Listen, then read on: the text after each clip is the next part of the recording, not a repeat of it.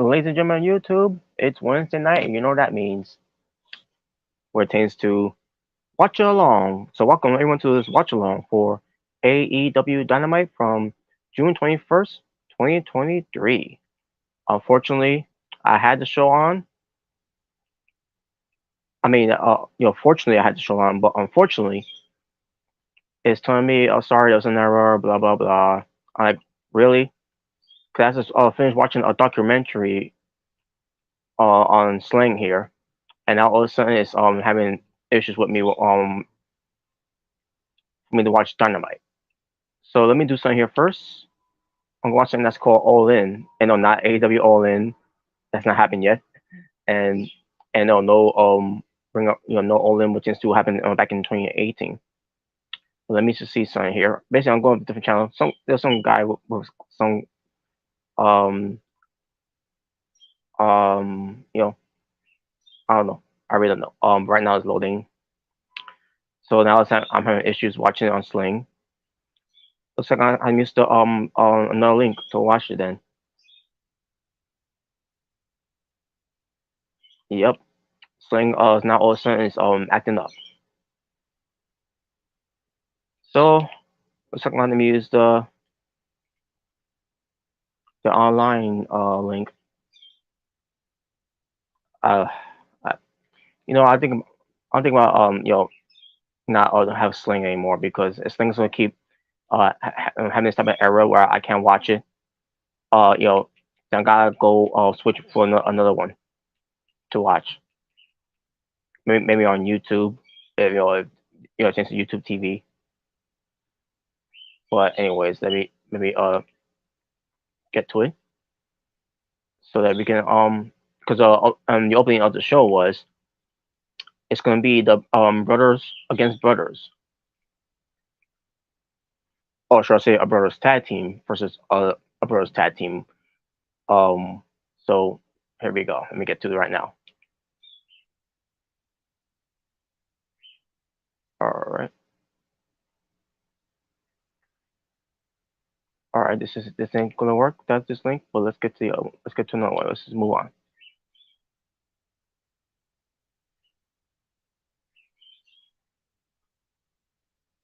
Okay. Next link. Maybe if I try to press it to play quick, it'll get to me. Oh man, just missed it.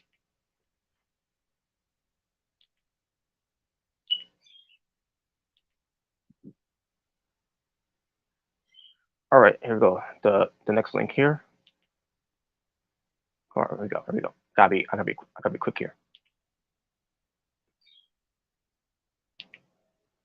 All right, next one. Keep it steady. Keep it steady. Keep it steady.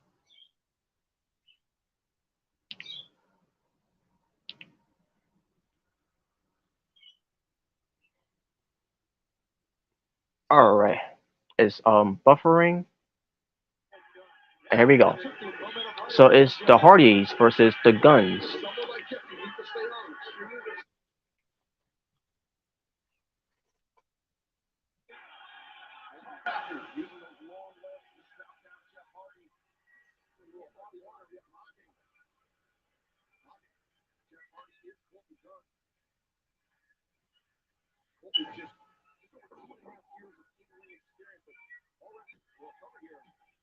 Kick out. So we got Colton and Jeff in the ring.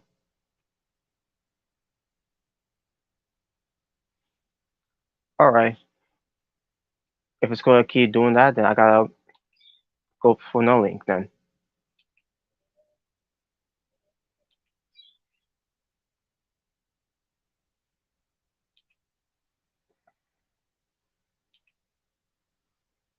Hopefully the second link works out.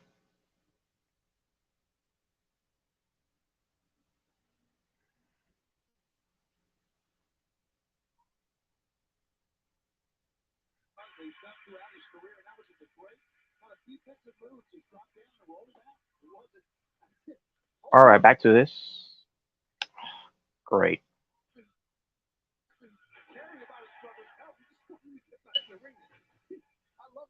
Okay. Yeah, it's gonna keep doing that then too as well. I don't know, like what the hell?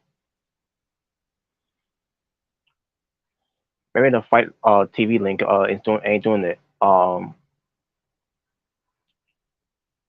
Thing is a type of match. This maybe this is a type of match that I really don't care for. But let me go to the watch live stream instead of the fight TV stream.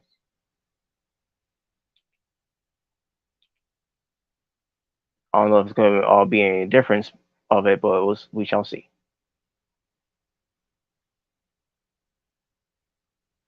Damn, that's loud. But Matt Hardy in the ring, taking care of the guns,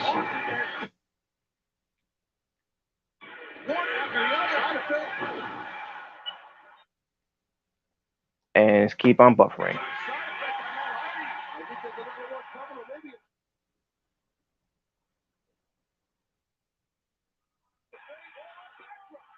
Oh,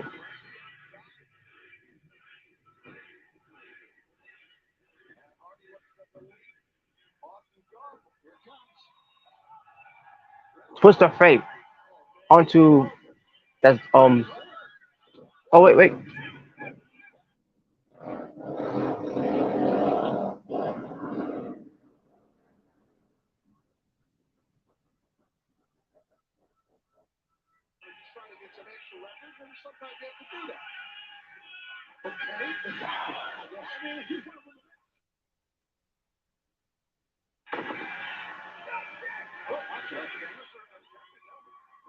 Oh, right hand.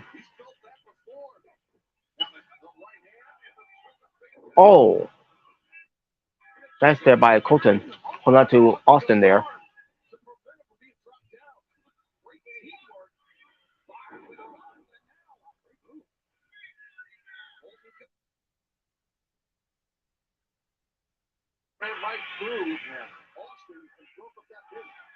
Yeah, this stream is not going so well, folks. We're just me watching the show.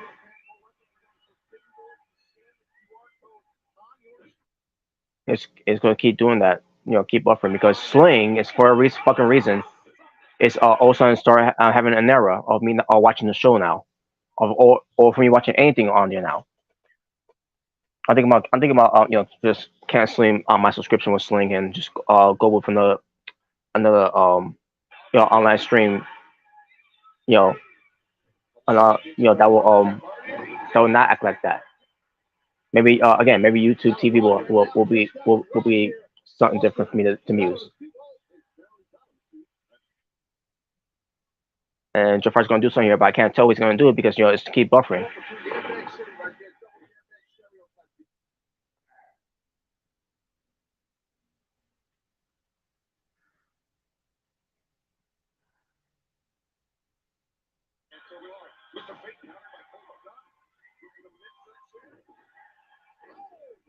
Twist of Fate Stunner by Jeff Hardy, and Colton Gunn took a Scott Hall bump from WrestleMania 18.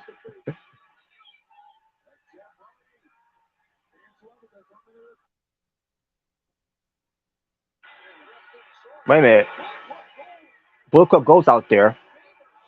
They're they're gonna hope the Guns win here.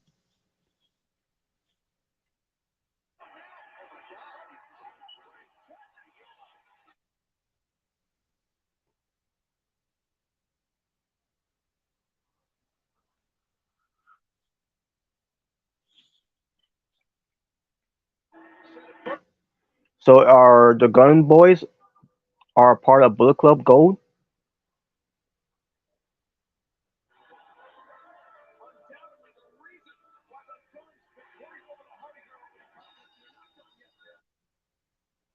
And now the Bullet Club Gold is going right after Matt Hardy.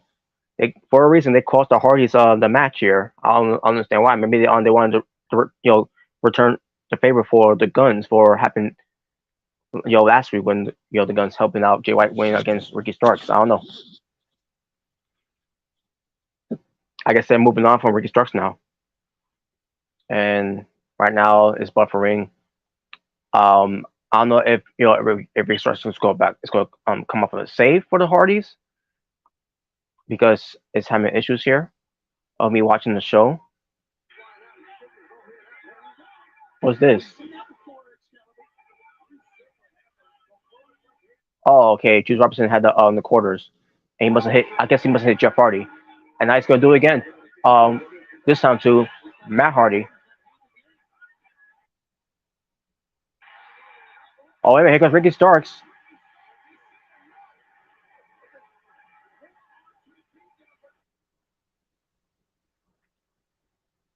It's not enough though. Ricky Starks is outnumbered here, and the Hardys were ready to get out. We're ready to get out. Oh, but here comes FTR, the AEW World Tag Team Champions.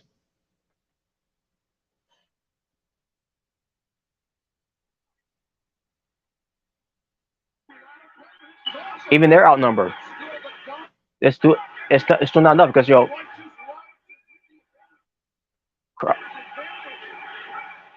Cross is trying for CM Punk, but I don't think he's there tonight. In fact, I don't think he's even allowed, to be back on Dynamite. If the Hardys, if Young Bucks and the rest of the league are there, because we don't know if their issues has been unresolved, behind closed doors. Wait a minute, it is CM Punk. It is CM Punk. CM Punk is there,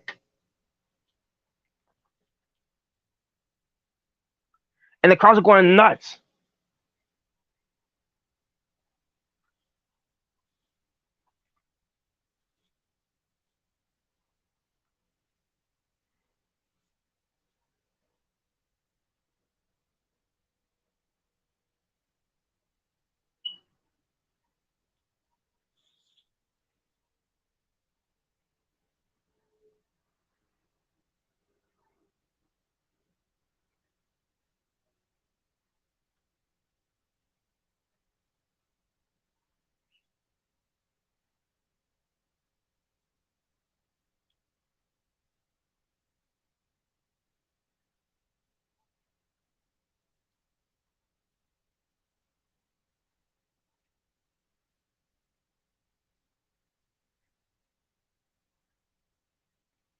All right, I mean switch. It's not now. All of a sudden, it doesn't want a buffer.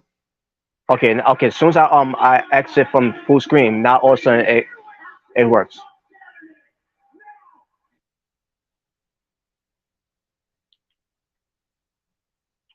Really, really bad timing for the streams not to work off well for me here,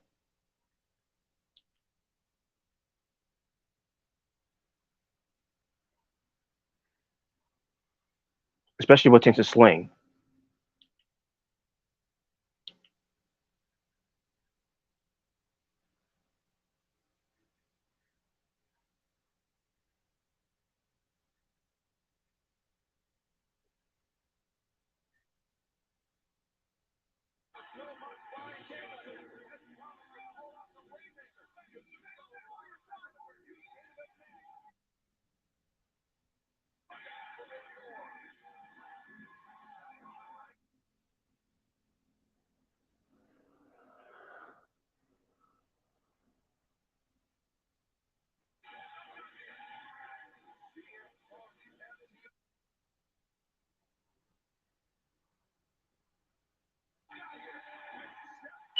CM Punk's wearing a Dan Housen T-shirt. Ah, yes, very nice.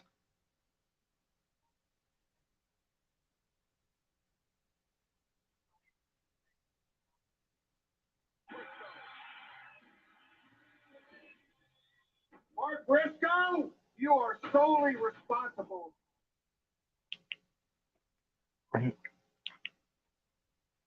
Double trash Jeff Jarrett. Ah,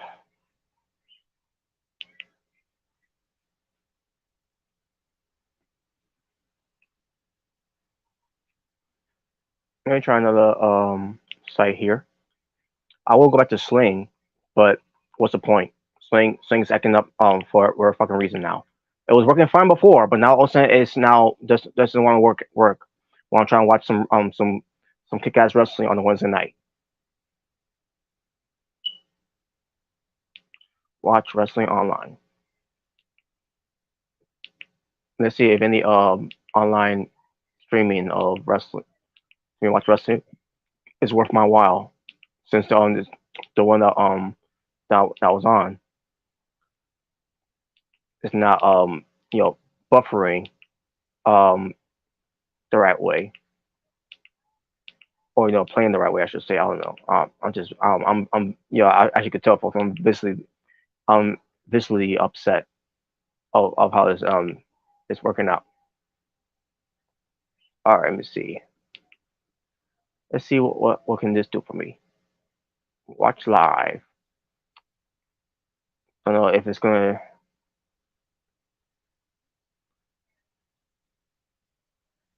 That was this. Okay. Also online video. It's not doing anything though. Okay, there we go. But I don't know if it's gonna work though. Let's see. Right now I'm waiting to for the play button to show up. It's not showing me anything. Oh, there we go. That's not a good sign, by the way. If it's I'm taking this long for if it took that long for the play sign to come up, it's probably not gonna be playing good at all either.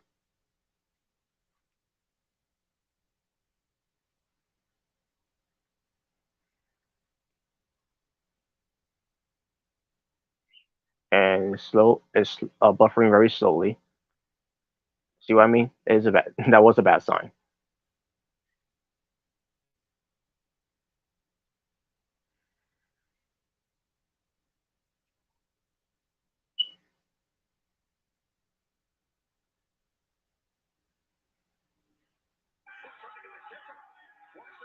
Well, there's a match here. Jeff Jarrett and Mark Briscoe, the concessions stand match brawl, whatever they want to call it.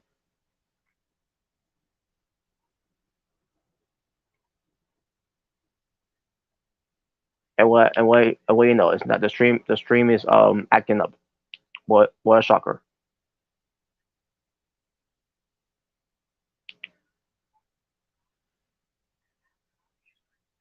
Please wait. Now go to the video link.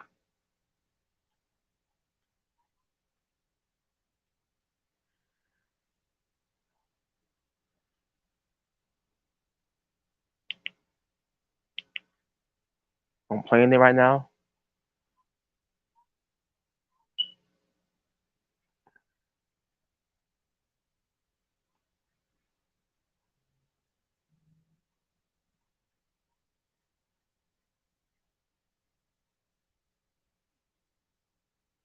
Well, in the meantime, I did send out the link to the panels if they want to join. And if they're watching the show, they could I could turn it over to them while I resolve these issues I'm having right now of watching the show. This will not be happening if Sling will just work properly like it was um doing it for an hour ago. It was working just fine. Even last night, it was working just fine last night as well. While I was watching Dark Side of the Ring and while I was watching uh Resolved, it's a document. It's basically like a documentary show where it tends to talk about celebrities of their deaths, and it could be more to it than of how they die and everything. Very very interesting show, by the way. Resolved. I suggest people watch it. You know, but don't get on don't watch it on Sling though, because Sling is all is now um not doing it right now. It doesn't work at all. Don't work for me, brother. Right?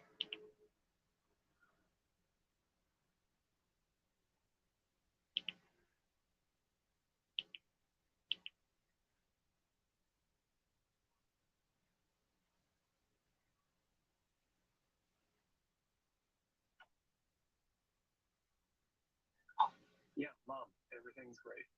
All right. I mean, not my mom. Like a good neighbor, State Farm is there. It's working right now with the stream here that just went into. I just hope it stays that way.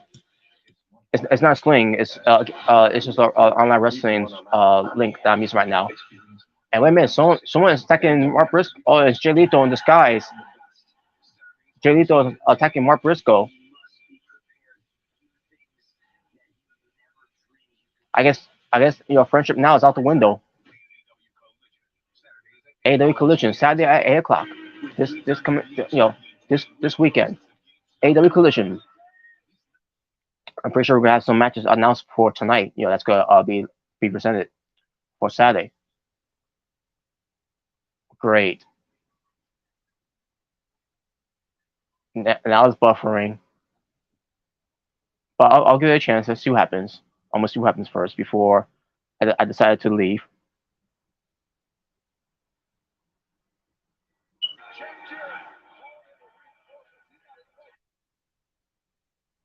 Okay, I can leave now.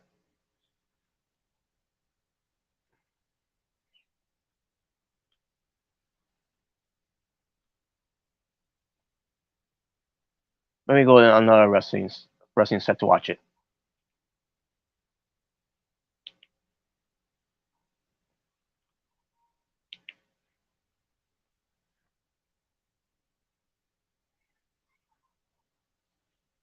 Okay, let me see.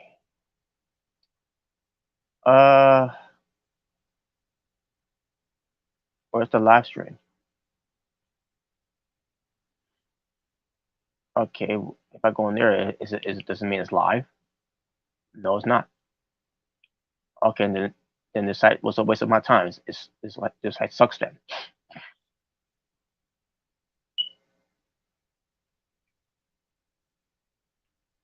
All right, it's just the one that was on from before. Yes, it is. Let me get out of there then. We're gonna go to 123 wrestling. All right, we go. Let me see here. It's come on, get in there. Christ, man. Seriously, I I hate this. I'm starting to hate this remote now.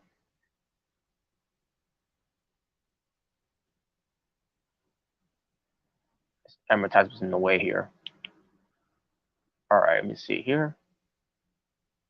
Where's the play button?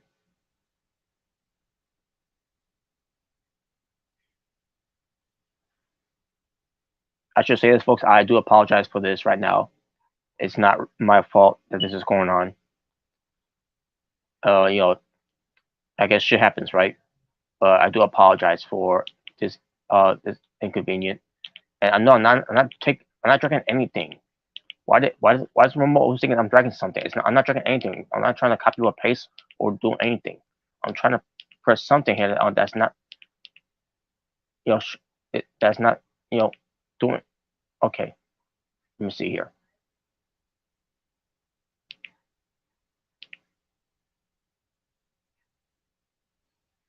Yeah, I just took care of the advertisement, and I was on.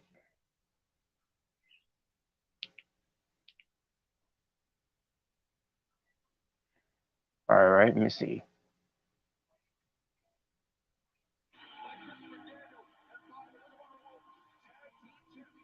So Mark Briscoe won, and he had help from Christopher Daniels, Lucha Bros,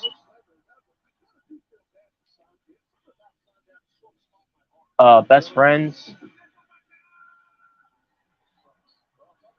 and also Papa Briscoe's there. And it was best for Mark Briscoe win anyways, because who cares about Jeff Jarrett winning? It's not about Jeff Jarrett.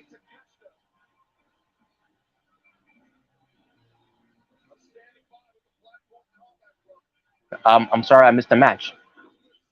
I really am sorry I missed the match. But what can you do? What can you do in this type of bullshit situation that I'm in right now? Trying to watch the show.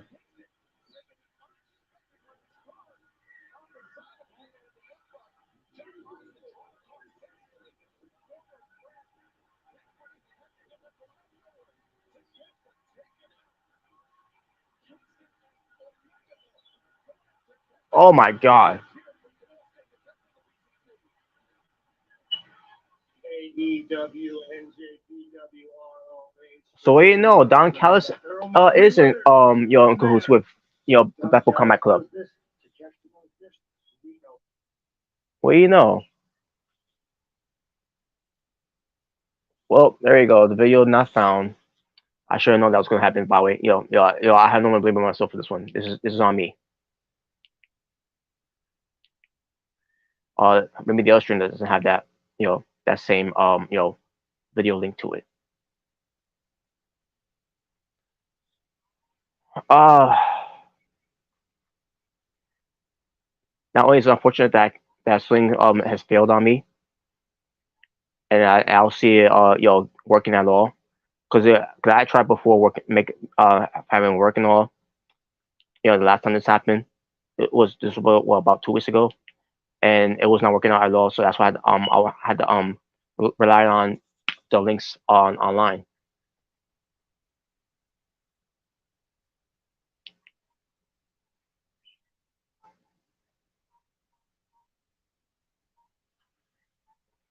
All right, here we go.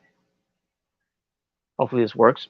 I gotta go to this advertisement first to skip it.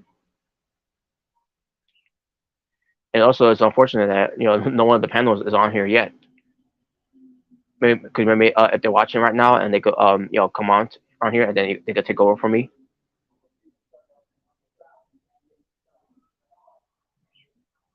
But I don't think that's the case right now at all. I don't know where they're at. You are going to prove to everyone what I just said. That you're not the best of the generation.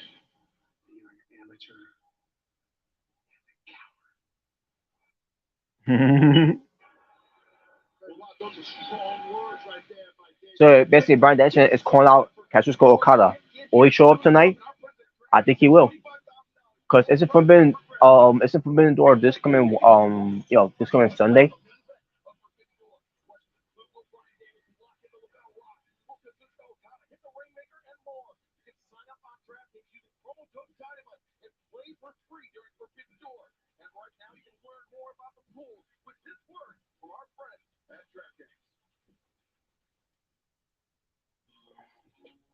AEW Forbidden Door. Yes, it is. It's this coming Sunday. Forbidden Door.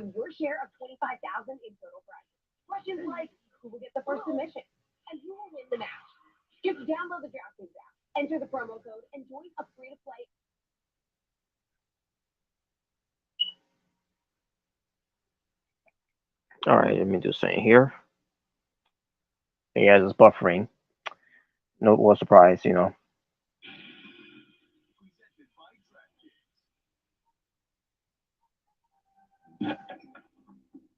thinking about getting a cat. When you do, you have to get a litter robot. I love it. Litter robot?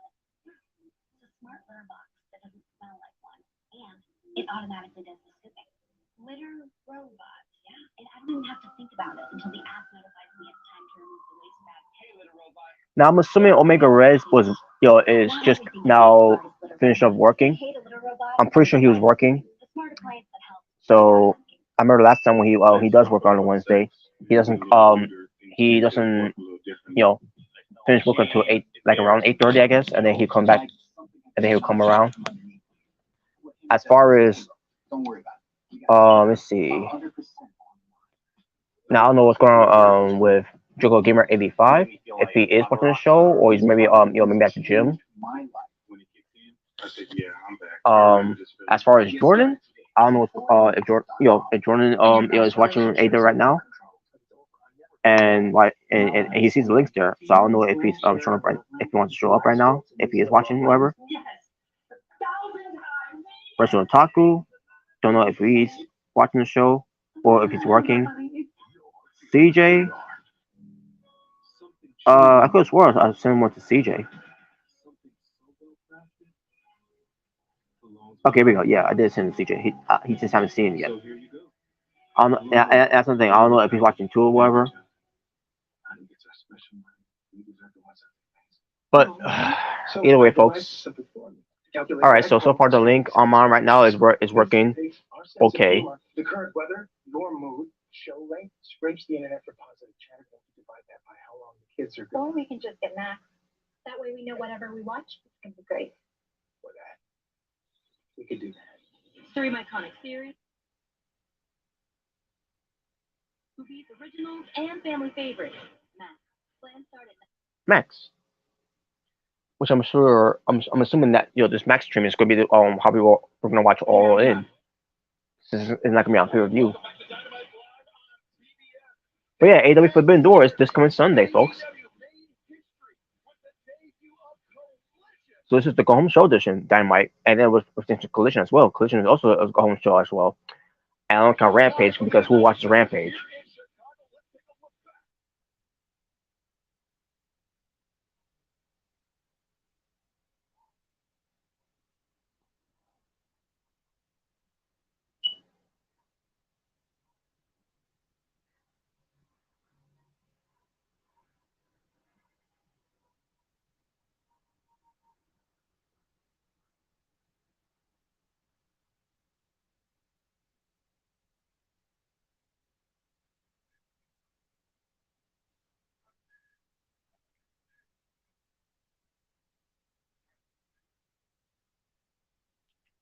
Well, so much for that.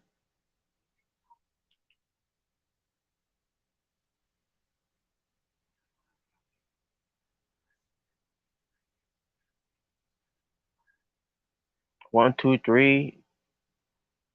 Yeah. Didn't work. Doesn't work for me, brother.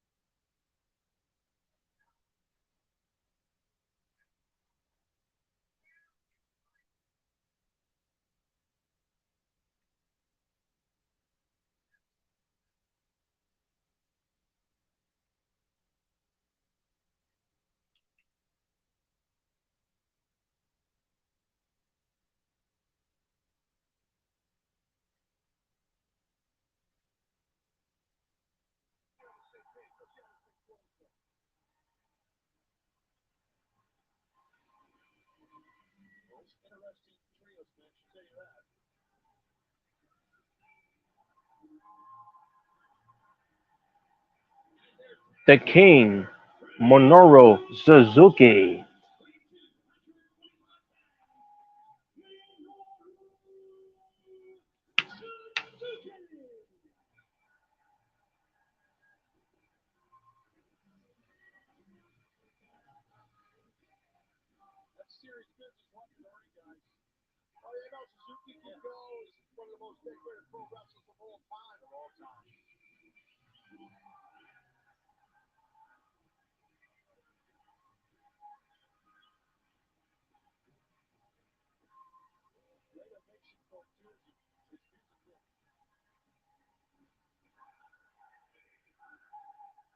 Hey, a Jim Cornette head figure in the crowd. Now hold on a second, folks. If we're going to do this, we're going to do this right. But for Minoru Suzuki here.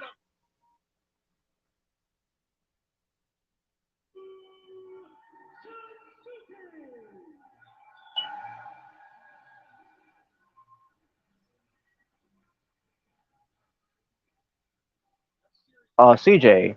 Hey, what's up? Okay, I see. Yeah, that's fine though. Um, but here we go. Let's, yo, here we go. Here we go. We're gonna do this with Minoru Suzuki's theme song. We gotta do it right.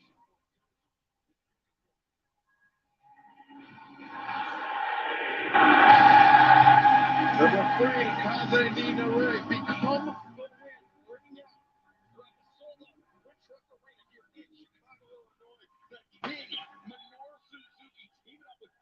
Castelliore.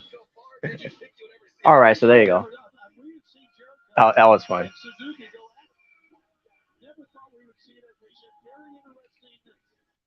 So, is Chris Jericho and Sammy Guevara and Minoru Suzuki versus Action Andretti, Darius Martin, and AR Fox. Why is this happening? Because, well, what's into the storyline here, Jericho and Guevara you know, they're going to be working their programs, to see if there's any hard feelings between the two, you know.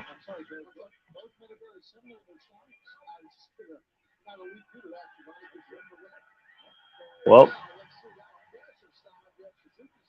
there are still hard feelings there between Guevara and Jericho, as Jericho, was expecting a tag, but instead Suzuki got the tag instead. Guevara decided to give the tag to Suzuki.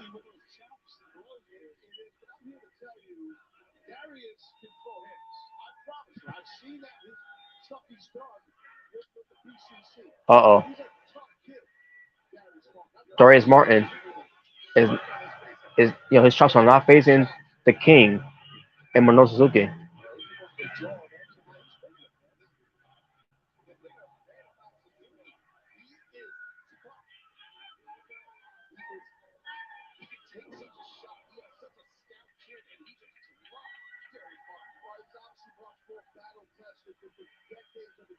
And Suzuki tags in Jericho.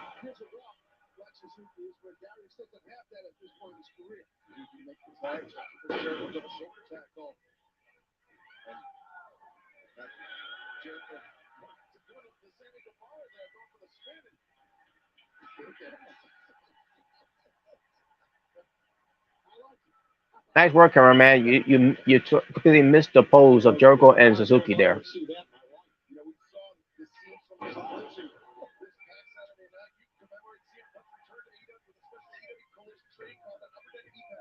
And by the way, Jericho was doing the whole thing with what Guevara does.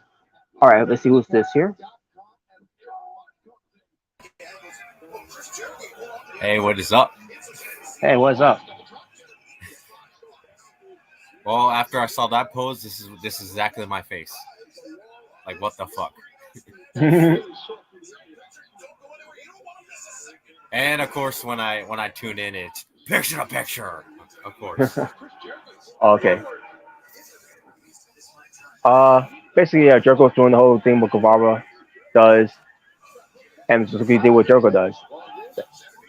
But you gotta love the camera didn't catch that part fully because they turned to Guevara.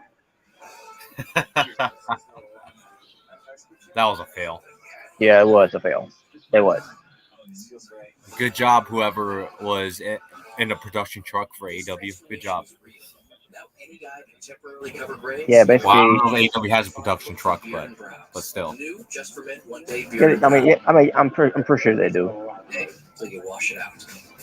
I digress. I mean, yeah, that's true. They probably have money to afford like WWE type production. Mm-hmm. I was having issues by way. Camera cuts, so. Yeah, but I was having issues from the beginning of the show. So I missed a little of it too, so I can't really tell you what happened at the beginning. Yeah, I mean, I saw things that happened on there, but at the same time, it was not just the buffering and all, and then the match with basically two matches it did to me on. It was crazy. It was crazy. Sounds fun. But there you go. Two matches have already happened, and this is the third match. Oh, the Jericho match. Yep. Yeah. Come on, Robert. Isn't it your favorite? Well, it just started, so I don't know how it's going to turn out, but. Cheesy mushroom flatbread. It's my recipe. It's gonna be the best summer ever. What did you just say? You better not be saying that this summer's gonna be better. But yeah, that was fun. Well, I didn't have Dash Pass back then. What's going on here? You have a party? All right. Okay, gang, thumbs down. Item 1, we have too many streaming subscriptions, and they're starting to cost us. Well, this is Dynamite, so we all know what has to happen. And we're short week away from Forbidden Door. This Sunday. This Sunday. Or that. Okay, gang, thumbs down.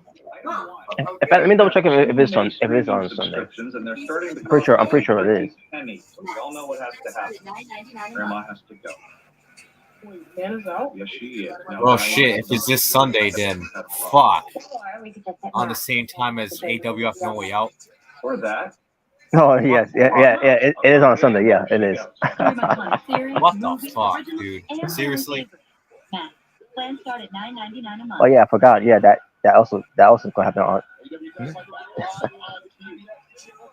Well, Wait. in that Hey, case, that's gonna be horrible because I'm pretty sure more people are gonna be watching Forbidden Door than No Way Out. Fuck. And you can't do it on Saturday because Saturday's Collision. Yep. Well, you guys, tomorrow night, here we go. Here we come. Tomorrow night. There you go. Yeah, tomorrow night because let's face facts. Who watches Impact? Wow. Oh man. Who watches Impact? And that's coming from me who does watch Impact. Oh man. Oh, here in the ring, in the words of Jordan, asshole and Treddy. Yes. But don't feel bad, Impact Wrestling fans, because no one watch Ring of Honor either, because it's also tomorrow. Oh yeah, that happened when I went to Collision, Ring of Honor taping, but I didn't even watch it because I was stuck in the merchandise line. Oh really? Wow. 40 minutes, I was stuck in the merch line. That's how long that thing was. Damn. Yeah. AR Fox and Suzuki. Oh wait, that's not AR Fox. That's what's his name? Darius Martin. Rear naked choke. Oh, here comes Guevara. And a double cutter. Oh, now here's AR Fox. Now there's the right guy. Oh, and drop kick. Here we go, the Gush style power driver. Nope. Semi Guevara. Oh my god. Got both of them. Oh, wait a minute, but AR Fox. Oh. A nice clap there. Oh, here we go. Here we go.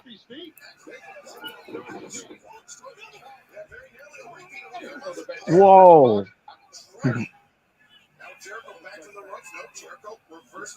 What the hell? Oh.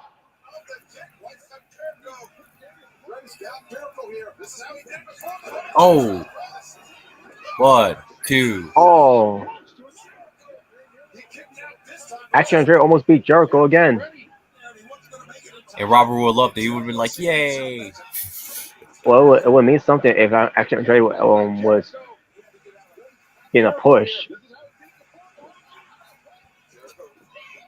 You know what's sad about Axe Andretti? I remember Fandango getting a better push than Axe Andretti after he beat Jericho. Mm-hmm. I mean, I'm just saying, that's pretty sad if you think about it. Exactly. And hell, if I remember correctly, no offense to Axe Andretti, but Fandango actually got over after that, unlike him. And that reminds me. Oh, actually, I'll talk about at in commercial. Is it about Fandango? Yeah, because I'll talk about during commercial. But here we go. Oh. 2. Oh. Oh, he's got him. Planted him. 1, 2. Kick out. Oh. Oh, what a code breaker.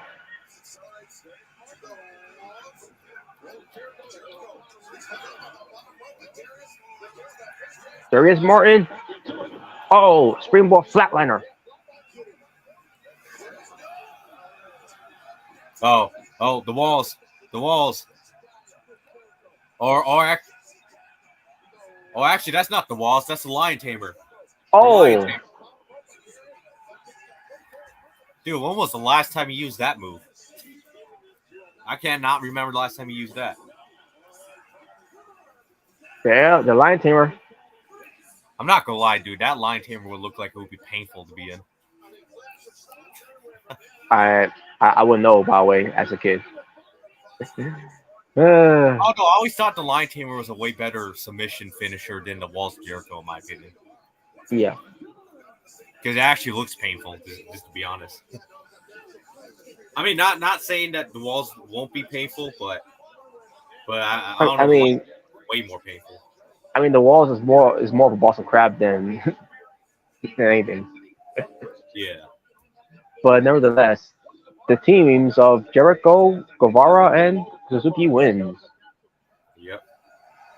and they have to they didn't have to cheat to win. They didn't need to. Well, then again, it's Suzuki there, so. Jericho and Sting nose to nose inside this ring. What was that moment like for you? What was it like, Jericho? Sting and Chris Jericho in the ring for the very first time ever was a monumental moment in pro wrestling history. Never been seen before. Well, I mean, actually, for once, you're not lying about that one. Except for me. Except for you.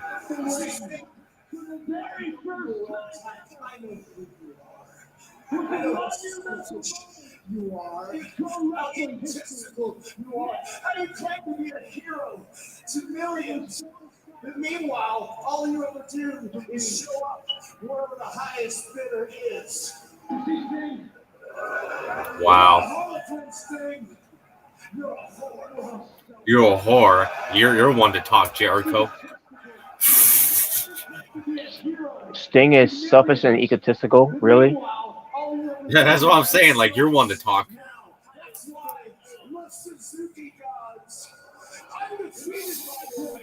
Suzuki gods. What?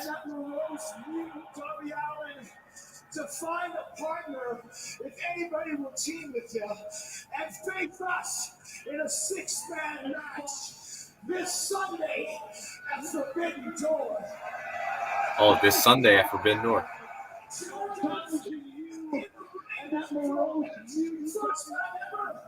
To find a partner, I don't think so, Sting. You're a coward. You're selfish. You are nothing more than a sanctimonious son of a Oh. Oh, speaking of the devil, here he is. I don't think so, Sting. You're a coward. Yes, it's Sting.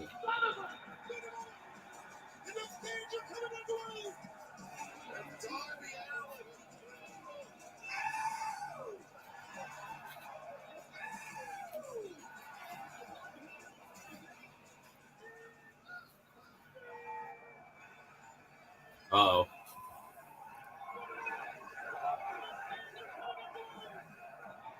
Face to face once again. Whoa, what the hell? Why are you so tight? Huh? You're cussing at me now. He's cussing under his breath right now. I thought we had a great moment last week. I agree. But a moment's not long enough, Chris. Why are you so time with you?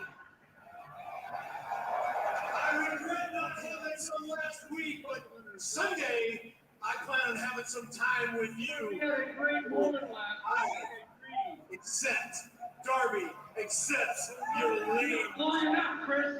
Ooh. I need some time with you. You gotta remember, you get a lot of enemies in a lot of places.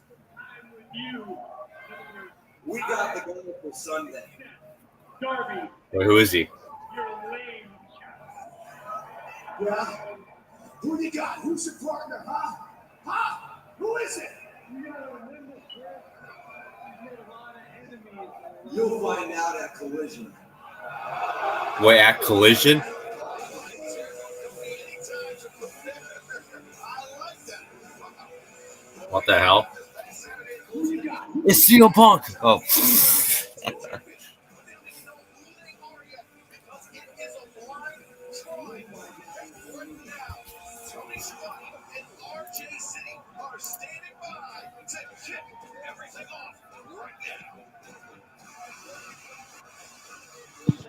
Names chosen at random, and next week All right, what's we will this? announce the brackets. But today we will choose a couple of names and see who the first team in the blind eliminator tag team tournament will be. These two men will be a tag team formed at random, and here's the first name. All right. Set up for Forbidden Door, a 6-man tag. For the blind eliminator team chosen at random. Wait, who's his part? Wait. I guess we shall find out. I got a hunch, but I don't want to spoil. Announced next week here on Dynamite. And speaking of great tag teams, coming up next, the International team with ROH Pure Champion Shibata. Oh yeah, that's right. Blind eliminator tag team thing. Television champion Zack Sabre Jr., Daniel Garcia. Plus, we will hear Adam Cole. Tournament is going to be once again the brackets will be announced next week here on Dynamite. And speaking of great tag teams, coming up next, we'll have the International team with ROH. Can you imagine it's CM Punk?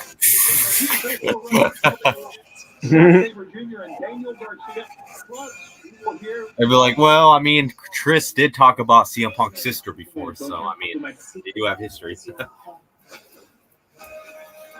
And he did have a Chicago street fight, if you remember that, and a WrestleMania match. Yep. So yeah, they talk about the moment was between Sting and Jericho, and I was saying to myself, well, I don't think anyone was clamoring, for years, a Sting versus Jericho match like that. That's some type of dream match that everyone's waiting to see. I mean, maybe if it was Sting in his prime versus Jericho, in his prime, then that would have been something. Mm-hmm. But I mean, I don't think anyone has ever said he wanted a Jericho versus Sting dream match. At least not that I'm aware of. Yeah. Obviously, Oh, yeah. I've heard the most. Obviously, Sting and Undertaker. That's been the dream match that we're sadly never going to get. Yeah. Right there is the true Sting dream match. Right there. Yes, it was. Making a dinner that makes for a full day. But anyways, so what I was gonna say about Fandango was that the the whole thing with Joe Hendry, with the mystery about him. Oh yeah. I think it was entitled. I believe it was entitled "Evil's Reject," something like that. A reject. Yeah, something like. Oh yeah. I mean, I can always look it up. But yeah, it's this, and it also talks about his match against Jericho that he had. That Jericho put him over, and it says something about if but then WWE obviously didn't capitalize on it.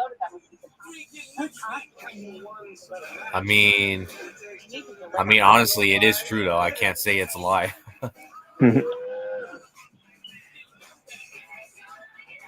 But yeah, though that is true though. He did get a win over Jericho at WrestleMania in his debut match, but they never did anything with it after that. Mm-hmm. I mean, really, the only time he ever got more big, honestly, was when it was Breezango. Yeah. The Elite to a 5-on-5 match at Forbidden Door. 5-on-5. And like always, they use to their advantage because they know that Kenny Omega has a match against Will Ospreay, and that leaves 3 of the Elite. But correct me if I'm wrong. Yeah. The Elite has friends. We have friends all over. Yeah, Friends.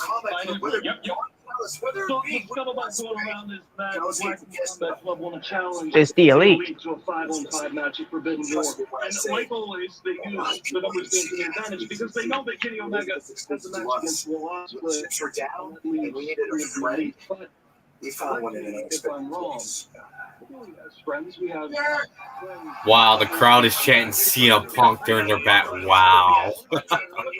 Will Ospreay. Oh, Catch that. I just feel like the whole world's against us.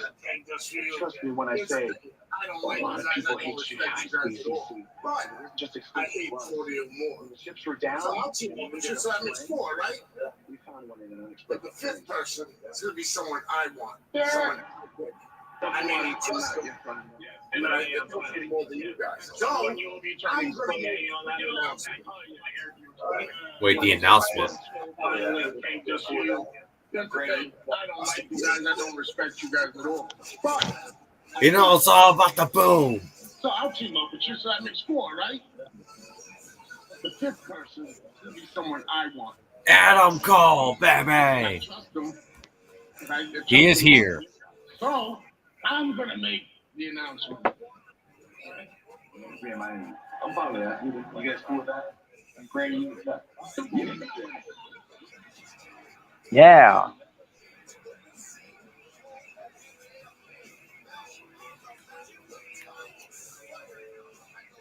You know, it's all about the boom.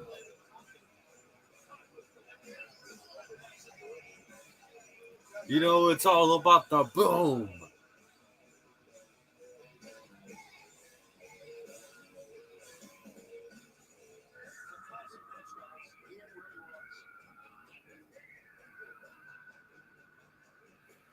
Boom.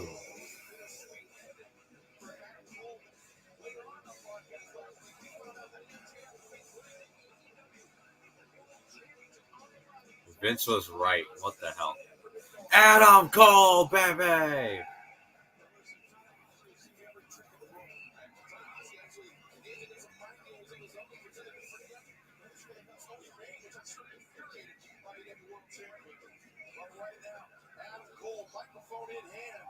All right, what's going to happen here?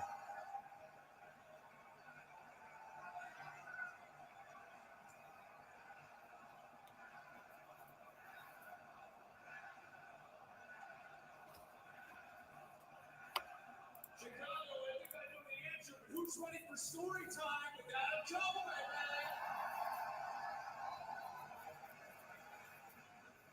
Now listen, I hate to admit this, but I have to give the devil his due. Well, all right. MJF gave me one of the toughest matches of my entire career last week. I was put through a table. I was given a pile driver on the ring apron. Yeah, baby. I scratched, I clawed, I did everything in my power to win that match, but I didn't win. No, sadly, you didn't. Which is bullshit. However, But MJF didn't win either. I mean, that is true. And listen, I understand, okay? It was the smart. And that's a problem. The tail spot. I get it. It was also Yeah, that was your favorite, right? It was a waste of time. That's why Uncle didn't win. But I didn't win. You want to be known as the greatest AEW World Champion. What if he put you through a table? What's that got to do with the time limit? Oh my god, man. Yeah, Uncle, baby. Yep. So listen, I know that MJF has a tendency to run his mouth for a little bit too long, so I'm going to get right to the point. Max, you would be down here. We can talk to Chicago about my rematch. Oh boy. You have to fight every single person. And here he is. MJF has never beat. And he got a big pop.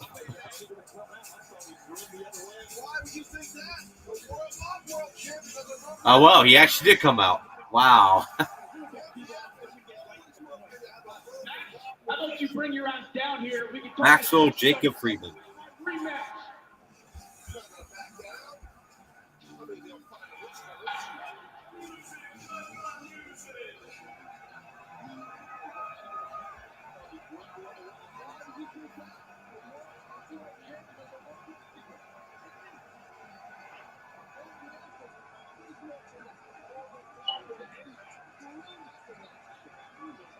I know you Midwestern mouth breathers aren't very bright, Wow.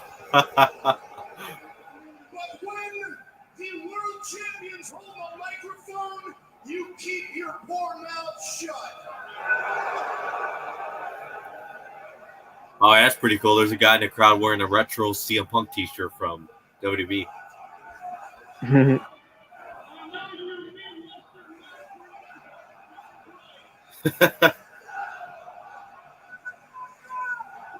Shut the fuck up. He's not even talking. What?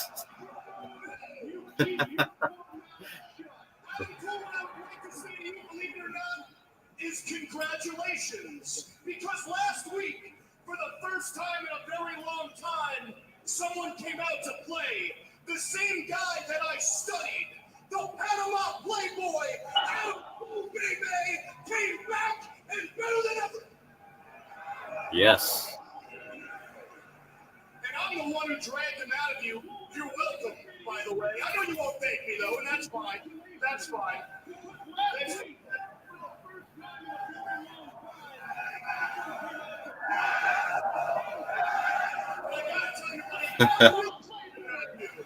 You suffered a lot of blows to the head. For crying out loud, last week you lost track of time. And to make things even worse, I know it, you know it. These track of time. Had that time not run out, I had you beat. What? We all know it's true. Wow. I mean, I don't think it was that. I don't think it looked like that, MJF.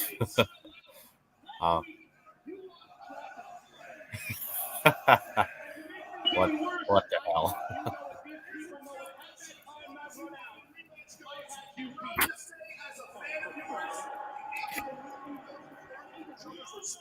Dare I say, as a close personal friend.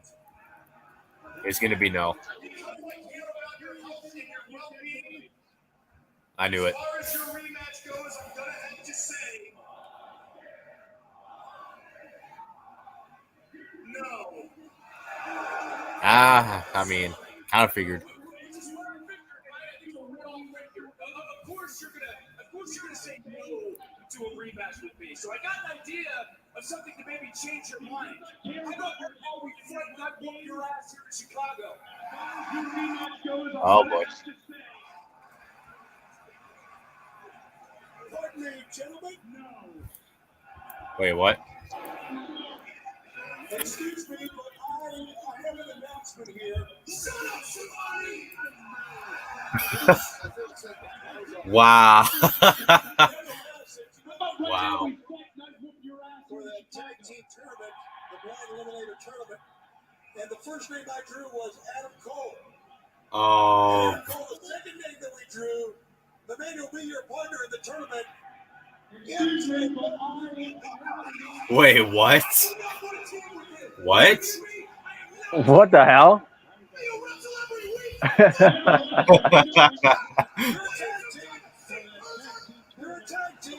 You sick pervert. What? What?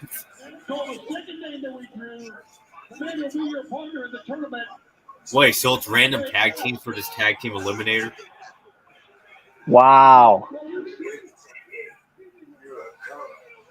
Oh boy. So I can show you what is the strength of the NJPW and the Ace. Yes.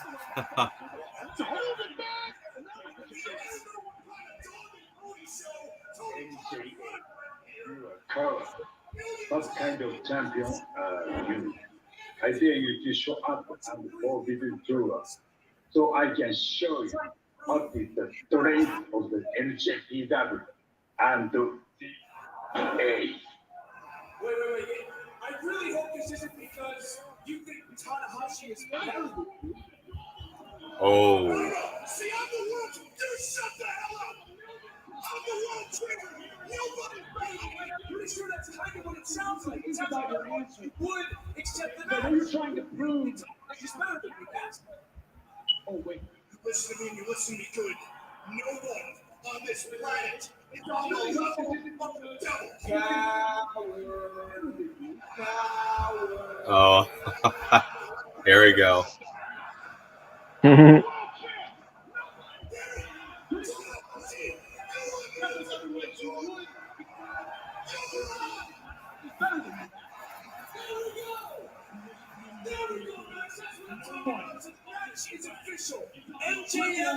versus Tanahashi and Forbidden Door.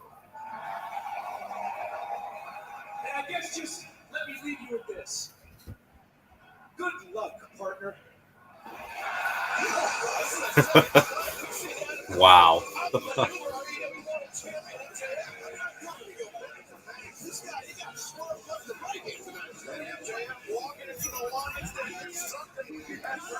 So when is this tag team eliminator match again? I think they may have announced it, but I didn't catch it. So it's completely just random team, I guess. Yeah, a random team. Which I figured that was going to be. As soon as I heard that announcement, it was going to be a blind tag team tournament. I'm like, yeah, that's probably what's going to be. Because teenagers before too, by the way. Oh, Which wait, what? Which worked out well with Chains of Magnus and Samoa Joe being a tag team. Oh, what the hell? CM Punk versus Satoshi Kojima?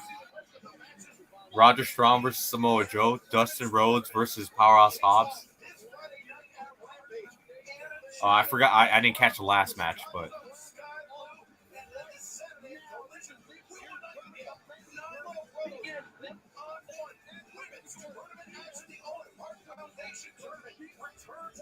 Oh, wow.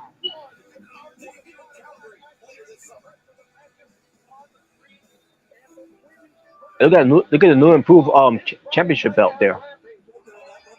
Looks nice, though. Oh. It's Robert's favorite.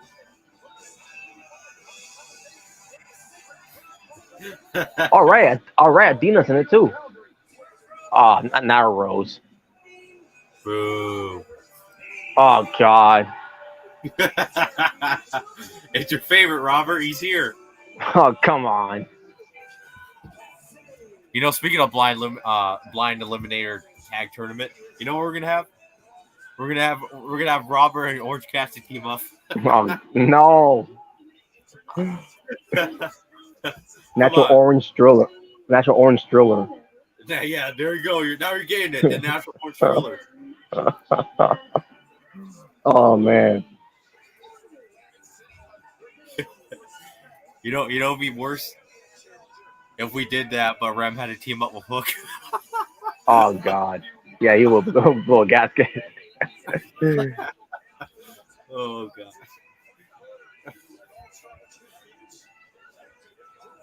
Oh.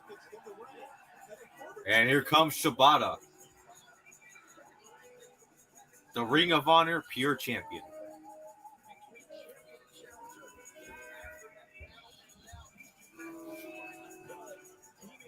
I don't think he's going to be on Forbidden Door, isn't he?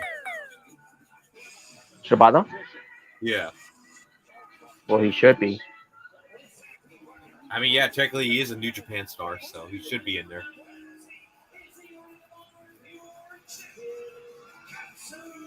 No, he may have not been in the match last year, but at least he showed up. Dude, he got a pop when he showed up. I was like, oh my God, he's here. Yes. When that happened.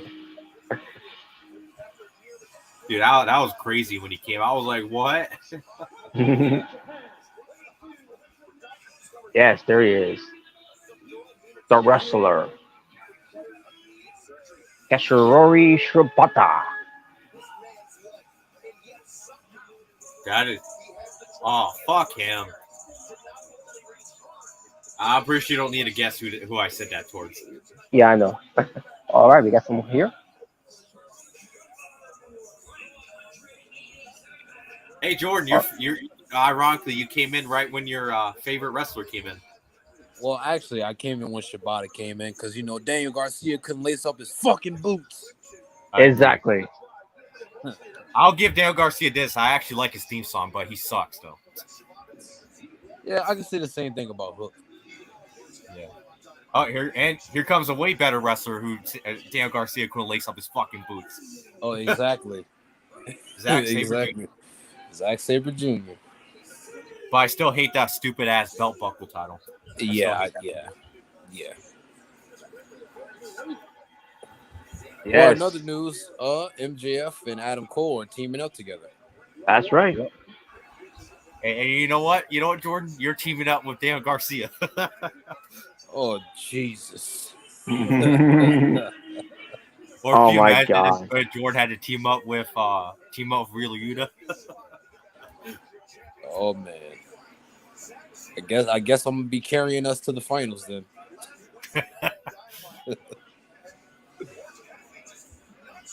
Don't worry, that'll be your dream. You can team up with both of them. You guys could be a trios. I'm creating Roman Reigns on Fight Forever. His entrance and moveset in the game. Wait, what? Roman Reigns. Man, the first episode. Hey, what's up, Rem? By the way. Hey, Ram. Yeah, what's up, Rim? The first episode Collision was pretty damn good. Yeah. Oh yeah, I loved it. Indeed, it was.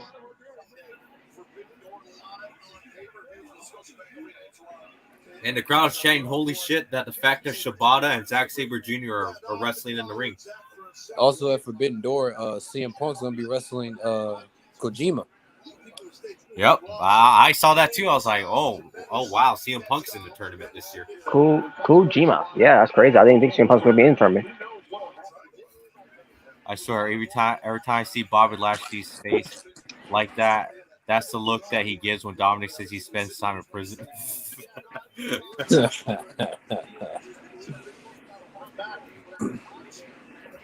Yeah, this is Bobby's face when he found out that CM Punk was coming back.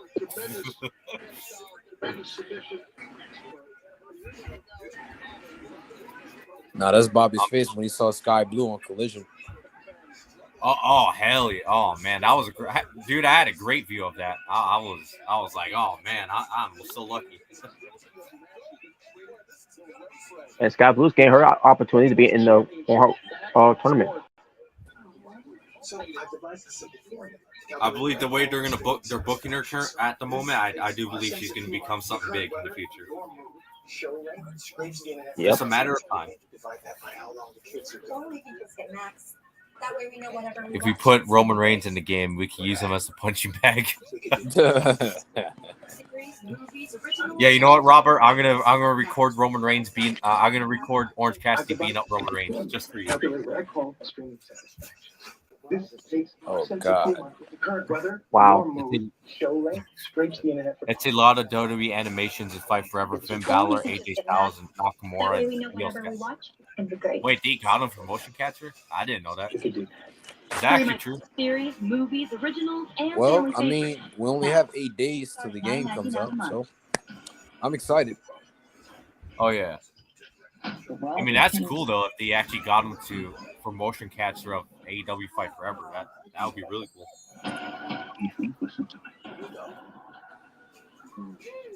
Yeah, I'm glad it's finally coming out. So, yeah. Otherwise, I would have to call it Wait Forever. Wait forever. Wait forever. CM who? Yeah, exactly. Who's that? Who's that? You guys? CM who? Who's that? I'm jobbing out Orange Cassidy and Jungle Boy. Wow. You know, if they have 2-on-1 handicaps, just create yourself and beat them up in a 2-on-1 handicap match. That's exactly what I'm going to do. But instead of Orange Cassidy and Jungle Boy, it'd probably be Wheeler Yuta and Daniel Garcia. Or John Silver and Cole Cabana. Oh yeah, those guys, them too. Yeah, I have not seen Cole Cabana in like I don't know how long. Oh, well, he can stay where he is. I mean that's a good thing, but I mean still.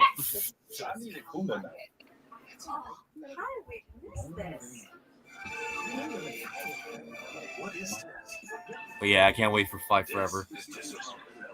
Believe it or not, that comes out on my birthday. Oh, hell yeah, man. Yeah. Pretty damn cool. Which I believe the 29th is actually a Wednesday, so ironically, on the same day as Dynamite.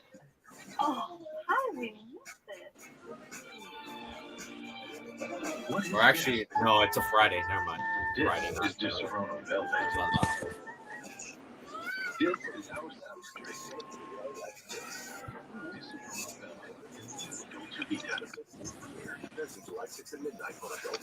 Next day on Max.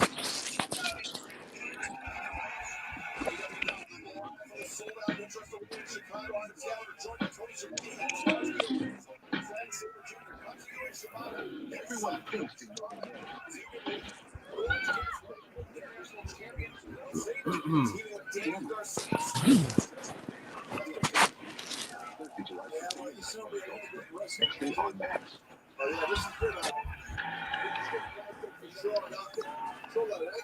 Oh. Oh wow! They were putting each other in a bunch of holds.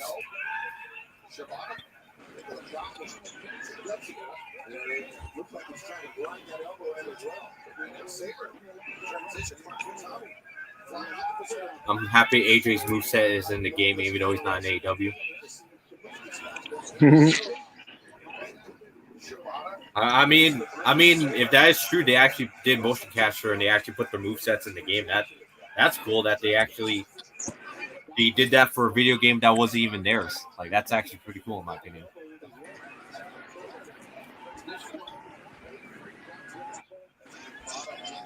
Well, there you go, CJ. You can create yourself and make yourself have AJ's moveset. I mean, and then you can give MJF the Style Splash.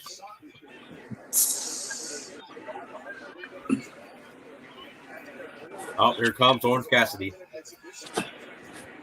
Robert's favorite wrestler of all time, Orange Cassidy. Oh, God. Why does he keep doing that? Because he's gay. That's why. Jesus Christ. Oh, fuck no. Oh, God. And now Really? you got Orange Cassidy doing it. Oh, yeah. I know. I've known WWE had Kenny Omega's moveset for like the longest time in their video games. Yeah, I've known that for a while.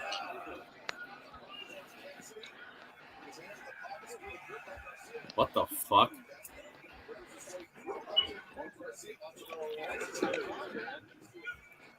Dude, that looked pretty weird the way that happened. I was like, what the fuck?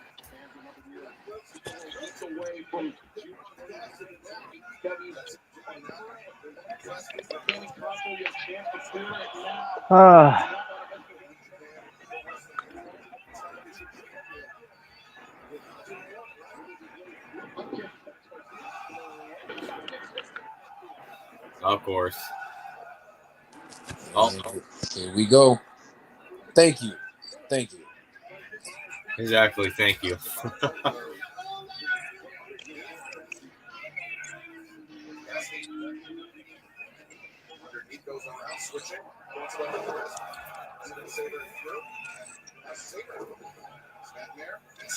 Oh. Ooh, damn. That looked brutal.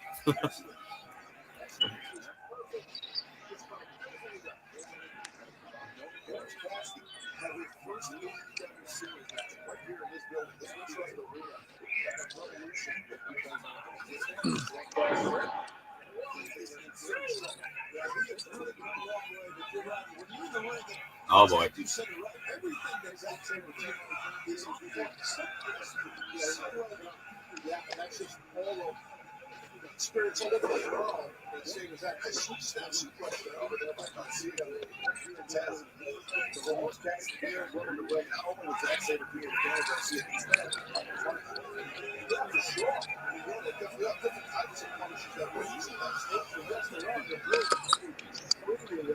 Well versed in all sorts of solutions and grinding people down in the mat. And for a team that was seemingly reluctant in Sigma and Garcia, this woman's really when you have two prolific wrestlers, two good wrestlers being the it's like two great communication as well going on inside the ring. Inside of the knee. We've seen him become increasingly more desperate with every defense of the AEW International Championship, and he is in rough shape. This tag team match is going to continue with picture in picture. Of course. Picture.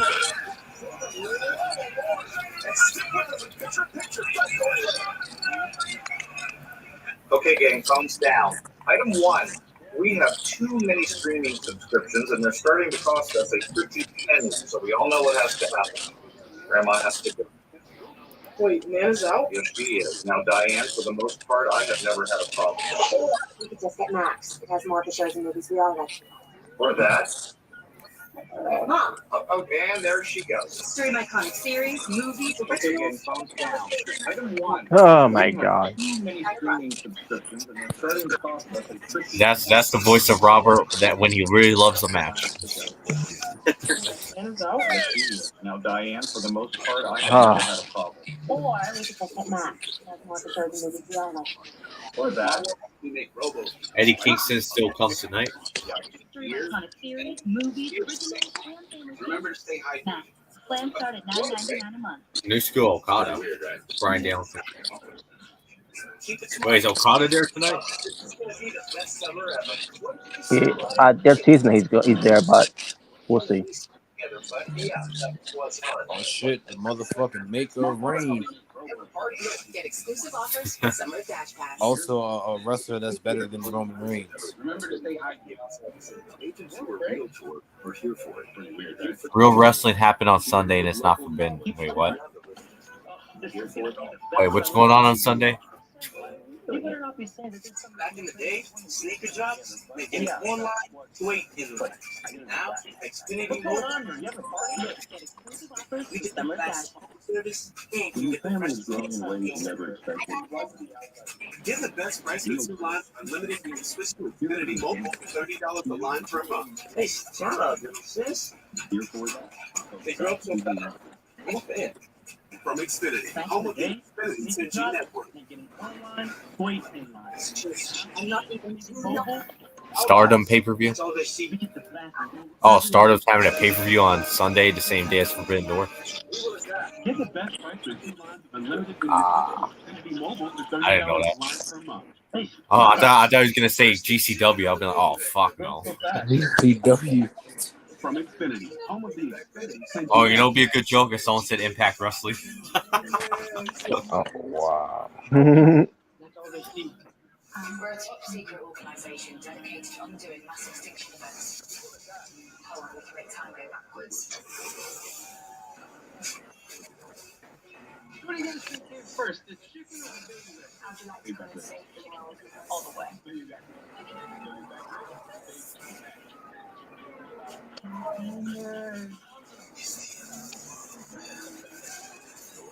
We're a top secret organization dedicated WWE Payback. Oh yeah, I heard about that. Fastlane was actually back.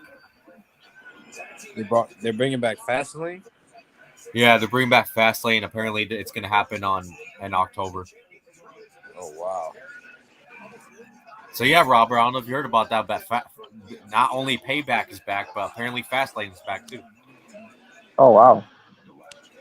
Shit. At this point, they might as well bring back Capital Punishment. Yeah, might as well at this point. No, we're gonna bring back Grease Balls of Fire. Oh. No. No, we'll bring back Stomping Grounds. Yeah, 'cause that was a pay-per-view worth watching. Well, what about Roblox? I don't remember what happened on that show, to be honest with you. And Roblox, no. Well, for Stomping Grounds, I think that's when Ricochet won the United States Championship. Oh, pubic shame. And I think Kofi and Dolph Ziggler had a steel cage match, I think. Oh yeah, Kofi Queerston and Dolph Ziggler. Wow.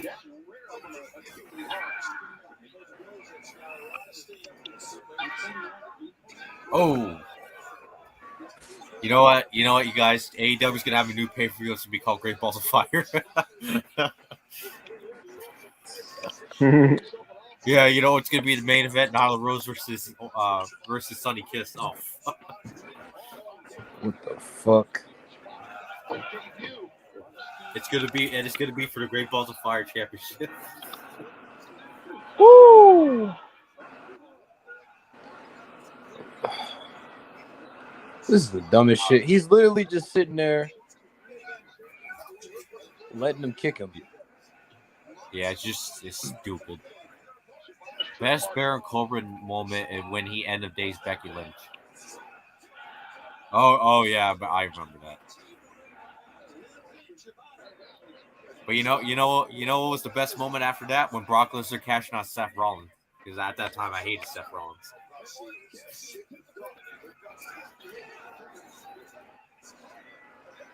The best moment after that was when he beat Kofi Kingston.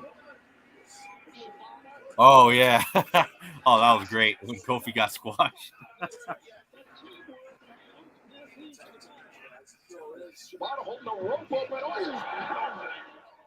Oh yeah, by the way, if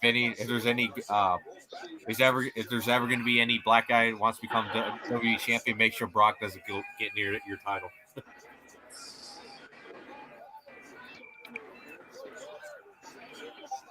Well, what the hell? Oh, I see what's going on. Oh, damn. Garcia's Mighty flyers. don't kneel. Garcia's flyers down. I think he ripped his pants like SpongeBob. Oh. Either way. Yeah, it's bad. That's bad. Oh my god. I say one thing though, it's not bad because it's Zack Sabre Jr. and Sabata. I mean, obviously we don't need to say who made it bad. Yeah. I mean, they're carrying the match. Oh, They I was are. gonna say those two carried the match. Yeah, they did. Yeah, fuck dumbass Garcia. And fuck Orange Cassidy too. Oh, there you go. More proof that they carried the match. Really? This fucking guy had to get the pinfall. Really? He beat him by the most devastating move in wrestling, the fruit roll-up.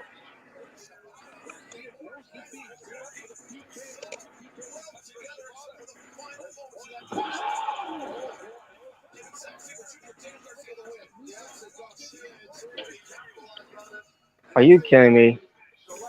Well, Yeah, look on he the saw bright and side. Look on the bright side, guys. After this trash, we got Collision and then Forbidden Door. Oh. Well, that is the bright side. If I was watching live. Fatal 4-way for the International Championship on Sunday. Wait, this match is going to be a Fatal 4-way? I didn't even know that. Wait a minute, what? No, you see the match card in the bottom. Now they're having tug of war for the title. Really? Well, I would say either Shibata or Zack Sabre Jr. could win, but neither of those guys are actually signed to AEW. Oh, fuck no, dumbass Garcia. Oh, hell Which means more than likely Orange Cassidy is going to retain. Doesn't matter. Orange Cassidy ain't losing it. No, because he. I mean, am I the only one who really thinks at this point they really are going to make him the Roman Reigns of AEW be 1,000 days as international champion? If he wasn't losing at doing nothing with 20 other people in there, then he's definitely losing with 3 other people in the match. Wait, whoa, what?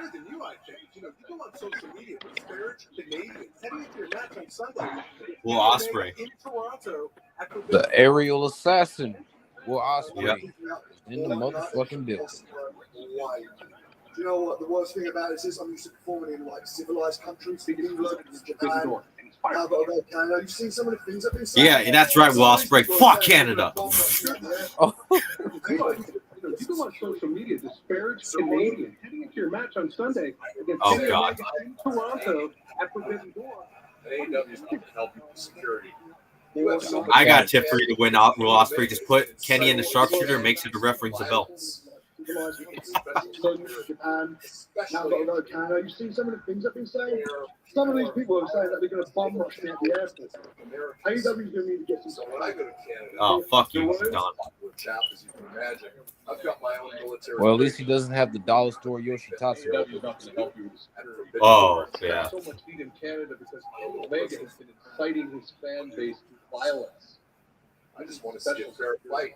Especially in Toronto, where people are violent, entitled cowards. Well, by that, it's already not going to be a fair fight. So when I go to Canada, Good going. It's especially popular chap, as you can imagine.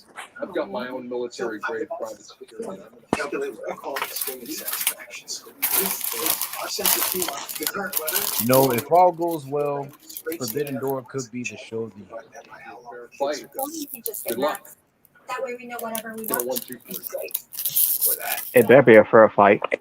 Sorry, my contact. No, Robert. We're going to have a million shenanigans. We're going to have a bunch of people coming out. Plan started 9:95. We're going to have a whole locker room brawl Calculate what I call swinging satisfactions. during the match.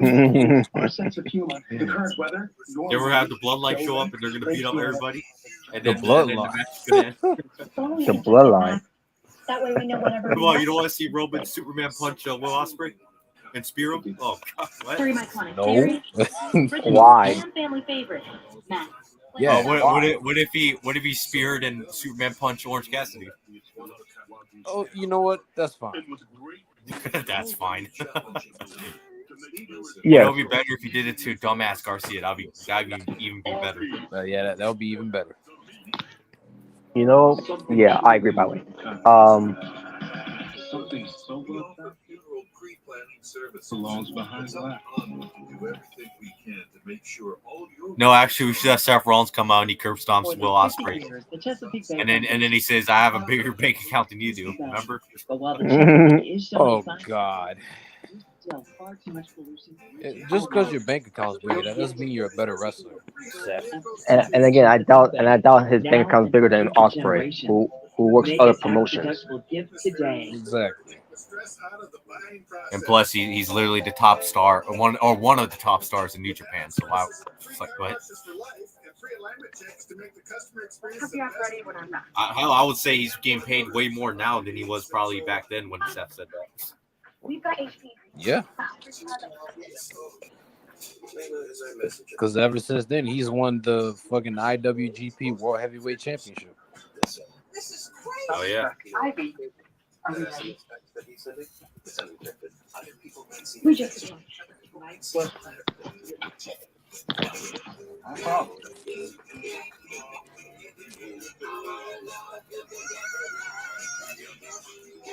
before you need it. To find the world's greatest treasure, a dial that could change the course of history. They'll watch history's greatest hero, the Professor. Dr. Johnson, 2:30. Kick back, rock the history of his biggest adventure ever.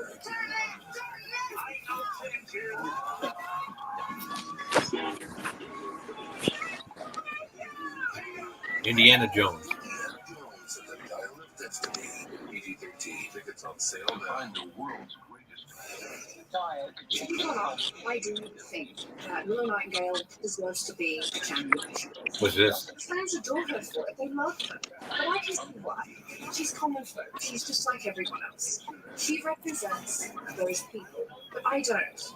I don't care about any of those people. Tony Storm is someone I've admired before I even think all over the wrestler. I can't say that I love Tony's character. I don't think We got Willow Thickums. I don't even think that I like her work ethic Yep. and the way that she goes Willow about Nightingale. but I do respect the fight that she has. This should be a So if she thickness wants to match. challenge me, but I'll meet her out there with a bunch of honor and a bunch of respect. If he doesn't respect my opinion, I'm not worried about what people say. Especially, I don't like Willow Nightingale. I don't respect her opinion. What she should be worried about is what I'm going to do. Don't worry about my attitude. Worry about what's going to happen to you at Forbidden Door. It is official for this Sunday. Tony Storm puts her AEW Women's World Championship on the line. The Women's Championship. Women's World Champion Willow Nightingale. This Sunday, live on pay-per-view. Let's go down to the Jeffrey Upper. Jeff Roberts.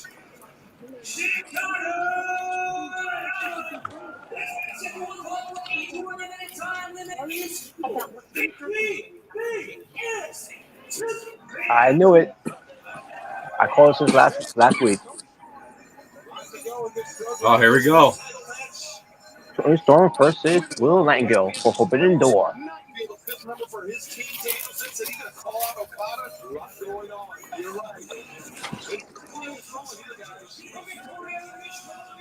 Hi, Valkyrie.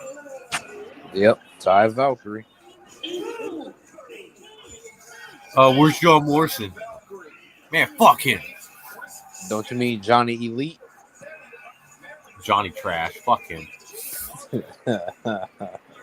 Trying to be trash. Yeah, go. Yeah, he can go shove his drip stick up his ass. Fuck him.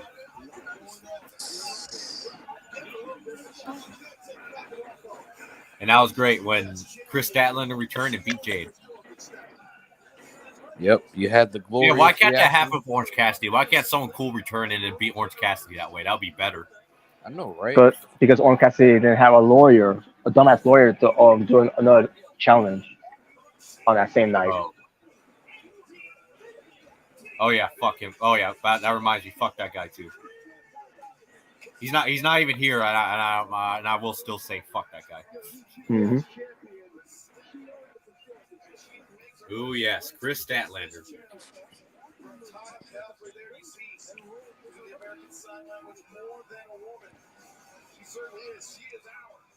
The TBS champion.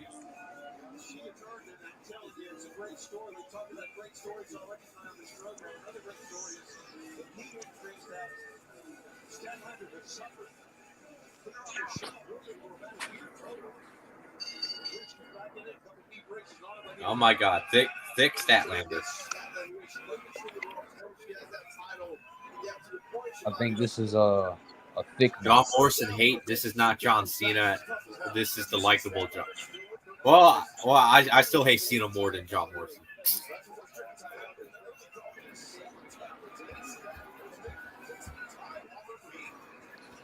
I agree. This at least John Morrison never buried anybody. I was gonna say at least John Morrison can actually wrestle. Yeah, exactly.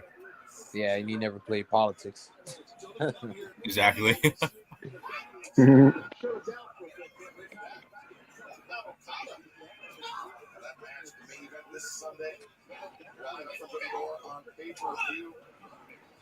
Wait, did Excalibur just say Okada versus Bryan Danielson's the main event?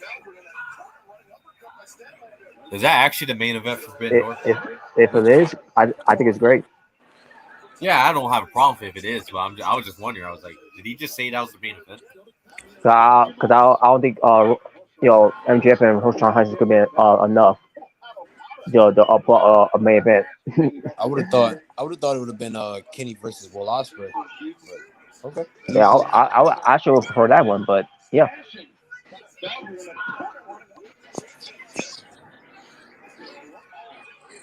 Oh. And CJ agrees that would be a great main event. There you go.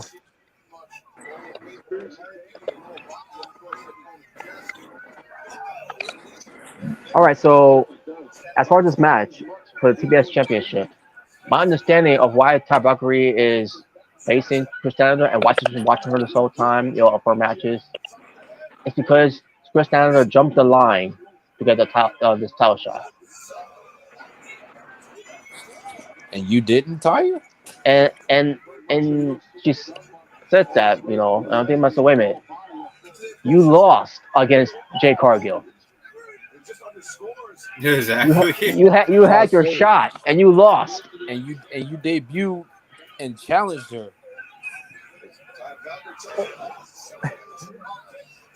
Exactly. Oh. But no, Jalen would agree. He'd be like, "Yeah, she dropped the line. She cashed in her Chris in the bank or Statlander in the bank." What? Yeah, because she's getting that push that sharp edge getting in WWE. Yeah, I was gonna say. Well, Jalen's here. He probably would try to say Chris Statlander's now the female Charlotte. Oh. Or not the female. I said that wrong. The AEW Charlotte I meant to say, not the female Charlotte. That's always a plus. Come on, No, now. the We man, all know it's that's me Britt versus Baker. Paper. But I mean, yeah, make it a no DQ match. There you go, or unsanctioned match. Oh, I love that. She kicked Tabaka kicked Kristen around the ass. Yep. No, the main event is me versus Jay Bird. Well, I'd pay to see that. Oh my god. Speaking of Jay Bird, I'm pretty sure he'll join later, but I want to where is he? I sent him the link. Let me see if he noticed it. He's a smart. Who cares? Yeah, who cares? Too much Trump got theme song back. Exactly. Wait, who got their theme song back? Tommaso Ciampa. Oh, whatever. No one will survive. I'm glad he came back though. Yeah, he came back by the way, yeah. And the best part, he came back by kicking the Mrs. ass. Yeah. Who doesn't kick the Mrs. ass? Yeah, I that's true.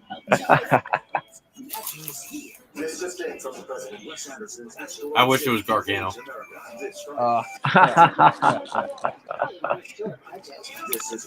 Well, that happens. There's no IY reunion, but then again, you probably wouldn't. You probably would be fine with that. I don't worry. Gargano's probably playing politics and catering. Who Oh cares about god. Me for Ciampa, he should probably challenge Awful Theory for the United States Championship. Well, that will happen, but yeah, that's the thing. Tommaso Ciampa, I don't know if he's labeled. I don't know. He did return Raw, but I don't know if he's labeled to be a free agent because he wasn't part of the draft. But yeah, I guess we'll see. Yep. Say what? It's not WWE show Jay Bird not showing up. Wow. Damn. Oh wow. What a WWE drone. Yeah, typical E-drone. If it ain't the E, it ain't for me. Yeah, if there's no Johnny wrestling, he ain't gonna show up. Oh wow.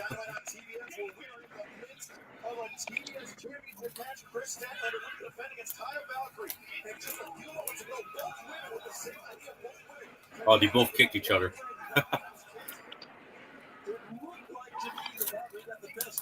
You can't escape the rage. I don't know if you guys noticed by now, but this Dynamite is sponsored by DraftKings. Because, we got to post it all over the fucking ring. Yeah, on the ring, on the stage. I got a problem with DraftKings, though.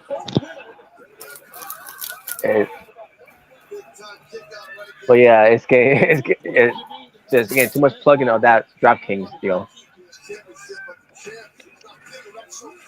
I'm sorry, but the last thing I'll ever gamble on is fucking wrestling. That'll be the last thing I want to gamble on.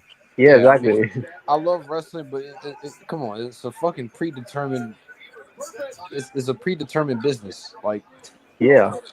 I mean, it would be easy money, but at the same time, I wouldn't want to waste money on that. Especially nowadays,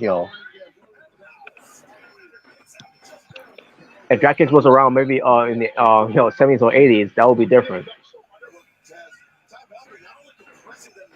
Yeah.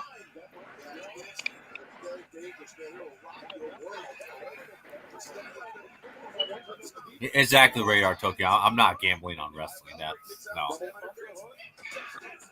I'm the same boat with you on that. Oh. I'm not gambling on wrestling. Kick out.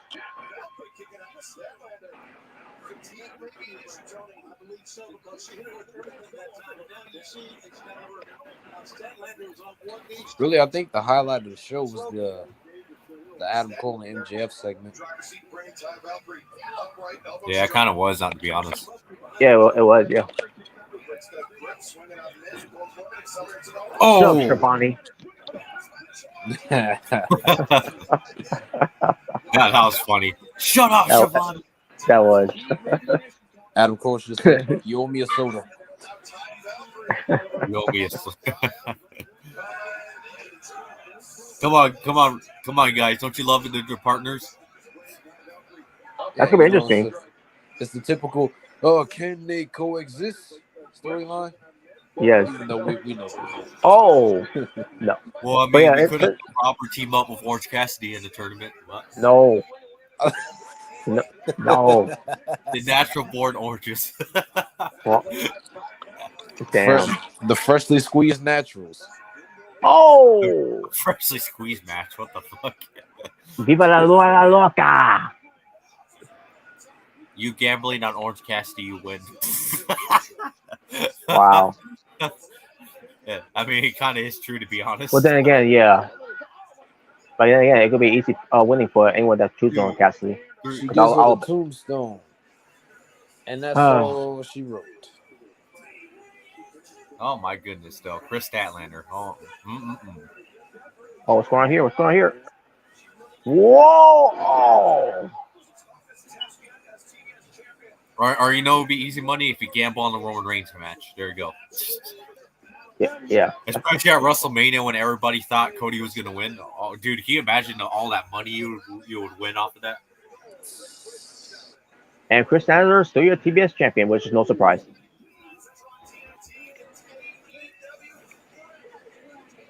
Man, fuck Rampage.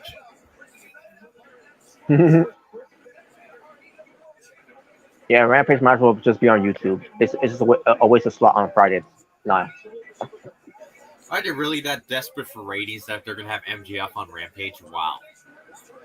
And Adam Cole. So MJF has never been on Rampage before, and now all of a sudden they want him to be on Rampage. Yeah. Jack Perry versus Doki from Just Five Guys. Who the fuck? Oh yeah, because I can't wait to see Best Friends on there.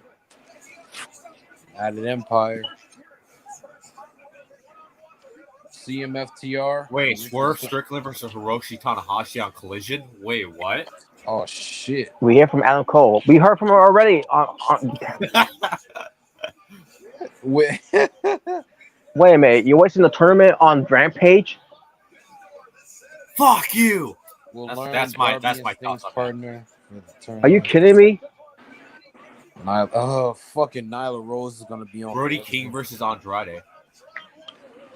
All right, Swerve and Hiroshi on Collision. All right, Brody. Christian Cage addresses the TNT title. I would have thought. Yeah, it's a curse. Oh, look at that. I guess we'll hear from who's going to be the partner on Collision with Sting and Darby Allin. Now Rose on Collision. I said the same shit. I said the same shit. Why the fuck is Nyla Rose on? Orange we don't get NJ and Sky Blue on there, but we get Nyla Rose. Oh, so it is the main event. Bryan Danielson versus Okada is the main event of Forbidden Door. Awesome. I know one thing. That fucking Orange Cassidy match better be the opening match. Get that shit out the way. Yeah, I agree. Ref bump Samoan Spike 1 2 3. Let's go home. Wait, what? What? Are you? I think he's referencing the Roman match. Oh, yes, yeah, Kojima. Typical Roman match right there. We hear from Eddie Kingston, the Mad King.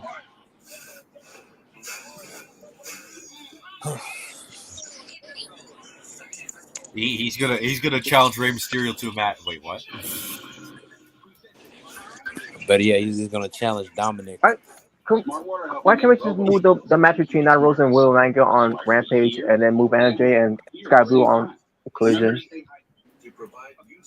Exactly. Well, what's wrong with that? Nyla Rose sucks. She's not good. This is not. Well, come on, NJ still gets to be on TV. Yeah, on the show nobody gives a damn about. Oh man, I can't believe there wasn't a tournament bracket on Rampage. I sure no one watch it. I watch it, smart.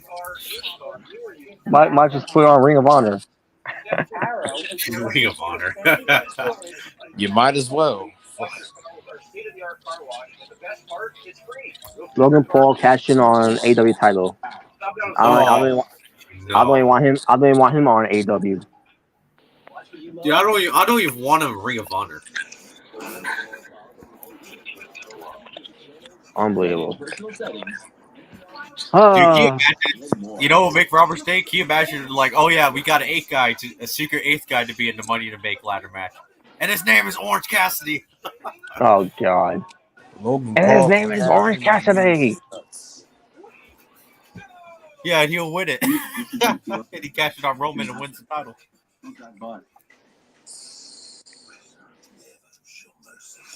do it in a minute.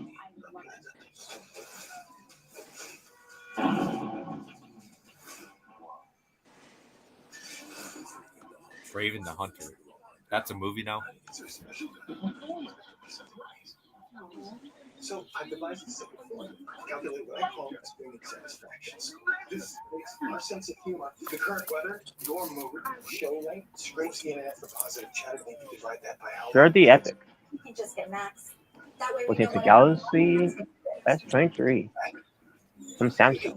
Stream iconic series, movies, originals, and family favorites. This October. By the way, this video is brought to you by Doritos.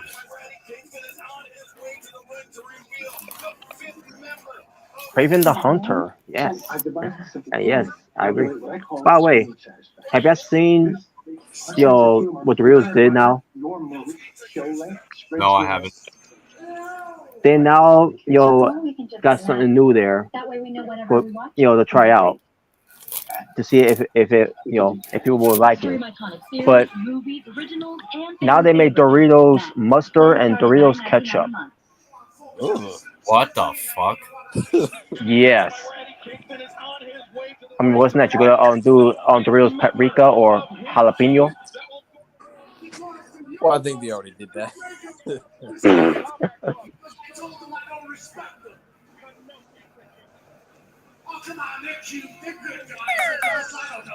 And the Chicago crowd so hasty elite. Folks, there's been a lot of things going on that I don't like, that I don't agree with. Especially a certain somebody who's supposed to be my homeboy. With a little maybe I don't know. That I keep up with, who I don't like or respect, but because I know what I know that I can't stand Claudio Castagnoli at all. Nope, you hate Claudio. I don't care if we each other have a problem, because things going on Uh-oh. Uh-oh. Doritos honey mustard. That is sounds Mox is coming through the crowd, and he's busted open. He's busted open. Nah, not really. Yeah, he's busted open by walking. By walking, yeah. You guys have to understand, I can't stand Claudio Castagnoli. You know, if you ever challenge John Moxley to a first blood match, don't worry, you will win. Yep.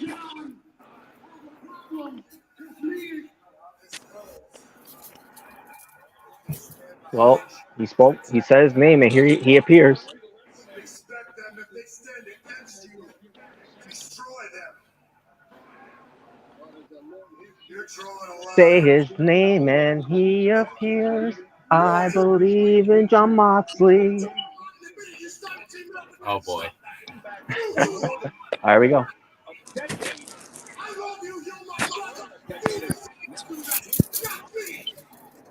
Oh boy. Every time what? Every time what, John? Say it. Say it. Every time what, John? Say it. Say it. Say it. You're drawing a line. Say it before I trip you. You don't want to hear me say it. I got time for this. Don't do that line. It's ECE. I love you. You're my Wait, what?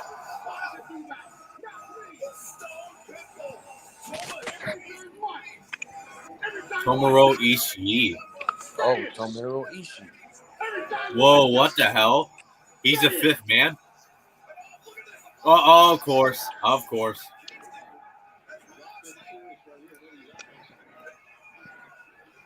Where the hell did Danielson come from?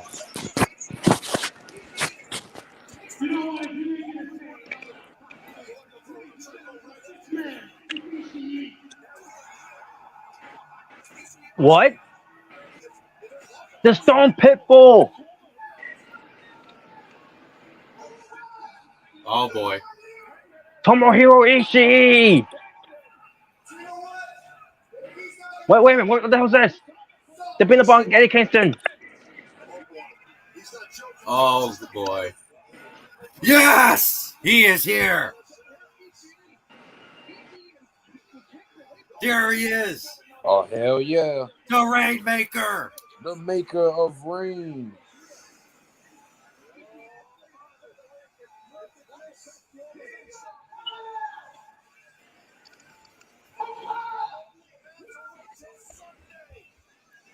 Both men face to face.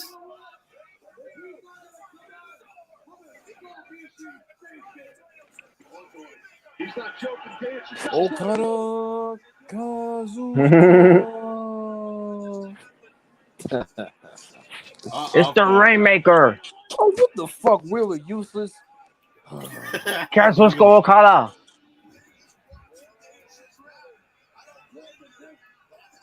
Are you shitting me?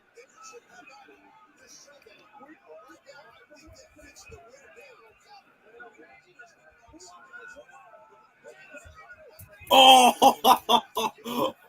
Yes. Yes. Oh, he's trying to go for the Rainmaker. Oh, well, of course. Wow. Oh, wait a minute. Yuta attacking Okada. Yeah. Yes. Let's Do roll. it. Do it. Do it. Do it, Okada. Yes, Do it. do it. Do it. Uh-oh. Yes, and he gets it.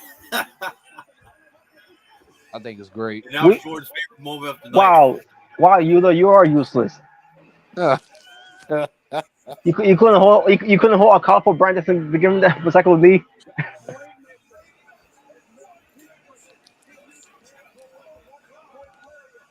Yeah, really, Yuta, you failed your dad. Oh. Okada. Here we go. And I agree. Rainmaker. The Rainmaker.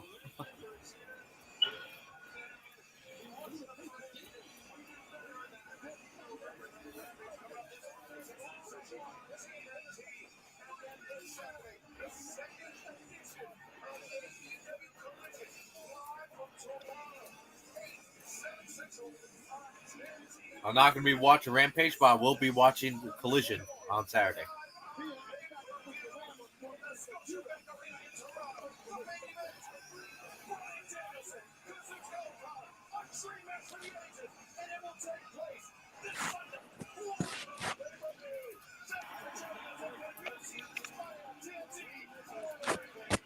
This fucking Sunday. Oh, Robert, you're not going to love what Okada did at the end.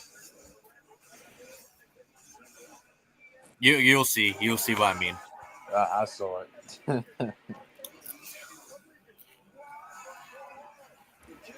Rampage better.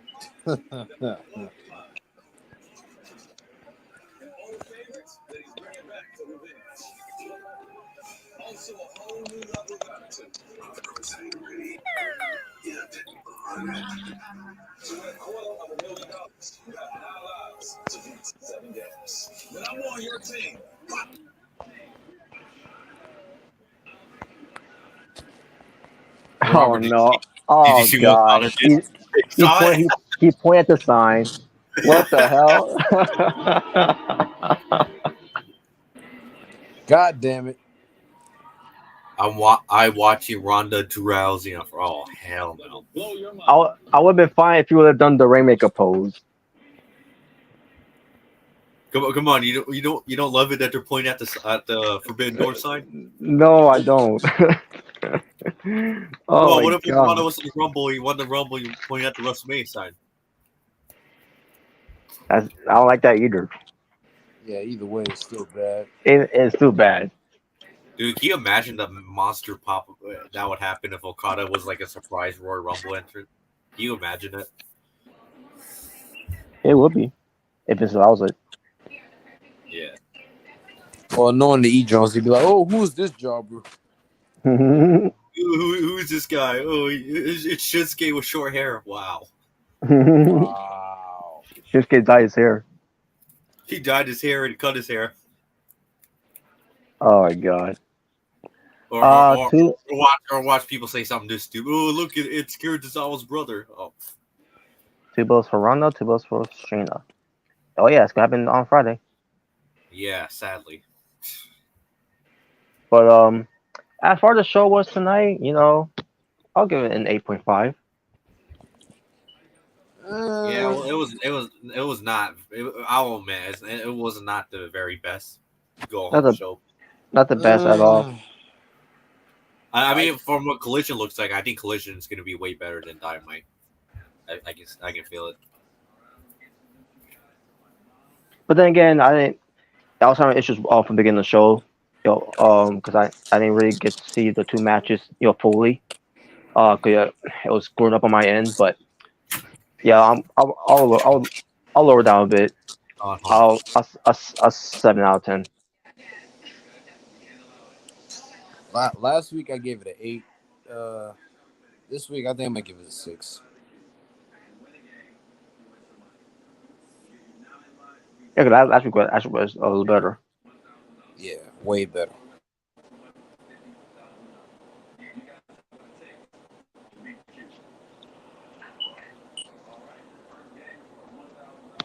All right. I don't know how you feel about Omega, but when you get a chance, you can let us know. Oh, your rating of it too.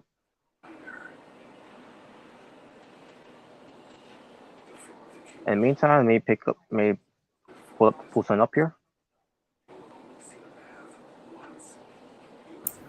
Sorry about that.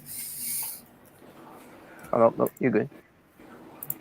Yeah, sister came in the room. But anyway, what were you talking about? Yeah, your overall. Oh, my overall. Yeah, I'll give it a 7 out of 10.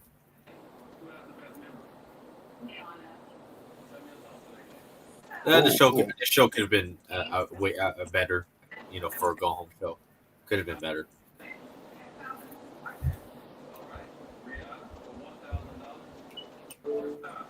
Yeah, I agree. But yeah, that's pretty much that. Much ain't much to say for that. But well, let's see what happened with Collision. Hopefully that's where the real build up is for go home show. Yeah, especially with Sting and Darby Allin being there. They're gonna announce who's gonna be their partner for for Sunday. It's Samoa Joe. What? Well, actually, I don't think Samoa Joe's on. I think he is, but I don't know. But let's go to the card here, by the way, for AEW Forbidden Door 2023. Or AEW / New Japan Forbidden Door. Yes. The opening. I mean, not the opening. This could be a pre-show here to start the women's. One of the women's match. Besides Rampage and Collision, you got in the pre-show the Owen Hart Cup tournament for the women's. Athena versus Billy Starks. It's funny how we can't have Athena Dynamite and Collision, but we can have Nyla fucking Rose. That's hilarious. Yeah.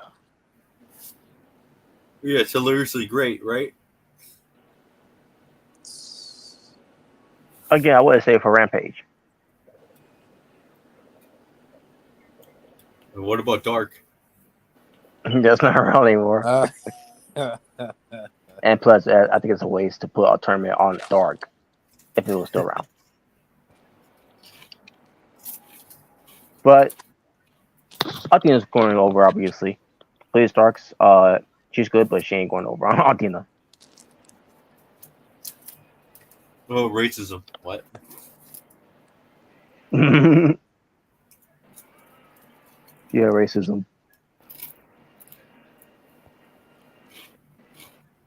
Anyways, but that's a pre-show though. Oh, well, one moment. What the hell just happened here? Okay, never mind. So, the AEW Women's Championship, Tony Storm defends against the NJPW Strong Women's Champion, Willow Nightingale. Originally, if Mercedes Monet didn't get injured in that match against Willow Nightingale and call an audible,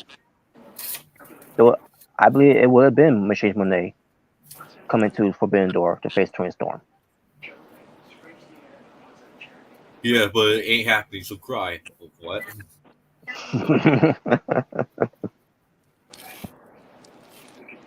But yeah, hey, at least the injury wasn't that bad for Mercedes Monet. I guess eventually she will come into AEW, but unfortunately, plans had to change, due to injury. But Tony Storm retained. Yep. Same here.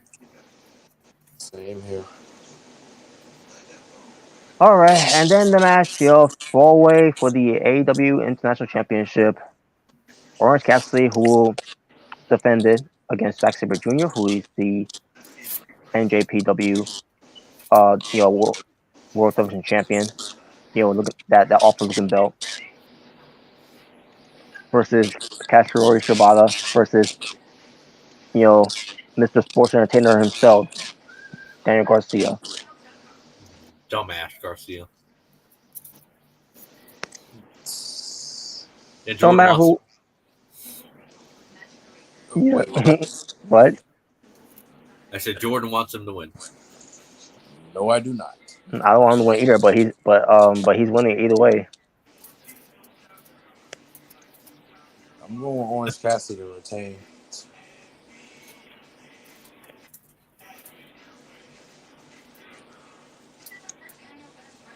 I was gonna say who else could they give it to? Garcia.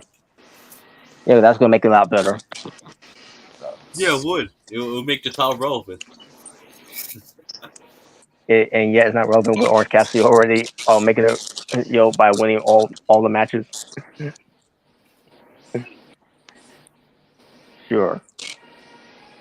We'll go with playing with. Next match, on something important,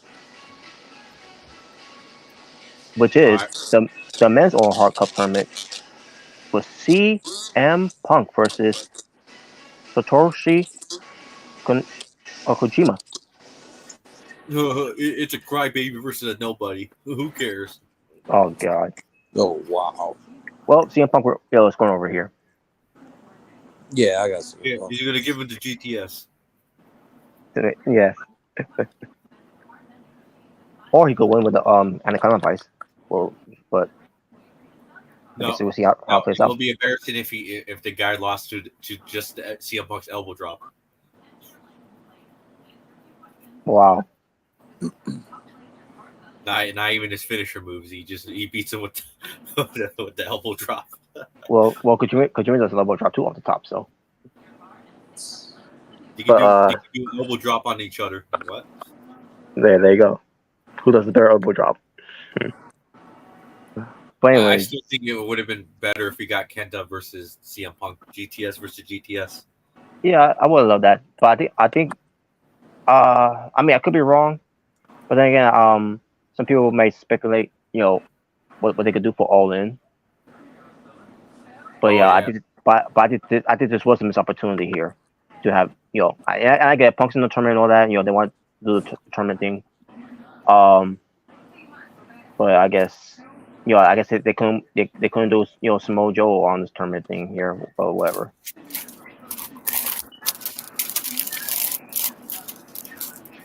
But yeah, Then we get to a 10-man tag team that's going to feature the Blackpool Combat Club of John Moxley, Wheeler Yuta, Claudio Castagnoli, Konosuke Yay. Tateska, and Yay. Shuda Umino. Shoot out who? Umino. Yay. I have no idea who that is. The son of Red Shoes. And John Moxley's His son? I really don't remember what oh yeah, basically John Moxley's own your young lion, but there you go. So that's John Moxley's second son.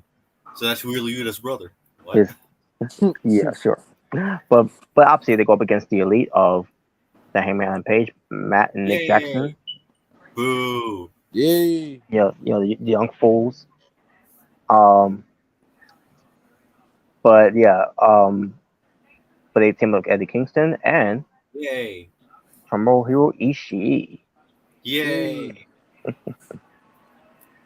As far as who wins, I think the Blackpool Combat Club. At this point, please end the feud after this match, please. Yeah, this feud's been dragging too long, in my opinion. I don't hate it, but it's getting to the point now. I was like, okay, move on from this feud at this point. But I think they're gonna continue with until we get to Blood and Guts. Go on for 100 years. Oh fuck.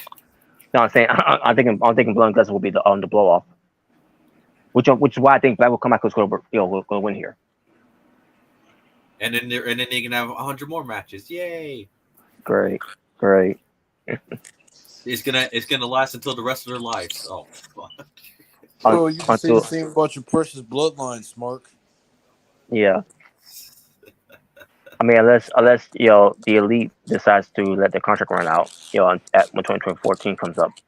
Yeah, and then they can go to WWE and feud with the bloodline, and their feud can go for 100 years. Yay! Or thousands. Not kidding. They'll be dead during that time. They can have their skeletons fight. What? Yeah, sure. But yeah, then we get to Chris Jericho, Sammy Guevara, and Minoru Suzuki. Yay! As they go up against Sting and Darby Allin. Yay! And yes, to be announced, which is gonna be on Collision. I have a hunch of who I think it's gonna be, but it's gonna be me. What? Now I'm pretty sure it's gonna be someone from New Japan. Well, Ray Artogo said it could be a member of Los Iniobles, Japan. LIJ. Yeah. Maybe it could be a Shingo Takagi. Like was last year as well. They were a team. What if it was a Great Muta? I doubt it. I mean, he's retired, but what if it's Hiromu Takahashi? Or I got one better. What if it was Evil? To take a time bomb. Oh, fuck that! No, don't even think about that. I got one way better. What if it's Tetsuya Naito? Oh, that would be awesome. Tetsuya Naito. Yeah, that'd be great. No, we're gonna swerve. We're gonna swerve people. It's gonna be Evil. Fuck that. I don't know what it should have been at Forbidden Door. It should have been Evil versus Orange Cassidy. Oh god. That would have been Robert's favorite match of the night. No. Actually, you know what? I see happening. Robert would be like, how Robert would sometimes say, "That's it, I'm out" for some matches. I think that would be that match. That's it. It would be that match. And if Evil would have won that international title, Robert would have been like, "That's it. It's live stream. Fuck the show." That's how it's dead to me now. But anyways, it's not gonna be Evil, obviously. But because he's a heel and he's not gonna team up with Sting and Darby. So, but whoever it could be, Sting, Darby, and whoever it could be, they're gonna win. Yeah, whoever it is. But then we get to NJF defending his AEW World Championship against Hiroshi Tanahashi with MJF going over. Obviously. Oh yeah, should be a good one though. I mean, it should be decent because Hiroshi is not what he used to be anymore. But yeah, I think it could He be can it could use be his John Cena power up and go and beat MJF. yes, because he is the better Japanese John Cena than John Cena is in the U.S. And John Cena could lace up his fucking boots. Exactly. Yep. And then we get to another World Championship title match for the IWGP with Sanada defending against Jungle Boy Jack Perry with Hook at ringside, with Sanada going over. Yep. And then Hook and then Jungle Boy can turn on Hook. No, he's gonna be the great Sonata. Oh God, yeah, that was great. That worked out great for him in TNA. Well, come on, that was great, wasn't it? The great Sonata. Garbage. Hey, you remember when Okada was in TNA? That was great, wasn't it? Yeah, Kato, right? Yeah. You know what? We're gonna bring back Kato. That's a great idea. Another garbage that they did. As a matter of fact, that was the reason why New Japan wanted nothing to do for TNA for almost 10 years. Yeah. Even Hoshitashi was there, and they flopped and they dropped the ball with him too. Even though he's literally John Cena of Japan, and he flopped on that somehow. Literally. Yeah. But I'll say this match for later because this was announced to be the main event, which you already know what's going to be.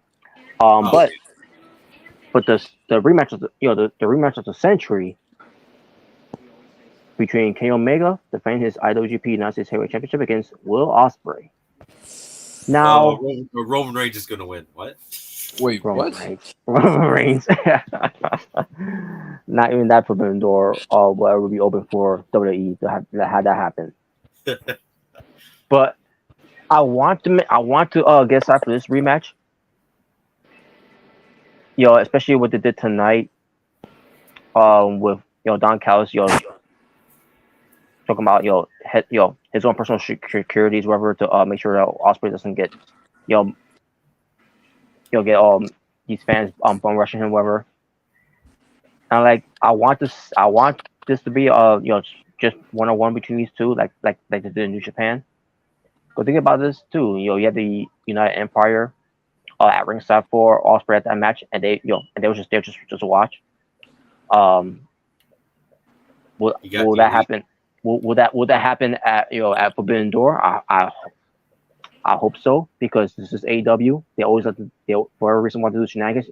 I don't mind you doing shenanigans in which is MJF and Hiroshi Tanahashi, or maybe for Sonatas against Jungle Boy, but don't do it with Kenny Omega and Will Ospreay. Let them have the match. Exactly, just like they did like Wrestle Kingdom. Look what happened in New Japan, Wrestle Kingdom. That was a great match. It was a fair 1-on-1. Yeah. I'd love to see how AEW can. I want to see AEW do the same thing with these two. We're gonna have a bunch of shenanigans. We're gonna have Young Bucks come out. We're gonna have Ozzy Open come out. We're gonna have TJP come out. We're gonna have Leo Rush. We're gonna have Orange Cassidy. We're gonna have Best Friends. Come on, we're gonna have a whole party. Then we're gonna have the whole New Japan locker room brawl off the AEW locker room. Oh God. And then we'll make the match into a lumberjack match midway through the match. I don't even want them to be a lumberjack. And then we'll make a no DQ and then a false count anywhere match in midway through. And then we'll make it a tables match. Wow, Jeez. a tables match. and there was a table spot happened back in Wrestle Kingdom. I didn't mind that. Because again, when New Japan does the tables, they rarely do a table spot. AEW, they do it all the time. Same with WWE. They do it all the time too. Yeah. But I think AEW's gotten worse with the table spots than WWE. Yeah. But nevertheless, we'll see how the match turns out. It could be better than the first match, but we'll see how AEW does the booking of this. I just hope it's a good one. I honestly have no idea who who to pick to win to go over. Honestly, I'm making it easy for me with Osprey. He sure he to my point, he should never lost against Omega and Wrestle Kingdom. Yeah, but Kenny always playing politics. Oh. Yeah, politics. Yeah, he played politics. I mean, I agree with you. He should never lost, but at the same time, it's like Kenny. That was his first match back in New Japan after 4 years. You can't have him lose. I guess that's true, but hey, I still enjoy them. I still love the match. Mm-hmm. But we'll see what happens here. But Osprey definitely needs to win. Yeah. Now, how he does it is probably gonna be AEW shenanigans, which is why I'm worried. No, actually, it's gonna. No, actually, you know what we're gonna have.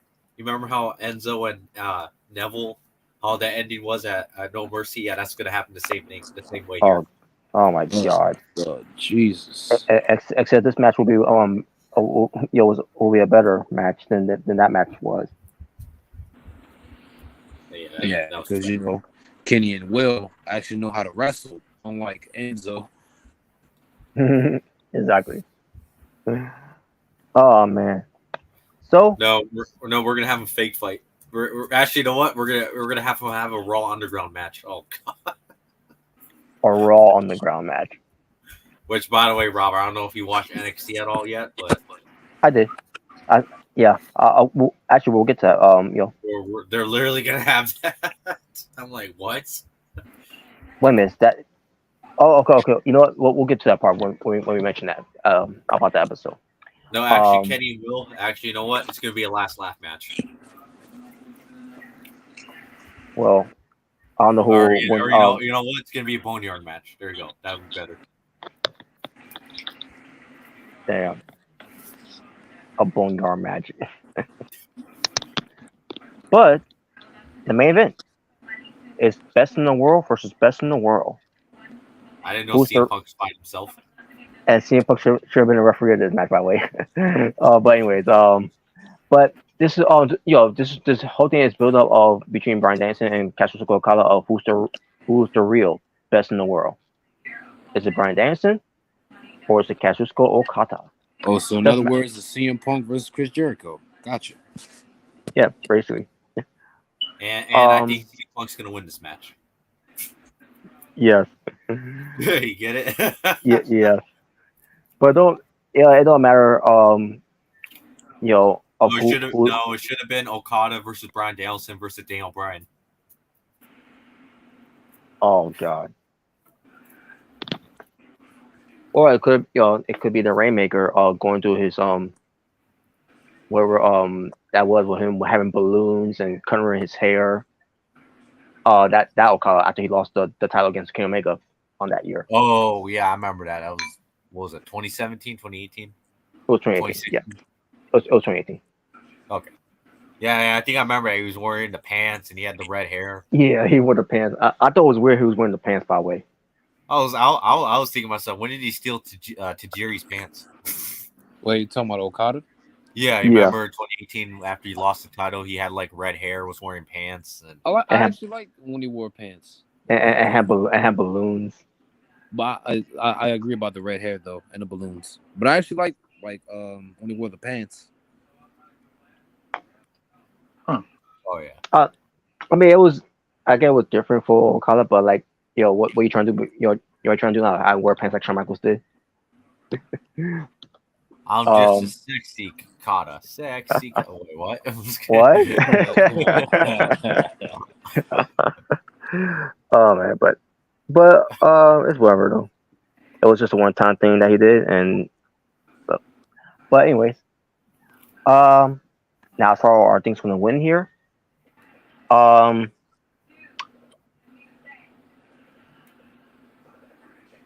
gotta be biased here. I'm going with Bryan Danielson. That's racist. What the hell?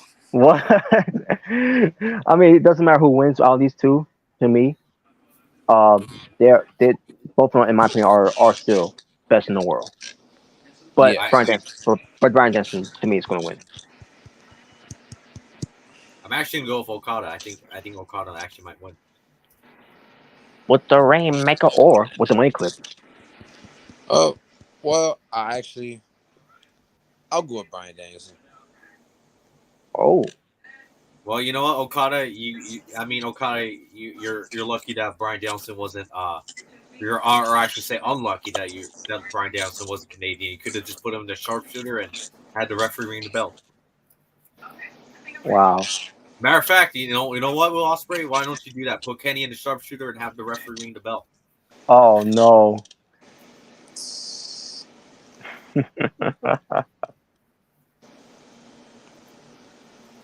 And then they can call it the Kenny Screwjob.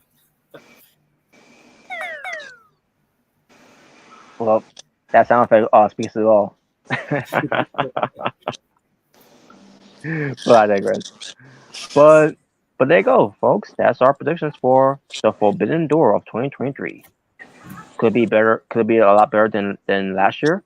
We shall see. Yeah, that's potential. It does. Potential. It sure does. Yep. I think if done correctly, it could be the show of the year. Honestly. Mm-hmm. Oh yeah, definitely. No, it's gonna be terrible. It's gonna be so bad. It's gonna make SummerSlam 2021 look good. Oh god. Oh god. I have Oh. number 9 and number 45 with extra dip. Oh, I get that reference. All right, Big Smoke. Yeah, it's Big Smoke. So let's want to bring. I want to go through the brackets again of the Owen Hart tournament, but before I do, have you guys noticed anything different from AJ Lee? You know, AJ Mendez. Yeah, she looks a lot more fit. Yeah. She's been hitting the gym. Yeah, I'm seeing on this and I'm like, wow, she looks unrecognizable there, and I mean that in a good way. No, NXT Spring Breaking was show of the year. Oh fuck no. Spring What? Trash. Oh, No, Tokyo said no. NXT Spring Breaking was a show of the year. that was trash.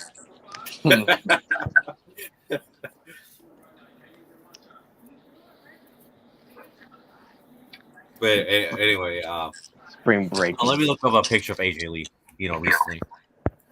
Spring trashing.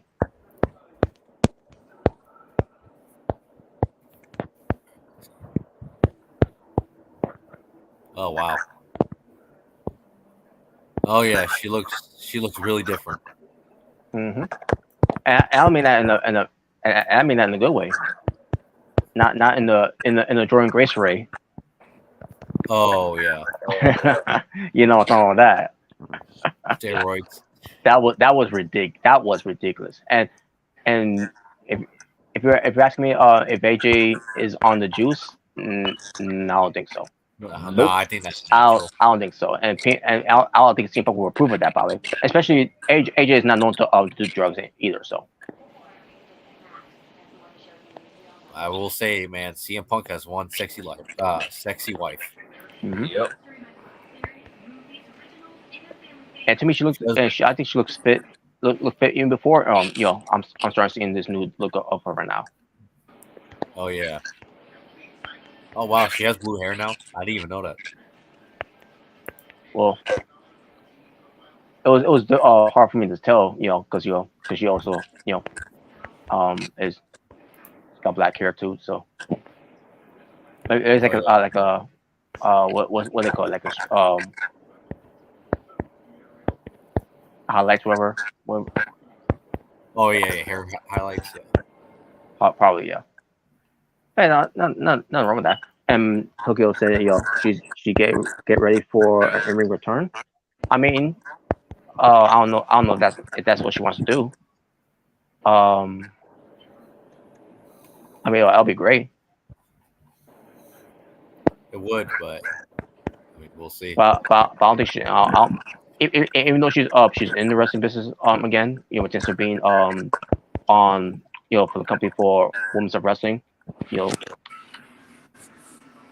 I doubt that that she even is thinking of considering of being back in the ring again. Yeah, I'm not sure.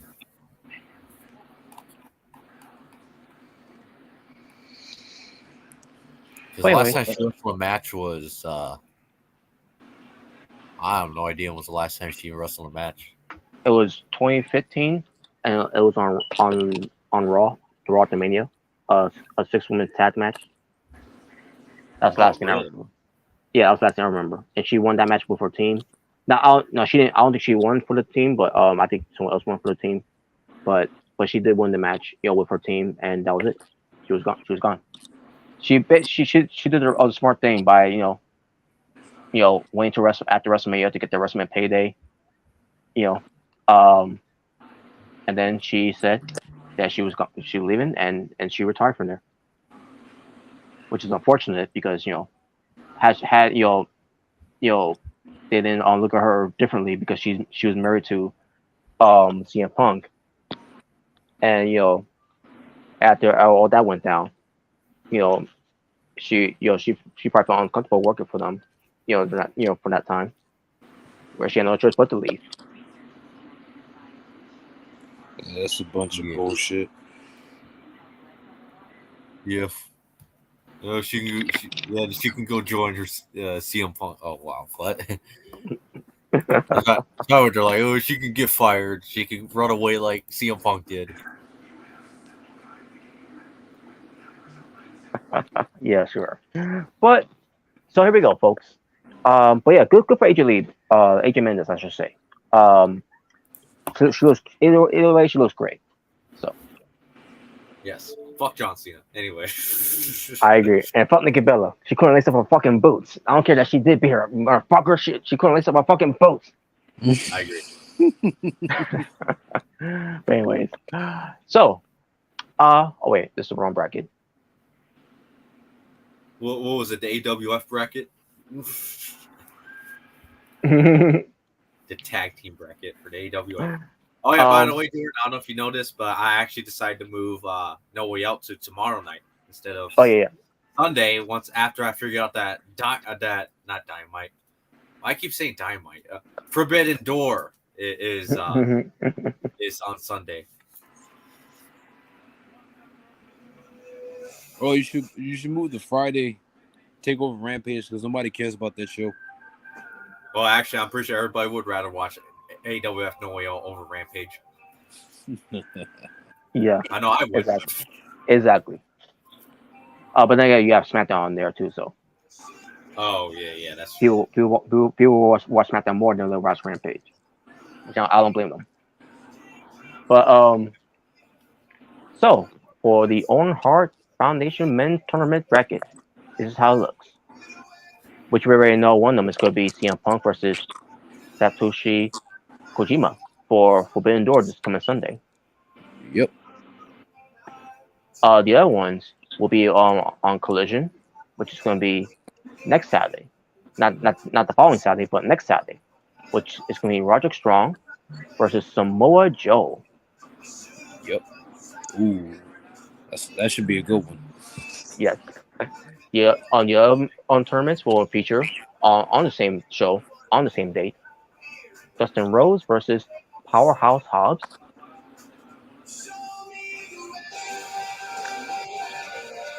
And then Juice Robinson, who is, if you guys didn't realize, for a long time, he's rock hard. Oh, well. Yeah, Shawn Michaels. I mean, Juice Robinson. Well, I mean, I don't blame him. He's with Tony Storm, so. Yes. Rock hard. And he goes up against Ricky Starks. Basically rehashing their feud. Which whatever.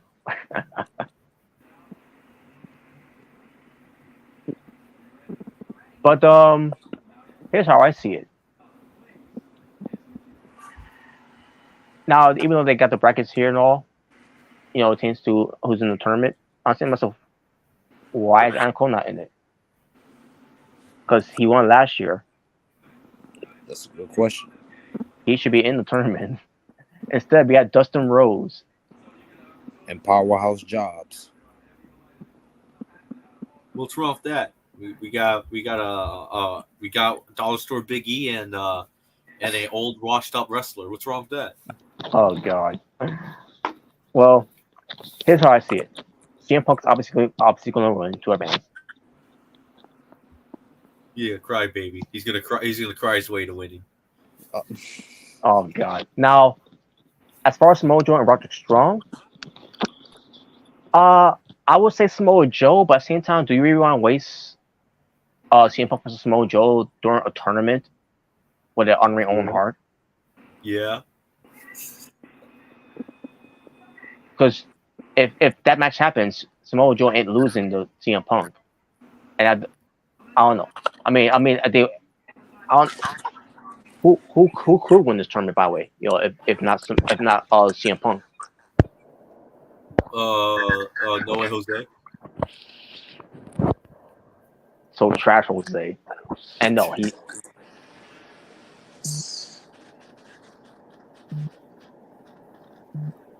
But I don't know. I'll be honest. I really cannot see nobody winning other than CM Punk. If I'm going to be honest with you. No, I can see it being CM Punk and Ricky Starks in the finals. I can see that too. The Ricky. Yeah, you know. Can you smell what the Ricky is cooking? Can you smell what the Rick is cooking? Well, I'll say Ricky Starks. Make sure the lights don't turn out during the match and the Shield don't attack you. Just saying. Oh God. Yeah, from Royal Rumble 2013. And actually, I'd just be glad you're not champion because Ricky Starks probably would have taken the title from you. Yep. Oh man, but yeah, I could definitely do see that. Punk versus Ricky Starks to be in the finals. Obviously, and CM Punk still winning, even if that's the case. Yeah. But as far as Samoa Joe and Roger Strong, I see Roger Strong. I think they should get Roger Strong the win here. But then again, he probably not going to win either. On this tournament either way. But we'll see. That'd be awesome though. Roger Strong versus CM Punk 1-on-1. Oh yeah, that would be. Now obviously Powerhouse Hobbs. I know he's known to be Powerhouse Jobs now because they botched him. They ruined him completely. Ruined him. But I could definitely see him going over on Dustin Rhodes. And then you could rehash that feud between Ricky Starks and Powerhouse Hobbs too. He betrayed me. And obviously Ricky Starks. Ricky Starks is going to advance. Punk is going to advance. And if Punk wins the tournament, I think it'll be a great moment to see Punk win a championship that he just had to defend if he gets hurt. Wow. By the way, who's Ricky Starks facing? Juice Robinson. Oh, okay. Because I didn't see the last match. I only saw the 3 matches. Because once again, Excalibur went way too fucking fast. Yeah. But that's the match. That's up there. And we'll see how it turns out. Now for the women's.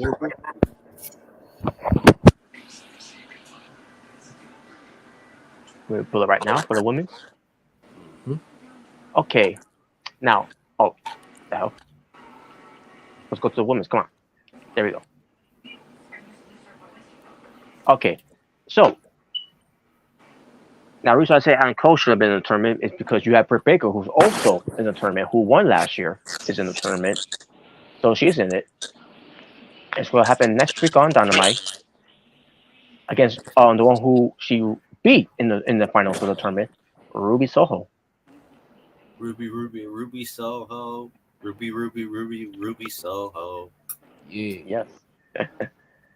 Then we got Anna Jay versus Sky Blue on Rampage Yay. this Friday Boo. on Rampage. Boo to Rampage, not them. Yeah. Scam page. Meanwhile, you got Saturday. Nada Rose versus Willow Nightingale. Boo. Yay. Nothing against Willow Nightingale, but Nada Rose. It's gonna be a train wreck, and not because of Willow. Ah, Yeah, now the rose sucks. jeez, man. And then we got obviously which we already discussed on the pre-show, the Forbidden Door. Athena, who is the Ring of Honor Women's World Champion, going up against Billy Starks. Yay. So as far as Ruby Soho and Britt Baker, I could see Ruby Soho probably going over because shenanigans. Well, come on, Robert. Would it be revenge for the shenanigan fest that happened last year? No. Come on, revenge shenanigans, an eye for an eye. Come on, Robert. You should know the game by now. Oh my God, they're gonna do this and during our own heart tournament, by the way. But did the Dusty Rose Classic had that too? No. I wish that didn't happen either. Morons. But Anna Jay versus Sky Blue, I could definitely see Sky Blue going over. Yep. She definitely needs to win. And they got Willow Nightingale versus Nada Rose. I would say Willow Nightingale's going over. Who gets on Nada Rose? Willow Thickingale. Willow, yes. Obviously Athena's going to go over because Athena, she's been killing it in Ring of Honor, which no one watches, and I blame AEW for that. It's actually a damn shame because a lot of the talented wrestlers that are in AEW that should be on Dynamite, they're actually on Ring of Honor. Yeah, Samoa Joe, Athena, Brian Cage. Well, with Samoa Joe, it kind of makes sense. Same with Athena because they are champions for that company. So. It should be in a way, it does make AEW. sense, but at the same time, though, it's yes. Samoa Joe should be killing it as a TNT champion, but instead they're hot-potatoing it. Fuck being champions in Ring of Honor. They should be champions in AEW. Or better yet, Samoa Joe should go after the international championship. Have him beat Orange Cassidy. Well, there's an idea. Or actually, you know what? Actually, not thinking about it, that actually doesn't make sense either because Claudio's Ring of Honor champion, but he still appears in AEW. Yeah. Right? But he gets a free pass. Come on. Oh, fuck off. Summer Rae wants to join the AEW. Wants to join AEW? Well, she can't go by the name of Summer Rae. She's got to go by her real name. Well, she's got to call Timmy first, so. Well, actually, no. She's gonna debut in AEW, and they're gonna call her the Legend. Oh god. Oh god. Don't you guys remember that when WWE called her a Legend? Yeah. Yeah, that was great, wasn't it? A legend. Now, I think Scott Blue's gonna win, by the way, the whole thing. But then again, you got Dina in the tournament, so.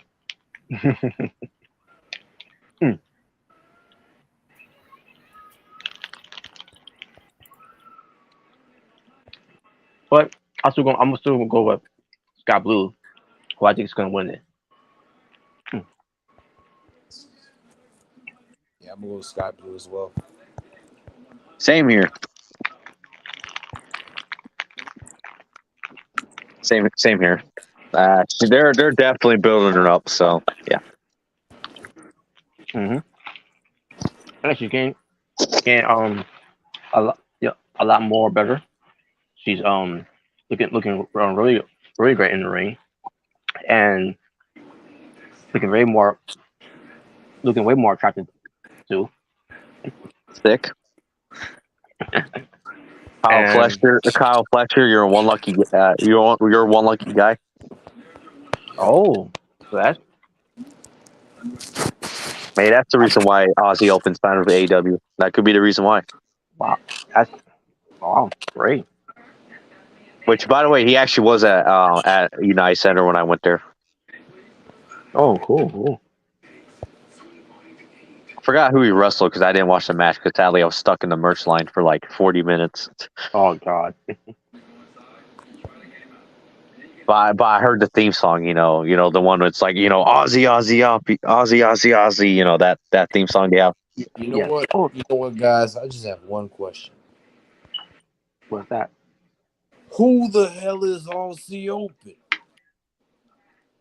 Oh God. A bunch of Australians. Who cares anyway? If you know, you know.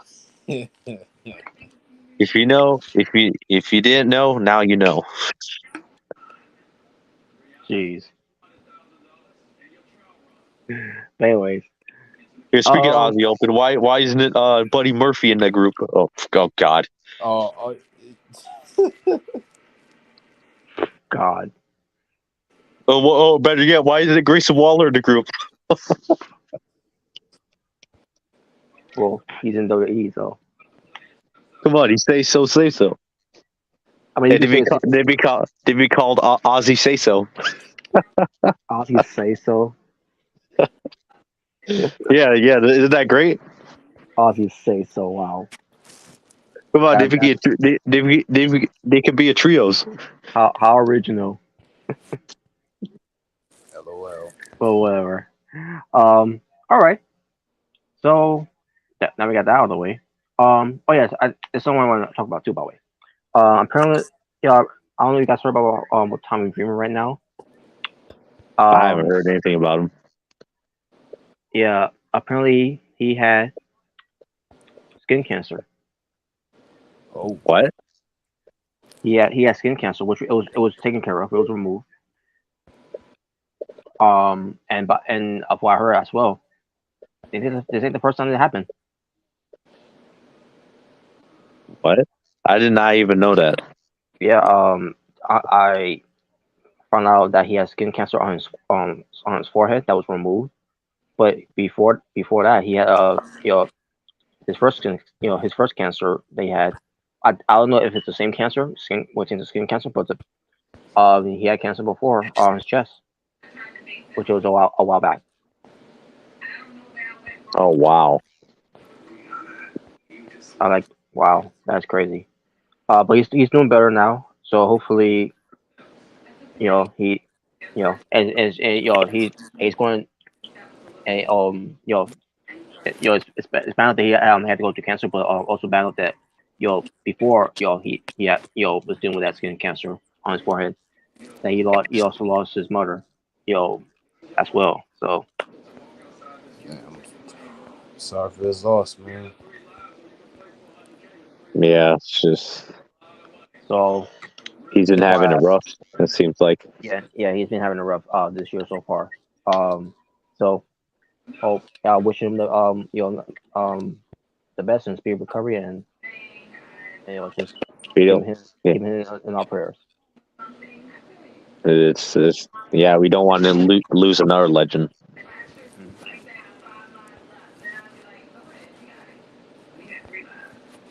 So, now we get to what happened on NXT Gold Rush. Pretty much, NXT had their own night of champions. Yeah, that's basically what it was. Based how they did it too. So, which I'm not against that. Having their own night of champions. Yeah, yeah. I love that they used the Gold Rush name as well. What if they call the championship scramble? I would have loved them if they would did that. On NXT.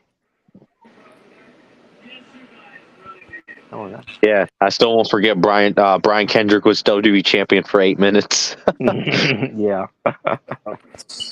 Well, he won it before Zack Ryder did. So that's saying something. He actually won a world title for Zack Ryder.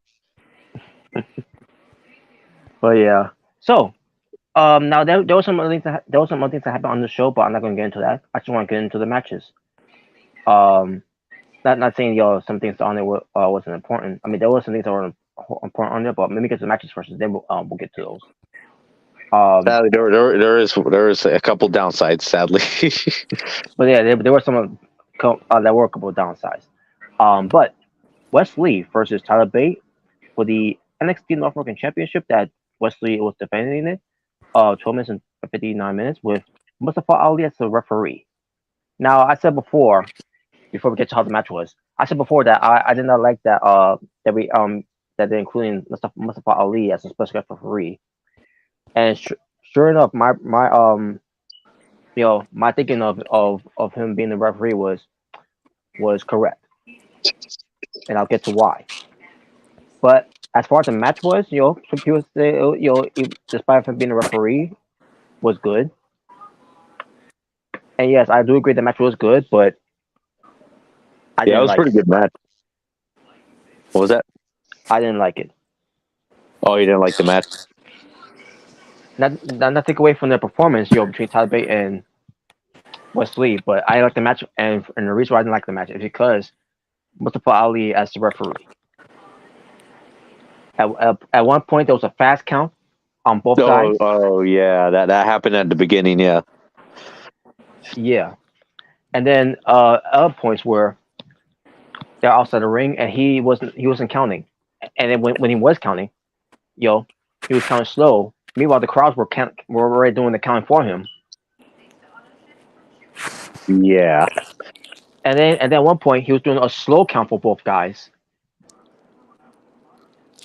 I just thought of it as like he's just trolling them at this point. And then, once Wesley was outside the ring, and Mustafa Ali's doing the count, and I think when he got up to 5, he's like, you know what, let me get outside the ring and get him up and slap him, smack, slap out of him or something like that. Does something to the top 8 in the ring. That's when Wesley gets in the ring, cardiac kick, and Vic Joseph on commentary saying, what's that meant for? Mustafa Ali? It's like, are you an idiot? Obviously not. Yeah, pretty much. If you really think about it, Mustafa Ali actually helped Wesley win. If you ever really think about it. So sure enough, he hits the correct kick onto Tyler Bate, and he does the normal count, and your winner and still your champion, which I knew he was still gonna be the champion, but how they did it was dumb, which is why I didn't like the match. Nothing against the match, but it's the performance between the two opponents, but I knew with Mustafa Ali being a referee wasn't it was something I wasn't gonna like it, and sure enough it came true. And then I didn't like the match. My thing is, like, I would have been fine if it was just a 1-on-1 between the two. I didn't feel like it needed a special guest referee. No, it didn't. And now see why. I mean, the match was good still, but yeah. From my point of view, my point of view, you see why I didn't like the match. Oh, come on, Rob! You didn't like Arabic Seth Rollins as the referee? No.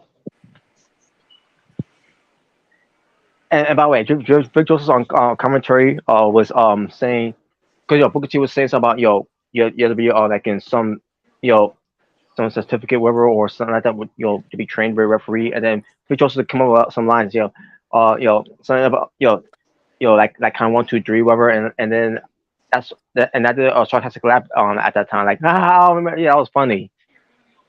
Because because you gotta learn how to count to 1, 2, 3.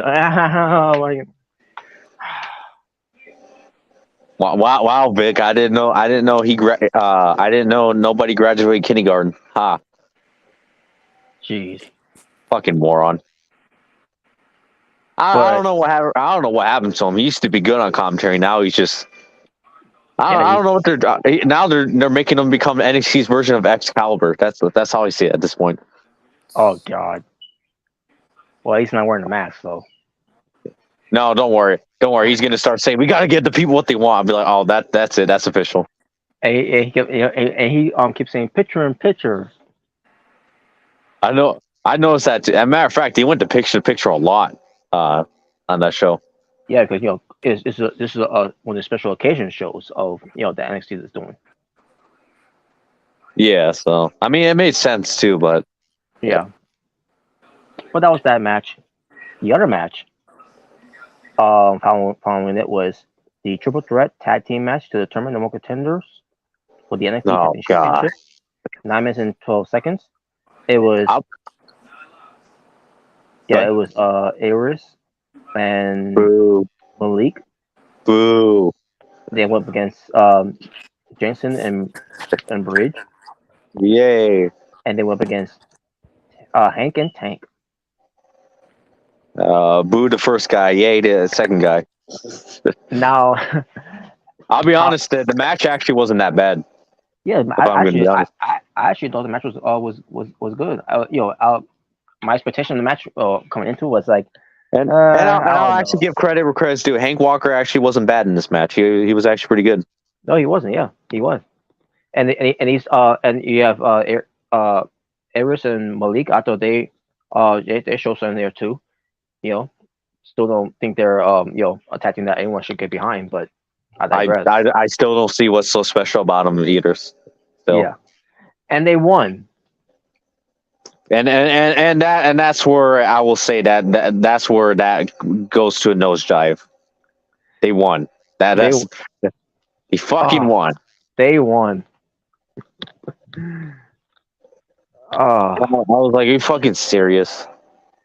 They ain't winning, by the way. They're not winning the tag titles at all.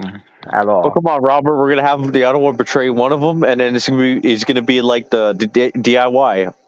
Fuck no. Now here's the thing. What they do win because based on what happened later on, which I'm gonna get to, I'm gonna get to that right now. Stacks, he basically kidnapped Joe Coffey. Well, that's what the mafia does. He loves to kidnap people. I mean, yeah, obviously, but and we have so now we're gonna have Gallus concerning about what happened with Joe Coffey, based on what Stacks did, and that's gonna be on their minds, and that's gonna be enough for these two black ass tag team wrestlers to be the tag team champion for NXT. Are you fucking kidding me?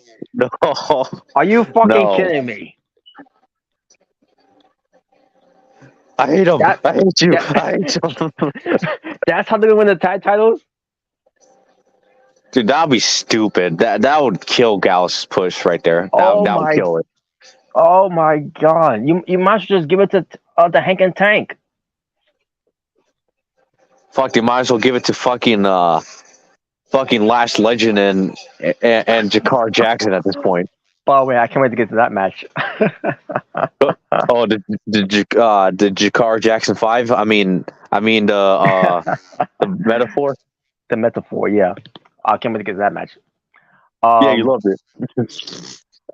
No, I hate it. Just like I hate this next match, which here it is. Cora Jade versus Dana Brooke. 10 minutes and 46 seconds. The match wasn't anything special. First of all, let me just get that out of the way. And let's get this out of the way too. The crowd absolutely booed Dana Brooke. They don't even care about it. No surprise. They were cheering Cora Jade. Yeah, I was gonna say who's the heel? Dude, I remember they were cheering her when she attacked Dana Brooke or something like that from the stretch. Or I don't think on the stretcher. No. Yeah, I think it was her stretcher. Yeah, I can't remember, but they literally cheered that. But and some people were wondering what were you talking about? Stretcher. Like, well, here's what happened.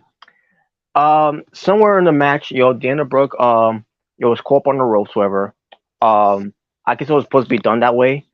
But it wasn't that bad. But basically, it was the point where they had to do an angle where she's her I guess her knee got hurt while she hit the rope the way on that it was hit because Cora Jade tried to do something to her or whatever.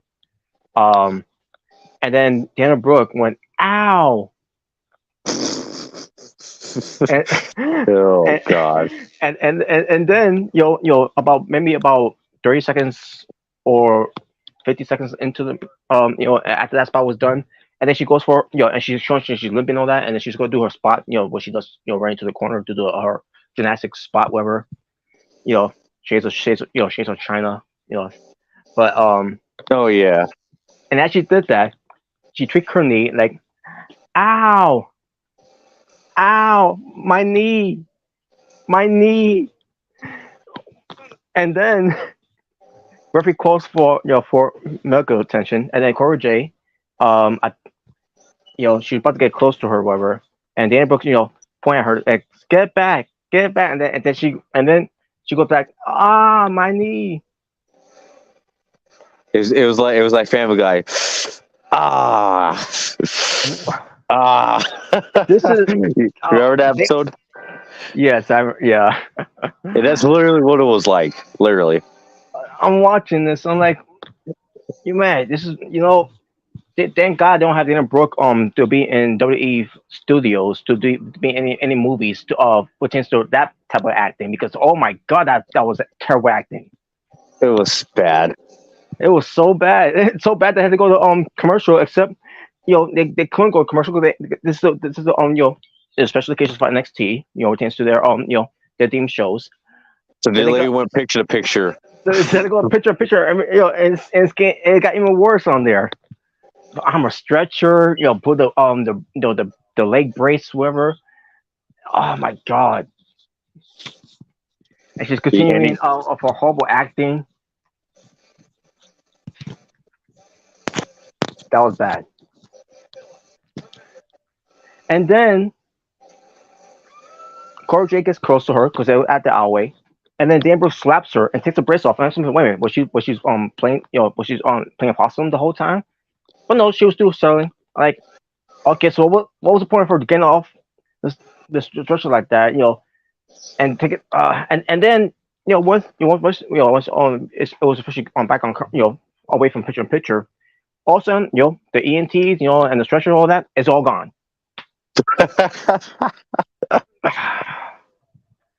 Yeah, Robert, you loved it. This match sucked, and I don't blame Cora J. It's just, and I know Dana Brooke, let's be for real, it was a waste of Cora Jade's time. It was, and I know they wanted Dana Brooke, to do some. Do something with her or whatever and everything, but this didn't, and there's nothing. I'm going back to it. No one cares. They don't care. Yeah. It sucked. And Dan Brooke, she was put in the submission. I think it was the single crab. And yeah. Referee stopped the match because he didn't want to see her go through this, because she was trying to fight and all that, and this ain't helping at all. The ref was a simp. This didn't help at all because sure, this didn't help at all because Cora J still got cheered when she won.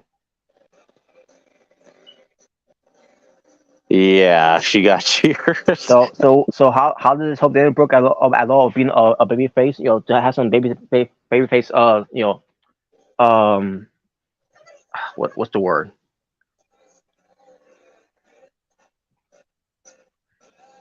Sympathy. To get sympathy on, if the idea was to get sympathy on Dana Brooke, what happened to her in the match, it failed. It was failed on her part because she's a bad actress. Yeah. It was horrible. Ow. My leg. You might as well just say help. Help. Oh my God. Me. Awful. And I'm thinking myself, wait a minute. Again, why were they fighting again? What? Because Cora J slapped her, because of the battle royal that they did, they were a part of, where I could have won that one if it weren't for you, blah blah blah, like, and they wasted on Gold Rush, that has nothing to do with any titles or anything that's going have them fight for What if they wrestled a match for the slap title? a slap title. Well, Cora Jade will win that one because that was a good slap there by by Cora Jade to Jim Brooke. Yeah.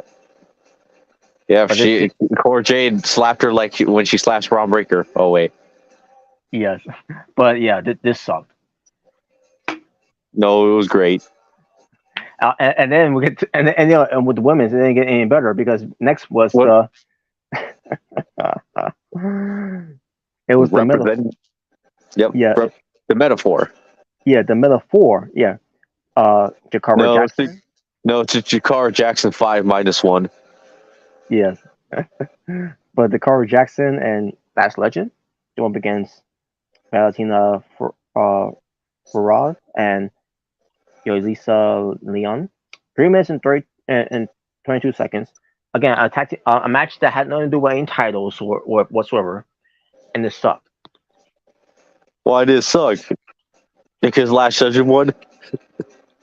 No. This match didn't do anything for me either. I feel like At least it didn't overstay its welcome because it was only about 3 minutes. I will say that I felt like it wasn't needed at all. It wasn't needed. It's a worthless feud, and it's not going to mean anything in the long haul. Like, what's it going to do for Jakara Jackson? Exactly nothing. And I don't know what she's got by the way in the ring because this was barely on that piqued anyone's interest.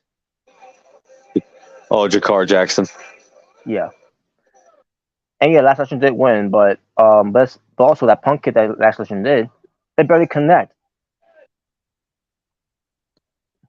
You're lying. It barely hit Valentina, and then she took the pin.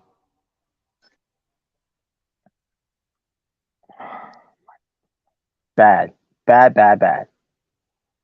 No, it was great. So, the main event. And once we get to the main event, we'll get to we'll talk on the show. Seth freaking Rollins went against Braun Breaker, with Seth Rollins defend his World Heavyweight Championship in 17 minutes and 6 seconds. Pretty good match, by the way. Oh yeah, it was definitely the match of the night. Yes, it was. And you didn't need a special guest referee to be involved in it as well. Well, what if we had Ilya Dragunov be the special guest referee?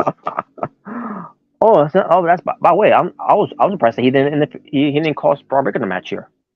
But then again, I'm glad that didn't happen because I'd rather see these two have at it. Yep. And it was a pretty damn good match. It was pretty damn good. But I just now that I think about it, I was kind of surprised that they didn't do anything. Ilya Dragunov try to get involved. Yeah, I'm surprised by that too. But yeah, they also did, they did a tail spot here too. As soon as I saw that, I said to myself, whatever. Why even argue? Whatever. Well, come on, it was great, wasn't it? I mean, it was good. It was a good spot there. But like whatever. I'm not even gonna argue with it. I mean, if they need a table spot, for this, then why not? At least in the last 30 minutes, where it went to a draw. Yeah. Oops. Sorry, AEW. But today that was done right. But anyways. But Seth Rollins did get the win, and that was it for that basically was the end of the show there. But let's get to what else happened on the show. Seth Rollins. Not Seth Rollins. Finn Balor came out and attacked Seth Rollins. He did. Yeah, Finn Balor attacked Seth Rollins after the match ended. Oh, I left after that. So what happened is Seth Rollins won. He did a victory, but then Finn Balor came from the crowd and actually attacked Seth Rollins. Wow. So actually, they actually were continuing the storyline even on NXT, which You know what? I have no problem with that. At least they're trying to have continuity. Because I ended it after Seth Rollins raised the belt on on the our way. Because I thought that was it for that one. Yeah, and they showed the wow. I guess I should stick around. But I'll check it out later though. But Yeah. So Finn Balor attacked Seth Rollins. He was literally beating him up, but then Carmelo Hayes and not Braun Breaker, Trick Williams, I meant to say, came down and saved Seth Rollins from Finn Balor, and yeah, that was pretty much. And after that, then the show ended. oh wow. All right. Well, I didn't know. Yeah, well, I mean, it wasn't that long, but I mean, obviously they're continuing the storyline, so or building it up even more. Sweet. But yeah, I didn't know that happened. Well, damn. But yeah, that's good. That's good though. Because Balor after Balor did this Rollins on Raw, yeah, I can see why he followed him. To NXT. Yep. But that was good to some things that happened on the show. You had Eddie Thor. How do you say his last name again? I think you said it right. It's Eddie Thorpe. Eddie Thorpe. Okay, Eddie Thorpe. Basically, they watched the Raw Underground thing. Oh God. Oh yeah, it was Axiom and Reggie. They were watching it, and Reggie was saying, "Yo, that was the best time." Blah blah blah. Blah.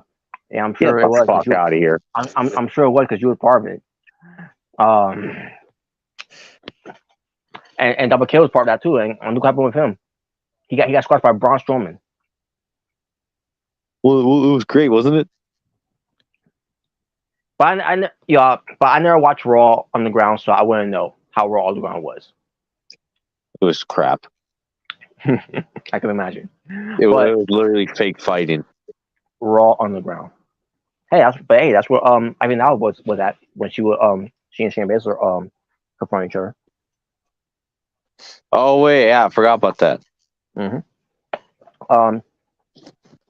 I literally absolutely forgot about that. But yeah, Raw Underground. What a flop that was. It was more of a flop than Retribution. Exactly. Oh man, yeah, which the irony of that because that was on the same night too. Yeah, it was. But Axiom and Reggie, seeing that, seeing what Eddie Thorpe is seeing there, because they may come, it's gonna be challenging to a match. I'm assuming it's gonna be, it's gonna be like a Raw Underground like type of match they're gonna have. I guess so. So they're gonna fight each other. And then, who shows up? Gable Stevenson. Ironically, Damon Keb's real life brother. Mm-hmm.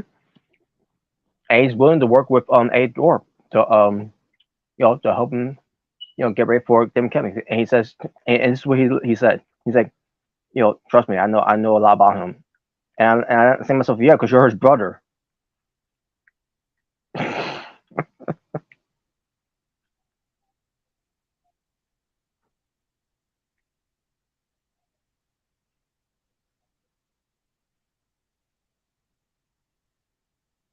Yeah, pretty much. Oh, but yeah, we'll see what happens with that too. So Gable Stevenson is on NXT. Which I feel like he could be because he's barely starting out as a wrestler. Mm-hmm. Yeah, so much for driving him to Raw back in 2021. Yep, so much for that. And also too, there's a possibility that, what if it's a ruse and Gable Stevenson turns on Eddie Thorpe and they make him and Damon Kemp a tag team? I can see that, by the way. Which that would make more sense since they are brothers. So. Mm-hmm. And maybe if they want to do it, they could had them go up against the Creed brothers. There you go. That'd be great right there. There you go. So another thing happened on the show. After that's just part of it, by the way. So after the let me see, was it? No, it was a different. It was a different segment that Thorpe was in, but also because I forgot what other segment that A Thorpe was in. That he was backstage. Being I guess I can't remember exactly what it was, but then also they turned away because they heard noise, and it was Roxanne Perez attacking Blair Davenport. Yep. And yeah, they basically pulled him away, and she was on the ground. I'm talking about Blair Davenport was on the ground, and Roxanne Perez had to be restrained. And Blair Davenport's like, "All right, Roxy, game on." Bra and panties. Well, actually, I'll be great. But or swimming pool match, Oh hell yeah! in their bikinis and all. Oh, that'll be awesome. Yes, That'll be 5 stars right there. 5 stars, 5 stars. So, I'd like to have it on the show. Von Wagner. Yep, Von Wagner, and they gave him I don't know what they're trying to do here, so They want him to get over as a babyface, obviously, and this is what they were to do it. So I try to remember exactly why he had surgery, but it has something to do with his brain. if I think he said it right, it had to do because of his skull. Something about his skull wasn't growing the right way, and or something like that. It was something beyond those lines. So okay, it was something like that then. Um, because he was having a sit down with Mr. Stone, and basically Von Wagner was telling the story and all about what about him about getting that surgery, and talk about how some kids will within him being in school ever will look at him funny, and then talk about how the parents will look at him funny. It'll, that type of thing. But yeah, it was a touching moment there, but yeah, I don't know if it's gonna work. It's especially from these NXT dipshits. They'll probably say something like, "Oh, he isn't Hank Walker, so fuck him still." But yeah, we'll see what they do with this. Because I think there's more to it than that. Of what he said on there as well. Oh yeah. Vince McMahon want Von Wagner main event at WrestleMania.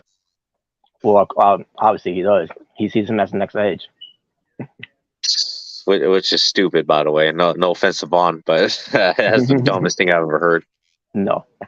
I mean, he may look like Edge, but he ain't no Edge. Yeah. But yeah, I'm trying to think about what else have on the show. Besides Schism, where they're having a little dissension, not much to say about that. Because we know, 2 out of the 2 there don't want to be there no more. Yeah. So that's why they're doing that. But the thing is with that is, why do it now? Because then they're not gonna. I mean, unless they're gonna be part of the cuts, that's gonna be next month. Which is why they're doing this early. Because they're not leaving until if they're not part of the cut next, they're not part of the cuts on next month. They won't be leaving until November. Oh yeah.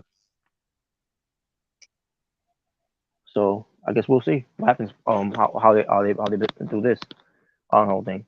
But there is dissension. There's now dissensions between Schism. Yeah, you love it. Well, it's interesting to see where they go with it. So we'll see. Come on, Robert. 4 roots, 1 tree. Oh God. Oh yeah. I remember they said that. Wow. Um. Yeah, but whatever though. Hey, let me talk about this cool moment that happened. Seth freaking Rollins and Nathan Fraser. Nathan Fraser is was is who cares Seth Rollins their who helped train him, Yep.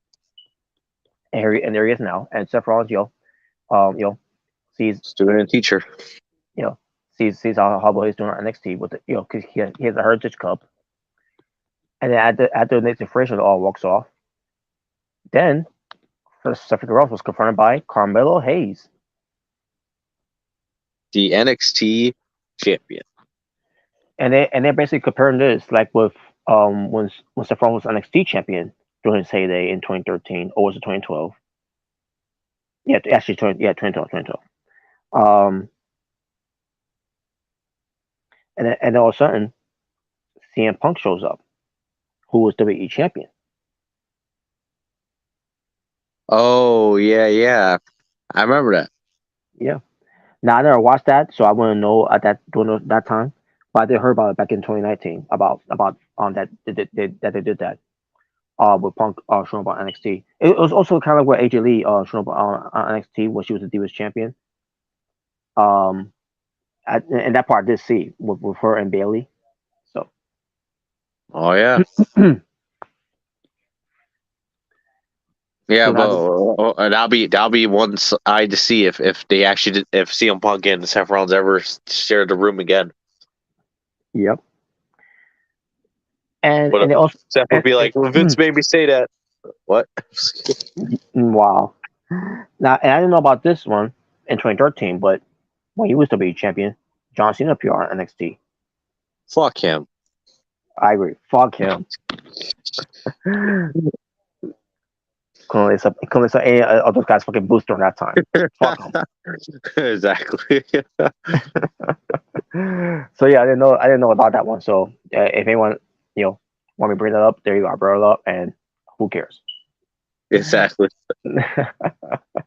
But and here we are with Seth freaking Rollins doing it in 2023 with with the current NXT champion Carmelo Hayes. And yeah, because Seth freaking Rollins, he's the WWE World Heavyweight Champion. Yep. And people are predicting this now in 2034, which is going to be in a decade. Carmelo Hayes will be in that same position when he's either the WWE champion or the World Heavyweight Champion. I mean, that'll be great. Yeah, that would be. But speaking of the Heritage Cup thing, you have Nathan Fraser, who basically is going to it's going to give Dragon Lee a crack of the shot of the Heritage Cup, so which is going to be on next week's show probably NXT's Gold Rush for the second week. The Heritage Cup will be on the line. Yes. No, Dragon Lee should find someone to defend it for him. Oh God. No. But yeah, so Gigi Dolan. Oh yes, Gigi Dolan. Yeah, so she was, just basically highlighting her, since what, she was rejected by her friends, family, and life. And I say to myself, now rejected by us. I say to myself, is she's is this gonna be her day? She's the she's the reject. Seems like. I like to see what it is. I like to see where this goes with her. And by the way, pertains to that article that I read about, a few people wants to lead WWE, whatever. Doesn't look like it. Yeah, they do it. That looks so accurate when someone like Gigi Dolan is getting that a push right now with her being highlighted of what of basically repackaging her.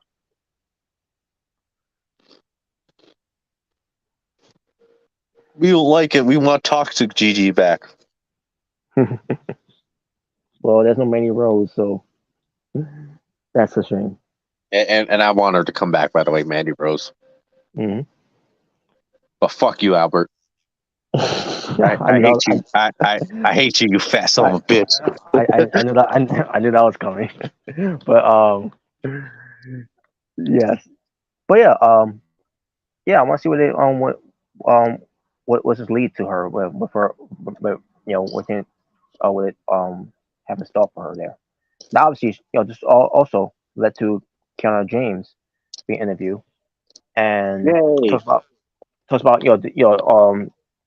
yes, talks about pertains to because she was walking around and you see a lot of artworks on pertains to those buildings that pertains to that package that they did with Gigi Dolan, which I thought was cool there. But apparently, Kiana James didn't find that cool because because she's a real estate and buildings like that should not be be having that type of garbage art like that. Oh man. Go to a city and go say that to people's faces. But this led to where it's going to be having a match for the second week for Rush. Hopefully, it's a lot better than some of the non-title matches that happened this week. Yeah. But then again, Gigi Dolan is, she's not really adapted to the WWE style of wrestling. So. Oh yeah. But yeah, again, you're right, Robert. She ready to use tampons. Oh god. Oh god. But again, we're having another match. It has nothing to do with a title. Has nothing to do with any of them winning to go after a title. It's just a few that they only got they wanted to do here, just for sex to do a few like yeah, because it worked out so well with the other two women's of their matches. I know, right? It was great. No. Jeez, man. But I don't know. But other than that, I can't at least think it's of not as bad as WWE in the past, where they will have, for example, one point they had Clash of Champions, but only like 2 titles were on the line. Oh god. I'm pretty sure you remember that. I forgot which when it was. I can't remember, but yeah, I remember. I'll never forget about that. But I do remember that though. Clash of Champions or Night of Champions, but you only have 2 titles on the line. Really? I was gonna. It would be like, isn't it the whole point of Night of Champions or Clash of Champions? All titles are on the line. Isn't that the point of the pay-per-view? Like, what the fuck are you doing? Yes, exactly. But it would be bad as in 2017 Extreme Rules. Dean Ambrose versus The Miz. I'll never forget this. If Dean Ambrose gets disqualified, he loses. I'm like, I thought this was Extreme Rules. Like, what the fuck is this crap? I actually remember that too. Yeah. I would have been like, this should have been at least a no DQ match. Like, what? Like the worst part of it all, it was on Extreme Rules. Yeah. The match that's meant for no DQ matches. And that was stupid. It was. But yeah, I mean, it could be worse, but at least all the titles are still on the line. Mm-hmm. But yeah, they did something with the Creed brothers and Ivy now. I thought that was not needed. For what? Just to crack jokes on Julia Creed's ear. Yeah, look at him. Look, he looks like Bigfoot. What? What? But basically, it was the whole thing where they talk about schism. There, I guess it was still watching them, the promos. Like, okay, well, this was a pointless segment that they did. Was that even needed? Yeah. No. Come on, they're stalking them. They want to beat them up. I mean, yeah, they're still in a program with them, but like, wow. But anyways, let's get to the card for next week. So we got Gigi Dolan versus Keanu Oh yeah, James. I think you forgot a segment by the way. Baron Trashman and Carmelo Hayes. Oh yes, right. The segment. Yeah. Oh yeah. Fuck you, Baron Corbin. Anyway. Yeah, I agree. The whole happy, because Kamala Hayes brought up the whole happy Corbin thing, and it's like, well, that happy Corbin, the whole happy Corbin thing is, I got a $1 billion mansion, something like that, or $1 million, I say. Get the fuck out of here. Yeah, because I'm pretty sure, with so many gimmicks and you being a kiss that say yes to everything, it was all worth it. Then you will not win any championships other than what, United title. And held it for like, what was it, like 2 weeks, a month? And win the Andre the Giant Memorial Battle Royal and win the Kingdom Ring. Wow, that did you wonders in your career. And then, not to mention, 6 WrestleManias, huh? Or the annoying one. Oh, I was the last one to pin Roman Reigns. Like, shut the fuck up about that already.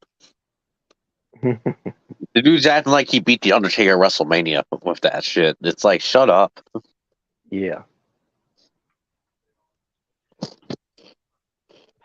But Kamala Hayes, bro, had some things to say on that as well, pertains to what he's done for NXT. He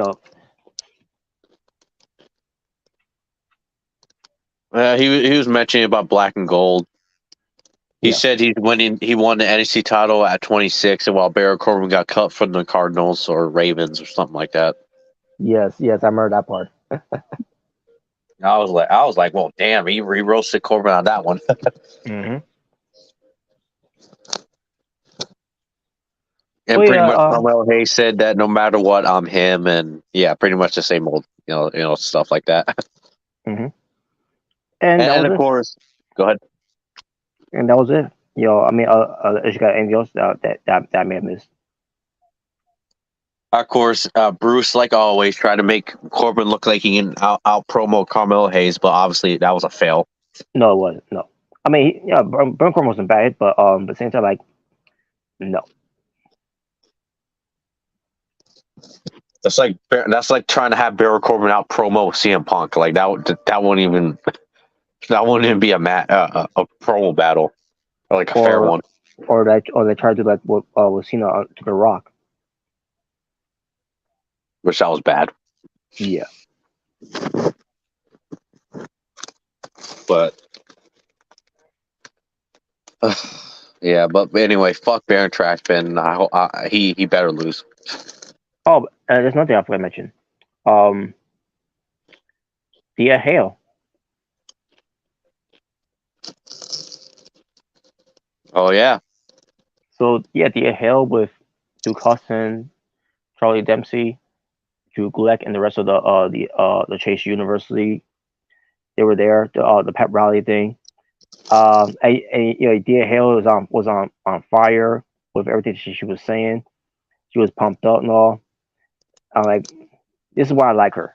She's got that energy, man. But you know the funny part about that segment, I don't know if you noticed it, but Charlie Dempsey kind of broke character. He was laughing. He kind of laughed a little bit. I must have missed that part then. I think it was after something that Thea said during the promo, and if you look closely, Charlie was like trying to hide his smile, and looked like he was laughing. I was like, wow. I think it wasn't as funny as when Jey Uso was laughing about the whole Usi thing. It wasn't that funny, but yeah, you can notice that he was, Okay. Yeah, it wasn't that noticeable. Yeah. Oh yeah, but Thea was talking about her opportunity retains to to go up against Tiffany Stratton, and she thinks Andre Chase, she thinks Duke Hudson, she thinks Drew Gulak and Charlie Dempsey, and uh you know she she basically was full energy, and oh man, like ah trying to think of Yeah, what else happened too. yeah, Hill was great. Yeah. Oh yeah, and you got and the whole thing of the hell yeah, but it's hail yeah. Yeah, because you're the Give me hail. a yeah. Give me a hell yeah. Hell yeah. Hell yeah. So all of a sudden TV Strand comes out and bursts everyone's bubble, which I she could burst my bubble all she wants. Same here. And then Duke Hudson was talking on DA's behalf for a little bit, and then pretends to where she could be the youngest NXT Women's Champion because 'cause she's 19, and I see myself yeah, that could happen somewhere down the line, but not right now against Timmy Stratton. I was gonna say it probably won't happen just for the fact I think she's actually.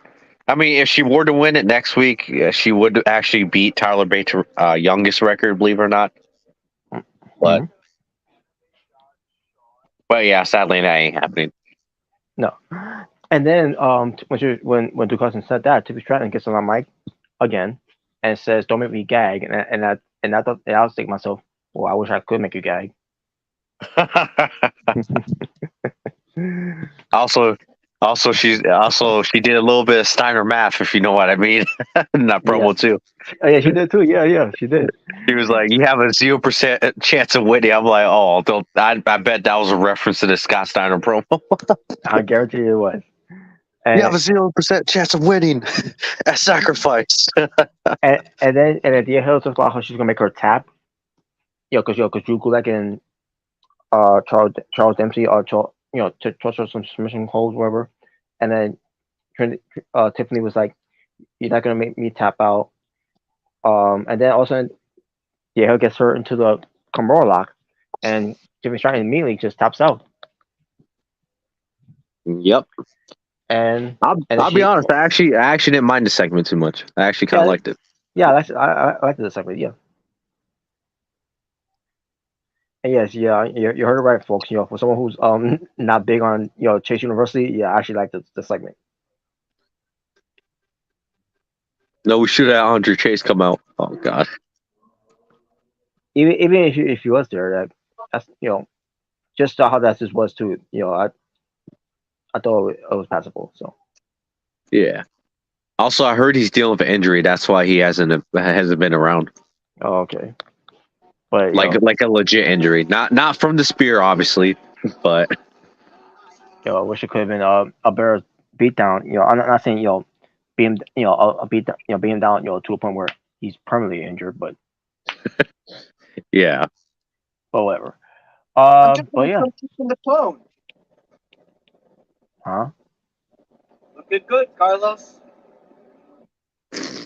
What? No, I'm playing a video game. Sorry, Carlos Yu. Carlos. You what? But anyways, but yeah, so now let's get to the rest of the card here, which is not much, because I'm pretty sure they're gonna do some segments on here too. Probably worse Yeah. than probably worse than what they did on from last night. Oh God. I mean, not all of them was bad, Oh yeah, not all of it, but some of it was like, okay, I don't care for. Some of it was, well, there was one that was bad, but I mean, but other than that, I mean, it wasn't too bad. Or I just didn't really care for any of the segments. Right. But Gigi Dolan go up against Kiana James. I think Gigi might win. I think Gigi might win as well, but then again, she hasn't been winning lately. Not since her match against Jesse James. So, but if she does win, good for her. Hope she's she'll get a lot better of the WWE style of wrestling. Yep. But she's still thick. Yes. Nathan Frazier defends his NXT Heritage Cup against Dragon Lee in the British Rounds Rules match. I get a feeling that they might do something with Metaphor. Probably, but at the same time, like, I mean, either way, I think Nate Frazier will retain because he just became champion like 2 weeks ago. So, yeah, I can see him winning, unless they want Dragon Lee to win. But then again, Nathan Frazier just won. But even though I didn't watch the Heritage Cup stuff, on NXT UK, I'm sorry, I don't find anything appealing of them doing it on NXT here, especially how NXT has been producing. oh yeah, how they've been doing the Heritage Cup. Yeah, it was a lot better in NXT UK. It was. Yeah, I haven't been a fan of this Heritage Cup on NXT, but I'm pretty sure if NXT UK was still around and if I was watching and I was still watching, I probably would have got a lot more interested in that one than what they're doing on this current NXT. Yep. Which, by the way, I don't know if you noticed, but A-Kid was actually the first champion, NXT Heritage Cup champion. Oh, okay. A.K.A. Axiom. Yes, Axiom. He actually was the first Heritage Cup winner. Cool. I think he beat Tyler Bate, if I remember correctly. I can't remember, but Tyler Bate. Oh, okay. And that was a pretty damn good match. I believe that. And I wish I could have seen that type of good match with Wesley and Tyler Bate if Mustafa Ali wasn't a referee. Oh yeah, I felt like that wasn't needed. It wasn't. But we have Edris and Malik will be going against Gallus for the NXT Championship. Please let Gallus win. I was gonna say Gallus needs to win. Please. Well, what if the black guys win? Wouldn't you love it? No. You lied, Robert. You love it. And by the way, where's the rest of that video package of the Dominican wrestlers? If they are Dominican, that is. All the Damian Priest's brother and the other dude. the LAX knockoff. Yeah, LAX. Santana Ortiz from Wish. Yes. Oh man. I don't know. They didn't show him, I guess, tonight. Yeah, they didn't show him. Or not tonight, but yesterday. Let's just say. Yeah. Well, I think they'll probably show her on second week of Gold Rush, but we'll see. Yeah, we'll see, but I'm just wondering when they're gonna make their debut. Yeah, same here. But Tiffany Stratton defends her NXT Women's Championship against Thea Hale. Is Thea Hale gonna upset Tiffany Stratton and become the youngest women's champion in NXT? Hell no. As much as I would love that to happen, it's not happening. It'll be great, but not to Tiffany Stratton. No, she needs to still be on her tippy top. Yeah. So there you go. And finally, the main event, NXT Championship with Carmelo Hayes defending against Baron Corbin. Obviously, Carmelo. Because Melo means money. And he is him. And no matter how happy Corbin is with his $1 million mansion, he's still fucking trash. He couldn't lace up his fucking boots, motherfucker. There you go. There you go.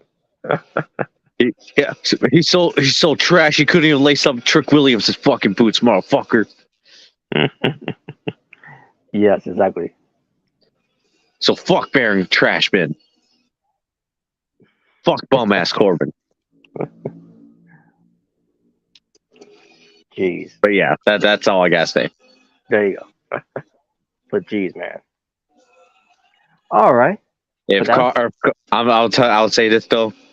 If Baron Corbin wins, well, and a live reaction right off the bat, and I'll give it a zero. Just show on automatic 0 out of 10, and Carmelo Hayes is forever buried. If that happens. Yeah, exactly. But yeah, I don't think it's that. I don't think that's gonna be the case though. No. Obviously. And hopefully they don't drag this out until Great American Bash, because I feel like that'll be unneeded. Oh yeah, I can wait for that. I can wait for that for sure. Yeah, which is next month actually, July 30th, I believe. That's right, next month. Which I'll admit, I'm actually happy that's its own pay-per-view now and not a special episode. Yeah, I agree. Like for example, Gold Rush is a good example of having a special episode. Yep. Better than spring trashing that they did. Yeah, so for week 1, I will say I actually liked Gold Rush so far. Yeah, well, it was good. Much more improvement than spring trashing. I'm never gonna let that go. That was a terrible show. Now, but I will say though, was it all perfect? No, but it wasn't too bad though. No, but it was too bad. Yeah, Gold Rush did his job there. Yeah, it was pretty good. Better than spring, like you said, better than spring trashing. They're a lot better than spring trashing. Jeez, man. But anyways, that's that for NXT Gold Rush for first week, and now second week is coming up, and we'll see if it can get can top it. Yep. So, did you get a chance to see Dark Side of the Ring featuring Joint the Clown? Yes, I did. I actually watched it after I got off of NXT. Yeah, so after I ended my live reaction last night, I immediately watched Dark Side of the Ring. Cool. So crazy episode. It was crazy. Indeed was. It wasn't as dark as obviously as the other one, with the Grant family, but it was still pretty dark. Yeah, there were some things that was dark. For example, when it comes to Matt Bourne, or when it comes to his real name, Matthew Osborne. Yep. So basically, yeah. And by the way, I love the way how they spell his name too. With obviously, but pertains to taking out the OS out there, and have Born, and they kept the E there. That's one thing I should at least mention pertains to when Matt Osborne was going by Matt Osborne. I mean Matt Bourne, I should say. I'm using that name, I should say. In wrestling. Yep. Also, by the way, I don't know if you guys noticed this, but on this episode, there was no Jim Cornette. Oh yeah, there wasn't. I guess I don't know if he ever had any encounter with Matt Bourne during those times. Even when it comes to his Drunk the Clown days, but then again, Jim Cornette wasn't in WF until 1994 or 5. Yeah, it was somewhere around there. Yeah. But then again, oh yeah, probably was wrong. So because Drunk the Clown, when it comes to Matt Bourne, he was gone in that I believe in 1993, if I'm not mistaken. I think that's what they said. Yeah, 1993 it was let's get to this episode. So obviously he was not known as Jordan the Clown yet until his second term, and his second run, I should say, in WF. And why do I say second term in WF? Because he was there before in WF as Matt Bourne. Which I didn't even know about. Yeah, If you guys don't know, he was wrestling against Ricky Steamboat in the first ever WrestleMania in Madison Square Garden, which he lost. Wow, that's amazing. hmm Um. So technically, he had two WrestleMania matches. Yep. One as himself and one as Doink. Yep. With the clown gimmick. So Yep. so what happened to his first run? His first run, basically, he was fired. Um. Was it I think it was like something about drug related. Yeah, I think they mentioned it that that they fired him because he would go to the shows high and stuff on crack and Yes. Yes. cocaine and all that. Yes. That's what it was. Yeah. So he was gone. Because of that. Now before before Get your crackhead ass out. Yeah. well yeah that's what, yeah exactly. So Vince I mean not Vince um so Matt used to be in other territories before going to WF obviously, and going under the name of Matt Bourne, and he's been to Myth at he's been on to Pacific North Wrestling. Pacific Northwest Wrestling, I should say, which was was since the end was since the NWA territories. Yep. He was part of the Rat Pack with Ted DiBiase, Jim Duggan. Which, by the way, Jim Duggan was, we'll get was on back. the show. Oh yeah, he was, and we'll get back to him a little bit later. But anyway, Yeah. But but then, like I said, his first run when WF was from 1985 to 1986. Then he was gone. Basically lasted only I guess you could say 2 years in a way, in there. yeah, pretty much like 2 years. Mm-hmm. Then he went to WCW. Then he went to USWA. Then he went back to WCW. He basically let me explain his first run in WCW. Oh, I'm sorry. I'm sorry. It wasn't WCW. It was World Class. World Class was that's what he went there.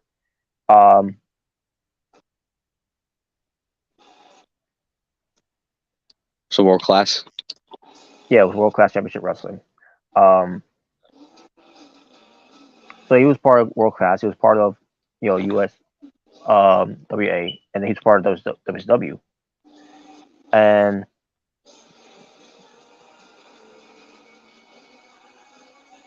can't remember exactly how his run was on during those times, but basically let's talk about some things that happened with Blair.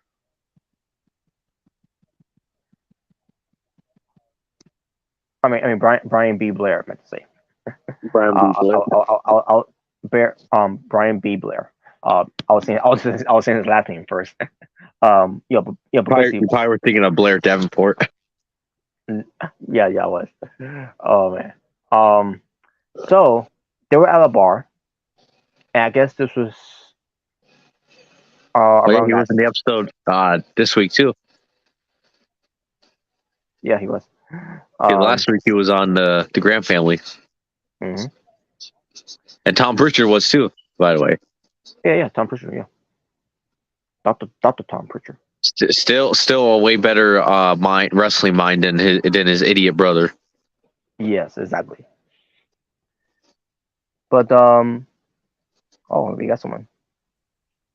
Oh, speaking of which, I got to bring up Hulk Hogan, after this. You just work with me, brother. Good. Yeah. Good. What you gonna do, brother? Thanks for reminding me there, Jay Bird. Well, it was good though. What's up? But yeah, you showed up 2 hours late. What a smart. But let me continue. So So Brian Blair was telling the story about him and Matt Bourne having fights in bars because um because Matt Bourne was drunk and and he's basically being a tough guy and all you talking to my girl. It was something about talking to his girl or whatever. Something Well, like that. what's at least you know what? If he was acting like a tough guy, at least he did it in person, not behind a keyboard with a 6-pack of beers. Yeah. Oh, whoops! So Sorry, that shots fired. Anyway, yeah, exactly. Oh my god. So hey, yeah, we know who we're talking about. But I don't know what you're talking about, brother. fuck him. I agree. Fuck that guy. Anyway, But go ahead. but Blair was like was going to walk away because you're talking crazy, like I wasn't doing that, and then Matt Bourne attacks him from behind and then he starts beating him, and they start fighting. Matt Bourne goes down, and then they you know Brian Blair was on went to because they were still in the bar, right? And he went after that was done, he I guess went to to a table, whatever. I don't remember. And then Matt Bourne goes after him again, and then he gets him, he takes him down again, and then about maybe 2 minutes later goes after him again. Like how does the bartender allow this to happen? I don't know. Like so the bartender, basically you tell me the bartender allowing this type of behavior to go on, like no. That's- I, I I mean, again, this is his storytelling, but if that's what it ends up being, I don't know. This just sounds too crazy for just for the bartender, just for that allow this to happen. Yeah, it's a little bit like, what the hell? What are you doing? Or a matter of fact, it would have been like, who the hell hire you for a bartender if you're not even going to do anything? Yeah, or at least get a bouncer. Oh yeah, that too. Oh yeah, this one I want to mention too. By the way, I guess it was during the time in before he sent with WF for his first time. Um, so I there was think a that's what fan. he said. Yeah, it was years before. Yeah, so there was a fan that punched Jim Duggan, Oh yeah. and Jim Duggan punched him back, and then Matt Bourne sees this, and this is a story that they told here. Matt Bourne went after this fan who attacked Jim Duggan, kicked him in the side of his face so hard that one of his eyeball popped out. Oh yeah, that's how I was like, whoa, what the hell? This reminds me of Eye for an eye match. this. No, I was gonna say that, but okay, that sounds ridiculous because if everyone remembers, Tales of the Territory stories as well, where there was two stories, and it was in separate episodes, by the way. One of them involves with what happened in with PMI Via and Billy Robinson. Billy Robinson, there was a story about why his eyes was crooked, and the reason of his eyes crooked is because Peter Maivia, because they got into a fight with her because Billy Robinson and him was eating at some diner or whatever, and they were and Billy Robinson knows that Peter Maivia was eating like he's an animal, and that basically offended Peter Maivia in a way that he decided to I don't remember how what he did. Maybe he gashed one of his eyes out of his socket, and then but that was the story. But that was the story that it said that why Billy Robinson's eyes was always looking like it was crooked in a way. But that wasn't true though. That it was something that happened before that happened to him. And that's nothing. The whole Apple thing, what Peter Maivia did to Billy Robinson, no, that did not happen. That story was bullshit. How do you know? Because you could look, cause it's an article, you could look it up, and read for yourself. That wasn't true. And then there was another story, that had something to do with another person with an eyeball taken out, and which this was, and it sounded more ridiculous than what happened with Big Robinson and Pete Maravilla. What was it? Rey Mysterio? No, no. I mean that would be that could be ridiculous too, but this WWE is not the territories anymore. No. So, but this involved Chris Adams. At a Gentleman, bar. Chris Adams. Yeah, the gentleman Chris Adams. Which, by the way, he deserves a Dark Side of the Ring as well, because of of his dark side. Yeah. But But at the same time, I will give him credit. If it wasn't for him, there would be no Stone Cold Steve Austin. Mm-hmm. Which always don't. Actually, did Stone Cold say that? Was he an asshole sometimes? Or I know you said Bud Sawyer is an asshole, which I do agree. Bud Sawyer is an asshole too. Oh yeah. But I digress. But Chris Adams, was at a bar, and I guess it was a bartender. That he had a fight with, and He's called the bartender. and Chris Adams kicked the bartender so hard that his eyeball came out. What the hell?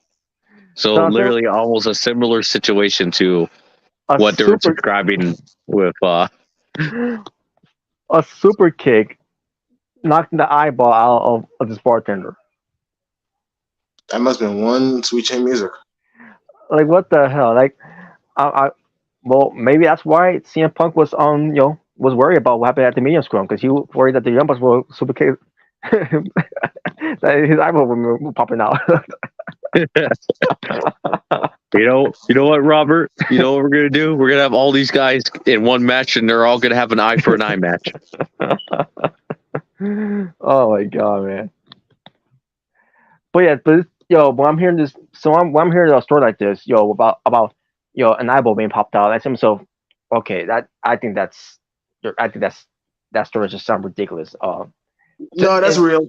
It's real. Well, I mean, it must have been true if they're claiming that apparently the guy whose eye popped out sued him.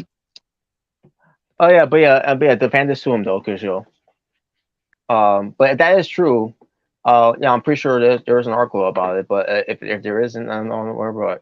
It's whatever. But at the same time, though, I mean, if that was to happen, I was thinking to myself, like, wouldn't Matt Bourne get, like, I don't know, arrested for that? No. You would think he would. Or end up in jail. He would be. I don't know, and that did happen. They didn't mention anything about him getting arrested or being put in jail for that. So, yeah, or actually getting criminally charged if that were to happen. But Jim Duggan and Matt Bourne did get in trouble because beating up the fan. Even though the fan hit Duggan first. Which, yeah. Yeah, he had a right to hit him back, but Matt Bourne, there was no reason for what Matt Bourne was doing there. No. That was kind of him just, inserting himself for no reason. Yeah. But Duggan ends up staying. Meanwhile, Matt Bourne was fired. And that's going to eventually lead to something a little later on. But yeah. So, now we get to the second run in WWF. This time, this man had an idea. Yeah. Not only he came up with the idea, but apparently Matt Bourne also came up with the idea as well. And it was inspired by Krusty the Clown. Yeah, Krusty the Clown. And I think, if I remember correct, the origin of it was because they thought that Matt Bourne looked like Krusty the Clown. Krusty the Clown. So. Because it's basically because how his hair was, even though his hair was nothing look like Krusty the Clown, but basically his hair, the way his hair was stand up, whatever, it was like it's a clown, whatever. Yeah.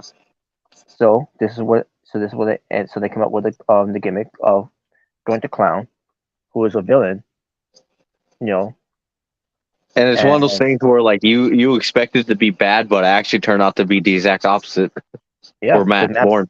because this is basically what's going to resurrect his you know his career in a way in WWF, you know. And it sure did. It did until he screwed up. Yeah.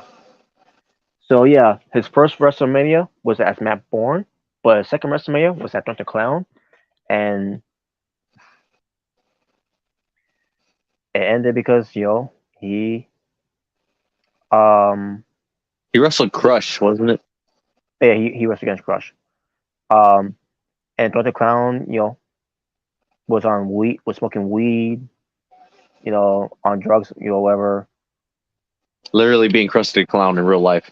Yeah, and that and so Matt Bourne was no longer Dr. Clown, and they had other guys to on the filling his shoes. No pun intended. When it to filling a clown shoe. But Where's that even John Cena couldn't wear them. They couldn't lace up their fucking boots, motherfucker. Bobby, we talked about John Cena earlier, Bobby, and yeah. Yeah, so Jalen, let me sing you a little song, Jalen. By the way, too. Oh no! What? How many shoes can John Cena lace up if John Cena could lace up shoes? What? Oh, come on, guys. How many boots can John Cena lace up if John Cena could lace up boots? We're not doing the Matt Riddle thing. We're not doing that. Oh my god. But so you had other guys like the people doing which it was easy to fool people pertains to that. So Yeah, just get a fat guy in a clown outfit. There you go. Wow. he wasn't fat. His gut may look like it was fat, but no, he wasn't fat. Oh man. I'll say one thing though. I think everybody would take Dr. Clown any day of the week over Gobbledygoober. Yeah. Yeah. So Matt Bourne went to ECW, the Land of Extreme, as Dr. Clown, but also also being himself as well as Matt Bourne. The way it was done, especially when he was taking the mask off and everything sometimes and all. Yeah. What was he called? What was it? It was something. Oh, let me see. Oh yeah, Born Again. Born Again, yeah. If I recall, yeah, Born Again. Yep. So that's great. Obviously he has some family pertains to I guess he had two ex-wives and then a girlfriend. One of the ex-wife he had, he beat up so bad that he had memory of it.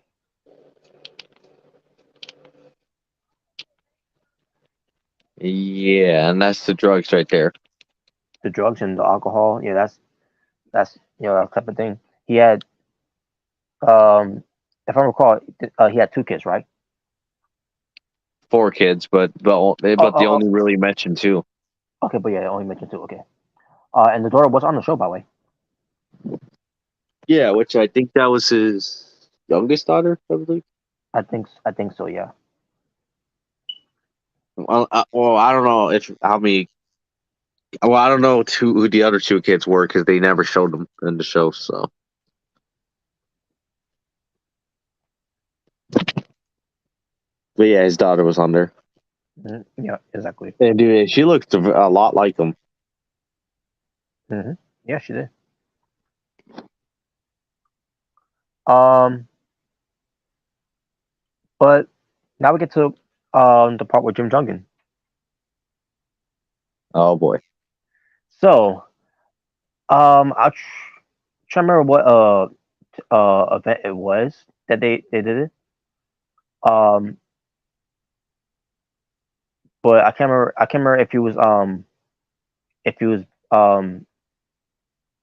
himself or he was like some type of you know different type of you know gimmick in a way against the Jim Duggan. And obviously he was not you know I mean he was on something in that match, I guess. Yeah, especially by his behavior. hmm So it was bad by the way. Just and just how they showed the footage too with Jim Duggan saying you know want to shoot or you want to work something like that like what the hell is going on here?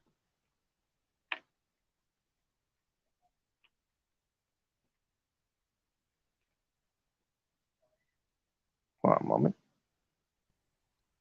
Yeah, logged me out for a minute. But anyway, what were you gonna say? Yeah, basically Jim Duggan was like, you want to work, you want to or want to shoot. He's saying that in the ring while they were supposed to be working. You want to shoot, brother? I'm gonna shoot you. What? Not that type of shoot. In a way, shoot like like shoe fighting. Or Yeah, like when Okada kicked his dollar store self's ass that one match. Yes. Which, by the way, that dude deserved it for being a prick. Yeah. Oh Dude, my Okada god. beat his ass. I was like, damn. Oh my god. It went both ways, but Okada got the better on that though. Oh my god, Yeah. that was crazy. But I enjoyed that. I enjoyed that though. But this one, oh my god, like this was a train wreck. Yeah, that's what you get when you have two old men trying to fight. Oh god. Tough guy. Oh. Yeah. That's one thing where you're like, damn, you never. Yeah, when was the last time you ever seen Jim Duggan that serious? Yeah. Yes. Like, I mean, wow. last time he was that series was with Tony Atlas when they did Legends House. Oh yeah. But again, it was not about wrestling, but still. But that was entertaining too. But but yeah, that was crazy though. It was gonna be like a real fight there between those two. And John Duggan point out that he was a bully. He was being a bully, whatever. I mean, to be fair, he kind of was. Yeah, he was. Yeah, so. Yeah, very troubling that was. So then makes you wonder who would have won in a fight, like a real fight between the two.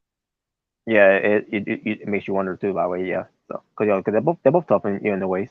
So Exactly. I guess we'll never know.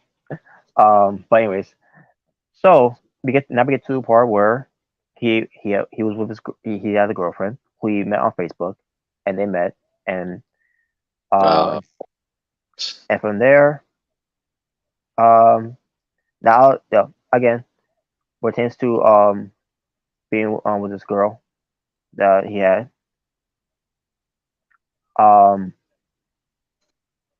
because she had done something to to help.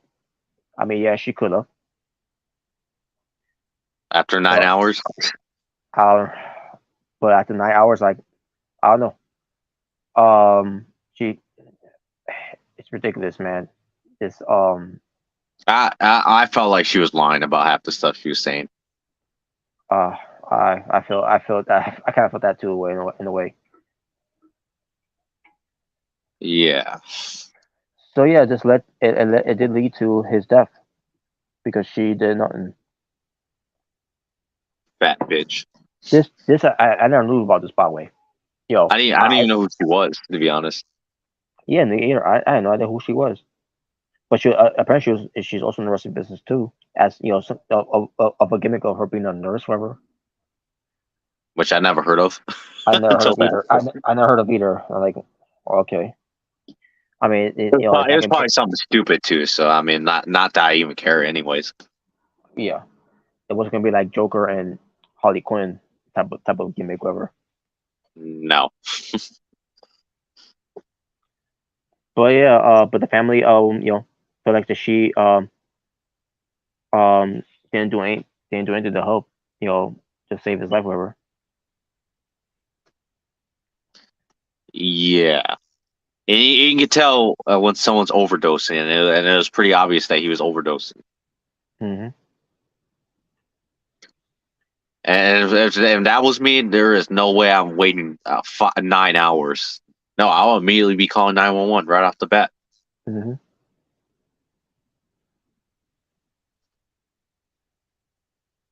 Yeah, so pretty much she was responsible for his death. Yeah, obviously, especially with all those pills that were there for supposed to be for the mother, for her mother, whoever. I don't know. It's weird. It's a weird situation during his final days. Yeah. And there you go. That was Dark Side of the Ring, retains to Matt Bourne as Dr. Crown. What happened with him? Very, very troubling life he had. Mm-hmm. And yeah, it's one of those things where like you just gotta say, yeah, he wasn't really the best guy, but damn, he really was trouble though. Yeah.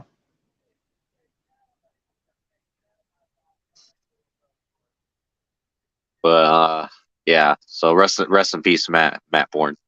Rest in peace, Matt Bourne, the one and only Dr. Clown that pulled that gimmick, to a T. Like hell, I remember hell. They were even saying that even when he was a heel as Dork the Clown in WWE, he was actually over. Yeah. And then I guess the second guy who played Dork the Clown, which I think it was Steve. Hold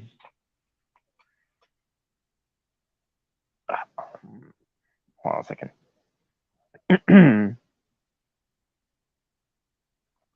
Yeah, Steve Curran,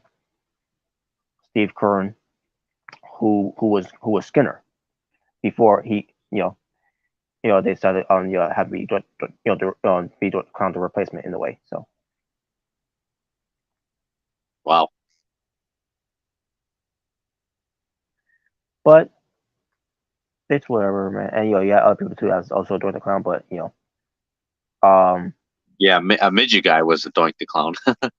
Oh yeah, you had midgets. Well, I think his name was Dink the Clown or something like that. Dink the Clown. Yeah, I remember those days, man. I was even looking at some old Doink the Clown clips.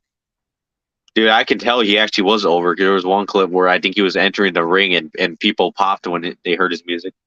Mm-hmm. I was like, wow, he actually managed to got the gimmick over. Mm-hmm. That's how you know you're good when, like, if you can have like a clown gimmick and it gets over with fans. That's how you know someone's good. Yep. And I'll never forget with when the whole thing with Dan Bryan was getting hot in 2013, and then you got Triple H cutting that promo,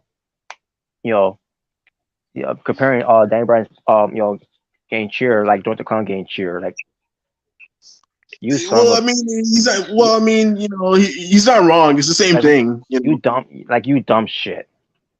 No, he was right. It's the same. It's the same thing. You might, Triple H, your nose is perfect, with him being a clown. All you gotta do is paint it red.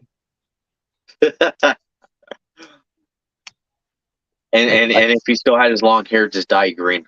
Like fuck you, Triple H. First of all, are you upset that your Hunter Hearst Helmsley blue blood gimmick never got over, but Dr. Clown did? How does that make you feel?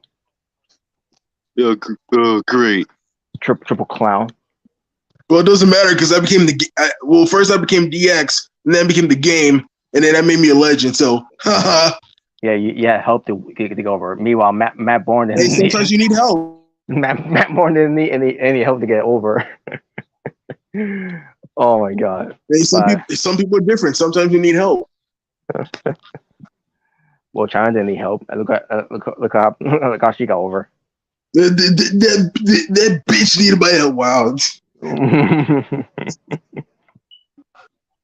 Well, I think it was no, it's more. Oh, it was the other way around actually, because you. But hey, where McGregor? Well, typical smart. I don't know. Maybe Triple H got him. Oh god. All right. But Hulk Hogan now. I want to get back to him now. Yes, brother. Talk about me, brother.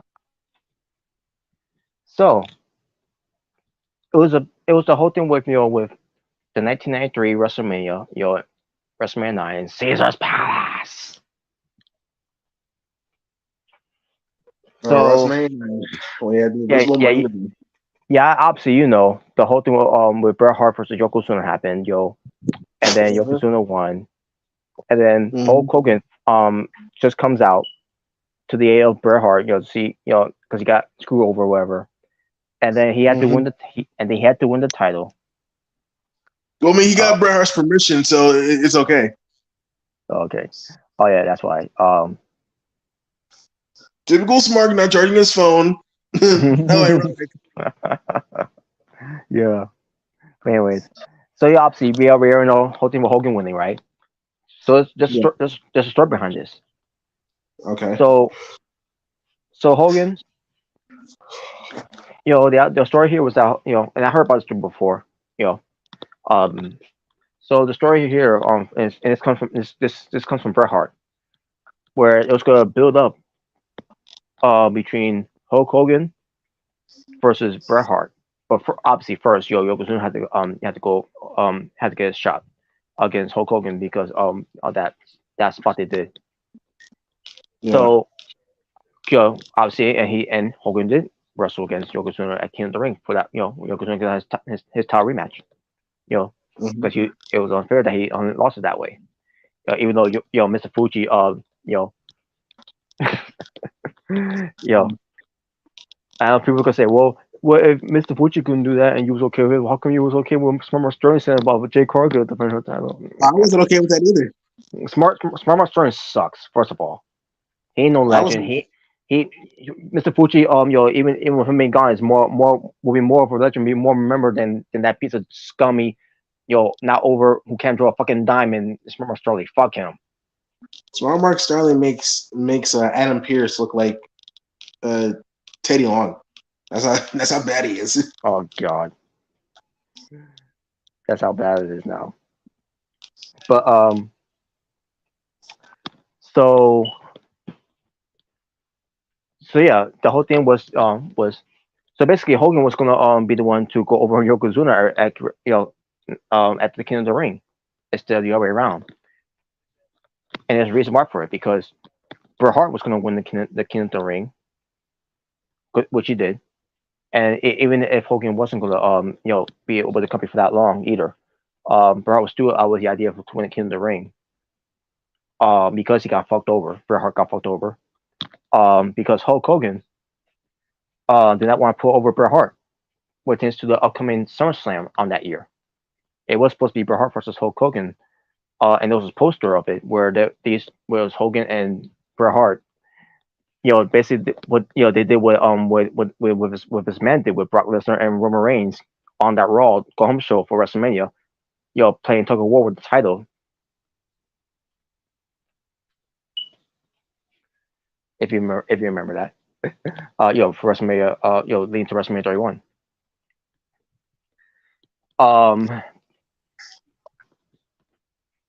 But sorry. So yeah, so that whole thing that was supposed to happen, with Bret Hart losing the title to Yokozuna at WrestleMania, and Hulk Hogan coming out for to be being the baby face hero or whatever, and then Bret Hart told Hogan accept the challenge against Yokozuna that Mr. Fuji laid on the table for you, and then obviously Hogan won, which fans were not happy about that, and and so Hogan basically told Bret Hart that he'll owe him one. He'll put him over, right? But as we know of Hulk Hogan, he's known to be a liar. So what happened? Of course, he lied, like he always does, throughout his whole entire career. This didn't sit well with Bret Hart because as we saw, Hulk Hogan lost the belt to Yokozuna at King of the Ring, and how they did it is having a photographer take a picture of Hogan, and then the photographer camera exploded in Hogan, where it blinded him. Cause you gotta protect me, brother. Of when I lose the belt, brother. You gotta protect me, brother. If you don't protect me, that don't work for me, brother. Always looking out for him. Always looking out for himself because he cares no one but himself. So Hogan lost, obviously, the belt. That was his final pay-per-view in WWF at the time, until he returned in 2002, obviously. But but that match was not the main event. The main event was Bret Hart, in the finals against Bam Bam Bigelow, for the King of the Ring tournament. And Bret Hart was there at gorilla position, waiting for Hogan, and he told Hogan that you lied to me. You say you owe me one, you put me over at SummerSlam, and he said on behalf of me, my family, and the boys, talking about the boys in WF, he told Hogan, you can go fuck yourself. Hey, brother. I hope you ain't talking about me, brother. Hogan. Well, Hogan would have said that, but instead, this is what Bret Hart said. Oh, no, brother, you got it all wrong, brother. That's no. You're looking the wrong way. You're not. It's another side of the story of that, brother, or whatever. That. And then Bret Hart's like, well, I want to hear it. And then Hogan's like, well, I don't want. Well, I'm not gonna tell you, because you told me to go fuck myself, brother. So, something like that. And then Bret was like, yeah, brother, you hurt my feelings, brother. Yeah, So that's basically what happened, because Hogan's feelings got hurt because Bret Hart told him to go fuck himself because, he's known to be a backstabbing two-time son of a brother. No, I'm not Randy Orton. He's a backstabber. Yeah, because Hogan he had his feelings hurt because Bret Hart told him to go fuck himself, and then because as Hogan said that, it's like, no, bro, you got it all wrong, brother. You haven't, it's Vince, brother. And then Bret Hart's like, I talked to Vince about it.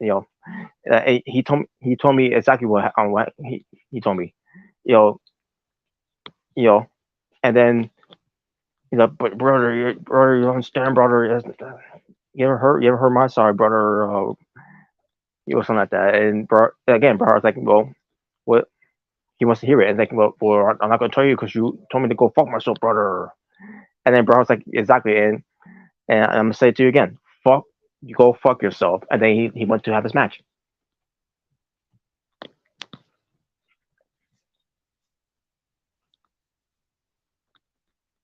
So that's basically the gist of it.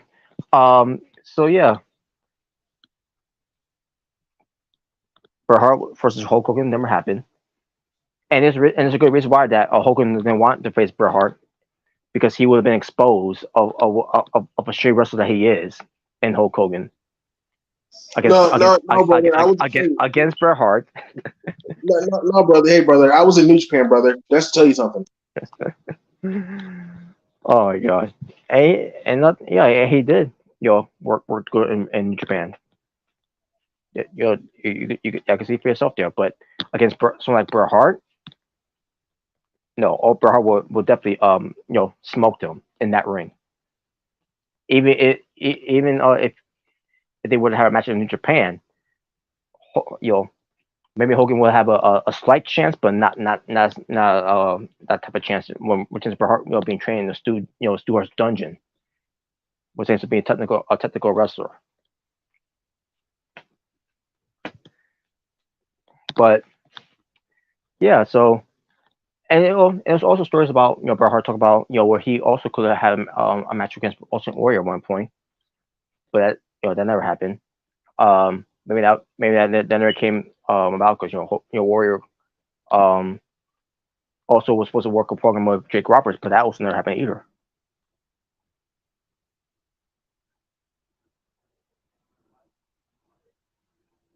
But the point is about this whole thing with Hulk Hogan, he's known he's a backstabber.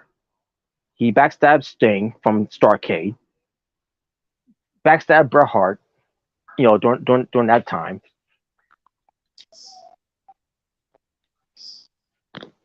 I could bring up other names. I could bring up other names that he backstabbed too. By the way, Yeah, Shawn Michaels, Randy Shawn Orton, Michaels, Randy Orton, uh, who else? Undertaker. Undertaker. Yeah, because I remember like Undertaker like gave him the tombstone, and then he no-sold. He did the hulking up thing, trying to make him look bad. Well, calm down. It was the '90s. It was the early '90s. It was the '80s. Oh no, well it wasn't the he did sold the tombstone, but he sold the tombstone steel chair spot. To even though and they're connected to a point where he acting like he really did get tombstone on a steel chair backstage, and like he was on deathbed. Yeah, it hurt, brother. It hurt, brother. So ridiculous, man. Hey, brother. Remember when one time I went to WrestleMania to save that special ed guy and saved him from two Muslims or whatever they were? Wow. Yeah. Yes. America. There you go. But yeah, that's the story. That was the story there with Bret Hart. Bret Hart saying that. Props to him. All right. So, Jalen, I'm gonna bring up the card for Forbidden Door. Okay. Me and Mary Red and Jordan, who was here. We already give our predictions. Okay. Okay. Just give me one moment. There we go. So, before I get to the to the card of itself, I do have to bring something else up. Okay. And that is the Owen Hart Foundation tournament that has now has a bracket. Okay. All right, just give me one moment. And yes, and they're doing it for the men and the women's like last year, which is great. And what's the best about this is that they're finally learning. Instead of having qualifying matches, we're gonna actually have people entering into it while qualifying. No, we should have brought back, the number one contender shot for the tournament. Well, they gotta do it because now here's one thing that I brought already with the panel. That was here with it when it comes to it. So you got here's your bracket so far. CM Punk versus Satoshi Kojima from New Japan. Who? Wow. Yes, who? One of the original NWO Japanese from New Japan. Oh wow, NWO Japan. Yes, the NWO Japan. The original Bullet Club. Yes. Roger Strong versus Samoa Joe. Oh, we got a Ring of Honor NXT match here. Yep. Which, by the way, both of them they came from NXT and Ring of Honor. Yes, they did. Dustin Rhodes versus Powerhouse Hobbs. Oh, okay. Powerhouse. We got Blue Dust versus Powerhouse. All right. And Juice Robinson versus Ricky Starks. All right. Dolph Ziggler versus The Rock. All right. Sweet. So that's for the men's. Um, which you, which I'm reading, and as I'm reading this, notice that Adam Coulson is not on here I think it's great. because he is the one who won last year's tournament. So you would think he'll be part of this to defend it, just like Britt Baker is part of this, who won last year as well. I guess those titles are more just trophies. Kind of like kind of like when Braun Strowman won the greatest Royal Rumble, and like he won a trophy and a championship belt. Yep. I guess that's what that was. Yeah, pretty much. So for the women's, you got Dr. Britt Baker DMD versus Ruby Soho. Okay. Ruby Soho. Which This they is were last year. they were the last one from last year. Yeah. Yeah, they were in Now they're last year. running it back again. Yep. Only one can advance. So, All right. and by the way, I think they I'll first read the rest of the brackets here. NJ versus Sky Blue. All right. Nyla Rose versus Willow Nightingale. Ooh, my girl. Hmm. And Athena. Well, they're finally using her. Yay! She's no longer in catering. Athena versus Billy Starks. Who? Billy Starks. Billy Starks. I didn't know Ricky had a sister. Yes, half sister. Not just kidding. Absolutely. But yeah, there's your brackets there too. Now we, for the men's side, we predict that it could be CM Punk winning. Of course, because he came back. He came crying, and of course he gets rewarded everything. So, wow.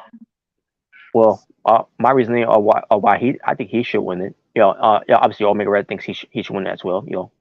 And Jordan as well thought so. But my thinking is, well, if he does win it, doesn't there'll be an excuse of not defending it because that title doesn't get defended that much anyways. If he gets hurt. Well, yeah, that's true. Oh man. So yeah, once he wins that tournament, don't get ready for him to be out for the next 6 to 9 months. Oh boy. I mean, all out. Let's bring in Corporate Kane so he can choke slam through the announce table. Yeah, it could be and then that'd be the last time. And then it'll be the last time we see him again. Oh yeah, but yeah, that means all out, all in. That's good. That's gonna be off the tables now. Of him being part of it. Not just kidding. But yeah, but it could either be CM Punk, Ricky Starks. To me, I think it could be Rock. I think it could be Rock. Good for Roger Strong to win there. Yeah, because I honestly I haven't really seen him since he joined Adam Cole. Mm-hmm. I haven't really seen much of him. Yeah, since he beat Jericho as well. That the Falls got anywhere. Yeah. Well, we'll see. As far as for the women's side, who I think who should win this tournament. I mean, yeah, you got Dina there. But yeah, we got Britt Baker there too. But I don't think Britt Baker's gonna win. I mean, I think Ruby Soho should win. Ruby Soho or Sky Blue. Possibly, yeah. That would be cool, underdog moment. But yeah, but we shall see though. But Athena, being part of this, I could definitely see her winning it. But oh yeah, it makes sense too, because Athena is thanks to her name, it'll make Athena her happy, because some of my with my name won. But we'll see. So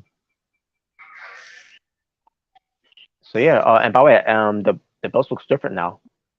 Um, that Oh, do on the they? last. I didn't get a chance. I didn't get a chance to see it. So, Yeah, the new on heart belts. I think it's a little different now. Which obviously it all does because obviously it does because it's 2023. So, right. but there you go. Those are brackets. Now let's get to Forbidden Door for your predictions. So the pre-show will feature. What the hell? Come on, go back. Okay, there we go. The pre-show will feature Athena versus Billy Starks in the Women's Heart Cup tournament. I think it's great. So who do you got? For for the Owen Hart thing. No, I mean just because it's a match on the pre-show. So I mean, Um, if you want to also say who you think's going to win the tournament too, that's fine. That's fine too. I do think either CM Punk's gonna win it or CM Punk's gonna be in the finals and like maybe like we get like distraction from the elite and whoever he's facing wins. Um, if they go the route, with the storyline. Um, No, I don't want them to do that on Heart tournament, but uh, imagine like CM Punk's about to do the go to sleep and then we hear carry on my wayward son. Don't you cry no more. wow. But yeah, I think CM Punk might win, or like I said, he might get distracted and someone else wins. For the women, I think it could be for me. I'll be fine with either Ruby Soho or Sky Blue winning. I'll be fine with either of those two winning. All right. All right. What was the next one? But who you think who will advance between the and I mean Athena Athena between Billy Starks, Athena. of course. Uh, but Tony Storm defends her AEW Women's World Championship against Willow Nightingale. I like Willow, but I think Tony Storm's gonna retain. Obviously, yes. Now originally, if Mercedes Monet wasn't injured against the match against Willow Nightingale, she would have been the one that facing Tony Storm on this show. Yeah. Well, Yes. that's what you get when you cry like a baby and quitter. She pulled the CM Punk, and look what happened. Wow. Yeah. Yes. Oh my god. Oh man. But a four-way match for the AEW International Championship that will feature Orange Cassidy defending against Zack Sabre Jr. versus Kashirori Shibata versus Dan Garcia. Yay, Daniel Garcia. Yay, Jordan's favorite. Yay. So do you see him win? I think Orange Cassidy is gonna retain. To be We all honest, we all said that. yeah, I don't see him losing it, especially not in Forbidden Door. So Yeah. yeah, The men's Own Heart Cup tournament between CM Punk versus Satoshi Kojima. thanks, right. Yeah, I'm gonna go with CM Punk. Yes, yes, we all agree. Yeah, Now the 10-man tag team match that will feature the Blackpool Combat Club of John Moxley, Rhea Yuta, Khalil Casanoli, and they also have um, Konosuke Kateska and Shuda Yumura. okay. I mean, Shuda Umuno. Excuse me. They go up against the Elite of the Hangman, Adam Page, Matt and Nick Jackson, the Young Bucks, teaming up with Eddie Kingston and Tomohiro Ishii. Okay. I think I got the Elite probably winning this one. The Elite. The Elite. But all right.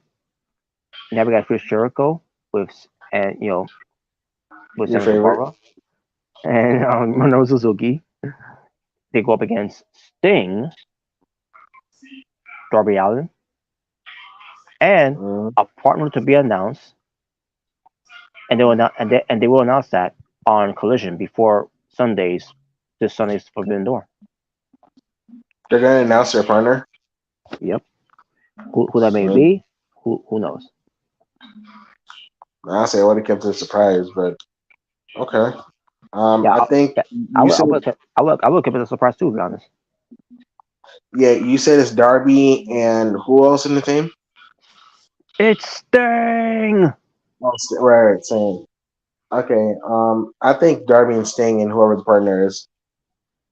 Yeah, we all agree. We all agree with that too. Yeah, that's my prediction. MJF will defend AEW World Championship against Hiroshi Tanahashi. The John Cena of NWO. I mean, I said NWO. No, NWO. I was NJPW, aka New Japan Pro Wrestling. Yeah, obviously MJF is winning. I don't see him. I don't see him. Yeah, we all said the same too. Sonata will defend his IWGP World Heavyweight Championship against Jungle Boy Jack Perry with Hook at ringside. So we got Jungle Hook back. What's the champion's name again? Sonata. Sonata. Yes, whom used to be in TNA, but they screwed him over. Oh, okay. I'm gonna go with Sonata. I don't see Jungle Boy winning, especially being a world champion. Like, I don't see it. And then he could turn, and then he could turn Hook. Yep. No more Jungle Hook. Oh god. But now I'm gonna skip this next match because that's gonna be in the main event as they announced it on Dynamite. Because the next match I want to bring up is the rematch from Wrestle Kingdom. Kenny Omega defends his IWGP United States Heavyweight Championship against Will Ospreay. Yes, they're gonna go at it again for the U.S. title. Kenny Omega's the champion, right? Yeah, he's the champion after defeating Will Ospreay at Wrestle Kingdom, which I still disagree with that finish. I think Will Ospreay will win and he will become. How many times has Will Ospreay been U.S. champion? This will be the second time if he wins it. Okay, so I think he's gonna be a 2-time IWGP U.S. champion. Sweet. And I hope he does too. Just hope there's no shenanigans in this match. Yeah, because AEW they cannot do shenanigans. You can't. It'll turn into a freaking lumberjack match. You want to do shenanigans? Do it with in the AEW title. Do it in the IWGP World Heavyweight title, but don't do it with Ospreay and Omega, especially after that match they had at Wrestle Kingdom. No, let's bring in the Elite. Let's bring in United Empire. They could do that too. And then let's bring Miro and Claudio, and let's make it like the new League of Nations. Wait, what? Oh God. Oh man, League of Nations. But yeah, we'll see what happens. But and finally the main event. They're looking at they're promoting this as the main event. The main event. Bryan Danielson versus Kazuchika Okada, who is the best in the world. CM Punk. No, actually, Shane McMahon. He's the best in the world. Oh God. Yeah, if he's not putting the shame. Yes, we have Bryan versus Okada. the Yes Man versus the Rainmaker. Hmm. Mm. The Yes Maker. The Yes Maker. I think I might go with Okada on this one. Actually, Oh I'm gonna man. go with Okada winning. I was thinking Brian Danielson, but I think Okada might win this one.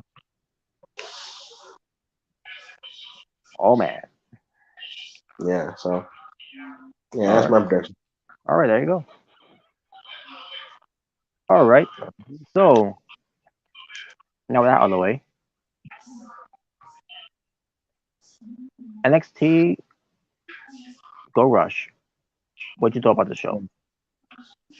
I didn't see all of it because I was busy doing stuff, but I did see Braun Breaker versus Seth Rollins for the World Heavyweight Championship. I did get to see that, All which, right. by the way, great match.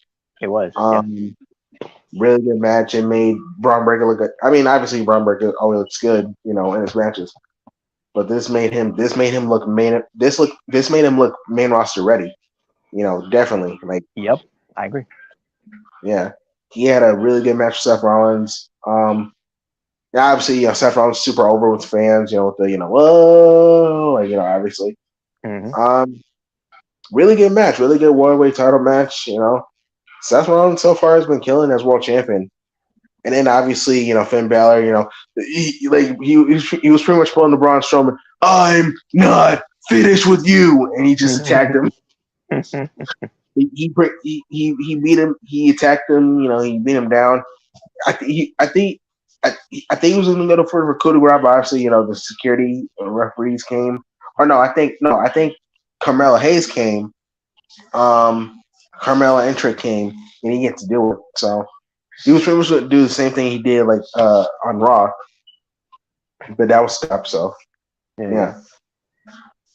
If I told McGregor this. I missed that. I may have exited that part because I didn't know that happened on Seth Rollins after the match. Because since I saw him raise the belt in the air, I was like, okay, this is the end of the show. So, and I got out of there. And so not knowing what happened on Seth Rollins there, I would have stuck around and see what happened there because I didn't know that happened with him. Yeah, so I did see that. What else? What else did I see? I don't remember. What about Wesley versus Tyler Bate? I haven't actually saw that yet because I was mostly because I was mostly hearing good things about the Braun Breaker and Seth Rollins match. That was something I checked out. Okay. The most. Yeah, I do remember that Carmella Hayes and Braun and not Braun. Baron Corbin had a promo. They were face to face. I did see that. I thought it was pretty good. From Carmella Hayes. Baron Corbin was decent. Yeah. Pretty good face to face. Yes, I did see that. I think that's the two things I really remember seeing was the face off between Carmella Hayes and Baron Corbin, and obviously the main event, Breaker versus Rollins. Yeah, that's what I really remember right now. Yeah, it was alright. Yeah. But yeah, as far as Tyler Bate and Wesley, I'll let you have the chance. I'll let you have had the chance to see how that turned out. Yeah, I gotta check it out, see what happened. Especially with Mustafa Ali being the referee of the match. I think it's great. Well, we'll see. We'll see if you thought it was great.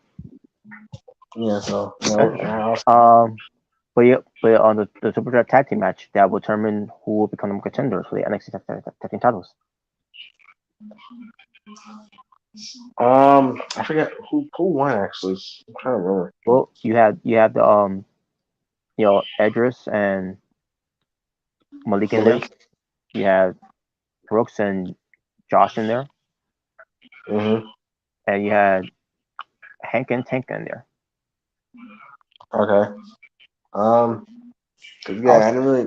All I'll say it was better. I'll say it was better that I thought it would be. Oh, okay. All right. Cool. All right. Not bad. So what about Corey J and Daniel Brooke? Oh yeah, I remember that was a match. I didn't see it, but I remember I did hear that was a match. How was it? Let's just say it was not needed. Oh dang! It was just like this other match wasn't needed.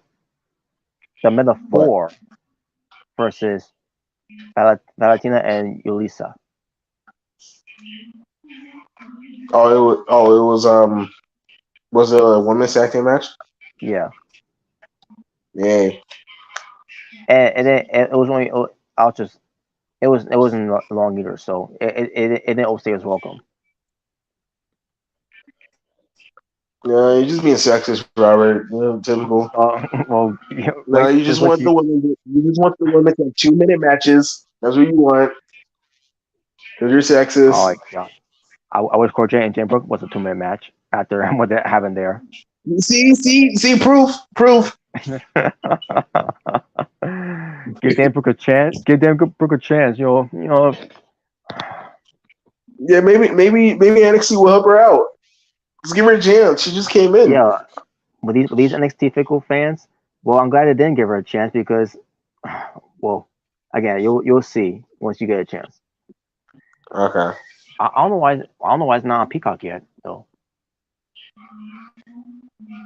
Yeah, I'll check it out. I'll check out on YouTube.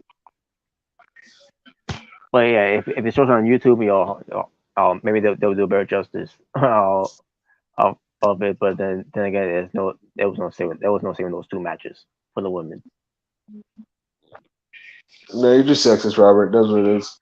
Oh my god, man! Especially on Dana Brooks' part. Come on, Dana Brooke is the best. She was a Charlotte's partner. Oh my. And what did that do? And Cross through though, and Cross through didn't react to her. That's how Well, bad give it time. She just needs gimmick change. And maybe it'll work. Okay, it's on Peacock now, so okay. Okay. But whatever. But anyways, here's the matches for next week. So hopefully it'll be better than this week's. What a smart man. And that's just my point of view of it. But typical smart, always complaining. Wow. Yes,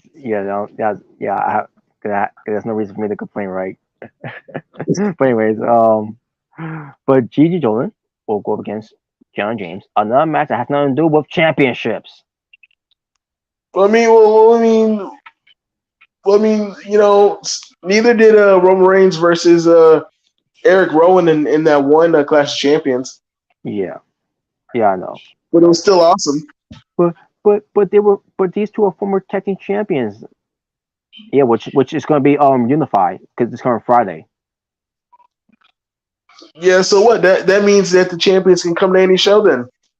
Well, they better.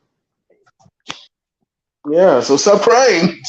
Especially they call NXT the 3rd brand. Again. It is a 3rd brand. Let me remind people, they're calling it the 3rd brand again. Yeah, so what? I thought that's what you wanted. That is what I wanted, but your base coming out of nowhere saying, "Oh yeah, well congratulations, AEW, you beat our developmental brand." But I thought it was the 3rd brand during those times. Well, it's still a brand. It's a developmental brand. Robert, so dumb. Like what? You can't call it a developmental brand when it's on TV when it's featured on TV. Yeah, you can't. Tough Enough was on TV. You may have an excuse, you may have an argument by saying it was a developmental brand maybe on the WWE Network at the time, but when they appear on USA, so sorry about that. I think it's great. As I was trying to say, you may have an argument with that when they were on the network, but they moved to cable network now on USA since 2019. So you can't say they're a developmental brand when they you're supposed to be labeling them as the 3rd brand, especially when they have them involved for Survivor Series.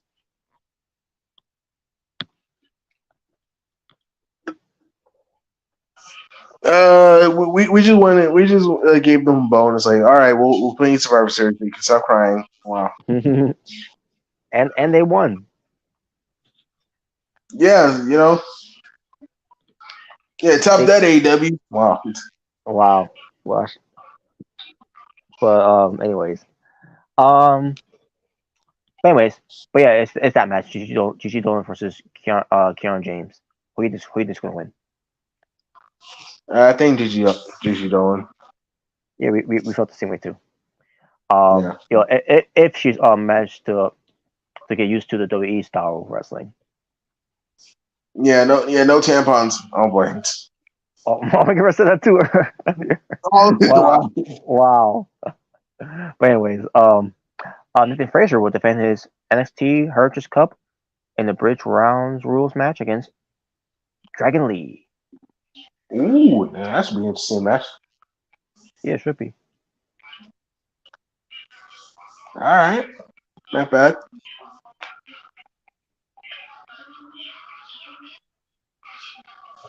All right, what's the next one? By the way, I said about Omega. This whole Heritage Cup thing on NXT, I'm not feeling it. Really? I'm really not feeling it. I mean, if maybe if I was watching it during the time when they did on NXT UK, I probably would have been invested a lot more. But not in this current NXT. not so much. What do you mean? What's wrong with it? I don't know. I can't put my finger on. I'm not saying it's bad or what they're doing with it, but I just don't care, to be honest. Oh my! See, typical Smart. Like you actually, and then now you don't like it. Typical. Wow. I never asked for this. I wasn't watching during those times. But I digress. But yeah, I just remember something. Aren't they gonna bring back like Raw Underground, but is it gonna be in NXT now? I heard, yeah, with Eddie Thorpe and Damon Kemp. Yeah, because I heard Wrestling Days, who I follow on YouTube or I subscribe to. I heard that they're bringing back the Underground concept, but it's gonna be in NXT. It's like, huh? Okay, well let's just hope a bunch of places get triggered. Oh God. Because I remember that, like, why are the women, why are there female strippers not male with speedos? It's like, okay, I can't remember. Oh man, yeah. I like big deal. Yeah. So that's But anyways, but Gallows will defend their tag team titles against the winners of that three-way match. Hey, yeah. Yeah, Gallows is retaining. Tiffany Stratton will go up against Thea Hale as she defends her NXT Women's Championship. Yeah, Tiffany Stratton's gonna retain, obviously. Obviously. He just won it, so yeah. Yeah. And finally, Carmella Hayes defends the NXT Championship against Baron Corbin. Yay! Trash bin. Wow. You know what? I think Baron Corbin should win because he should finally become NXT champion. He was robbed. He was robbed in his era of NXT. He should have been champion. Yeah, he should. But nah, obviously, seriously, Carmella Hayes gonna retain. Yeah. I'm sorry, not even an NXT championship. Even if he would have won, not even an NXT championship reign, it's not gonna boost Baron Corbin's career status. Yeah, well, look what did this Dolph Ziggler. Oh, yeah, how that turned out. he still gets no reactions. That's not true. Like when he came to NXT, I'm here to show the world. People were cheering or booing. He got a reaction. Well, I want to know. I was watching. Yeah, you were. It's out lying. Wow. So lying.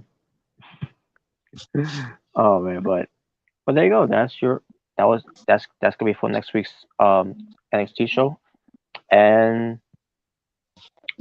there you go. All right. Okay. Not a bad card.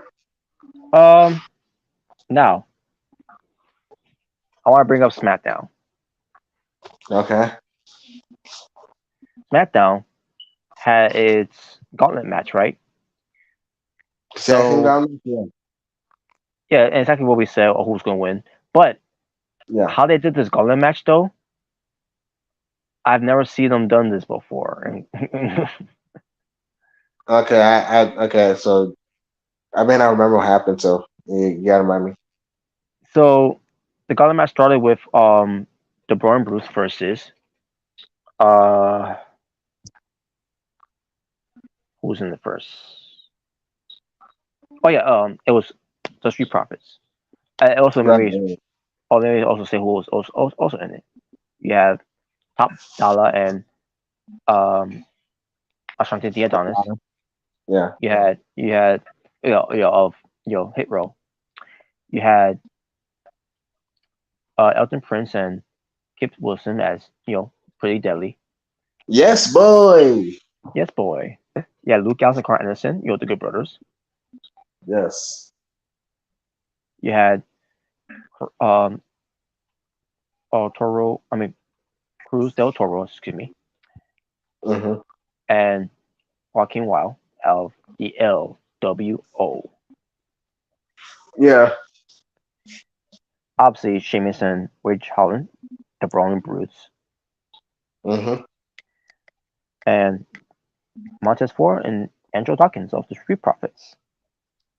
Because they bring the swag that nobody can. And they want the smoke. They want the smoke.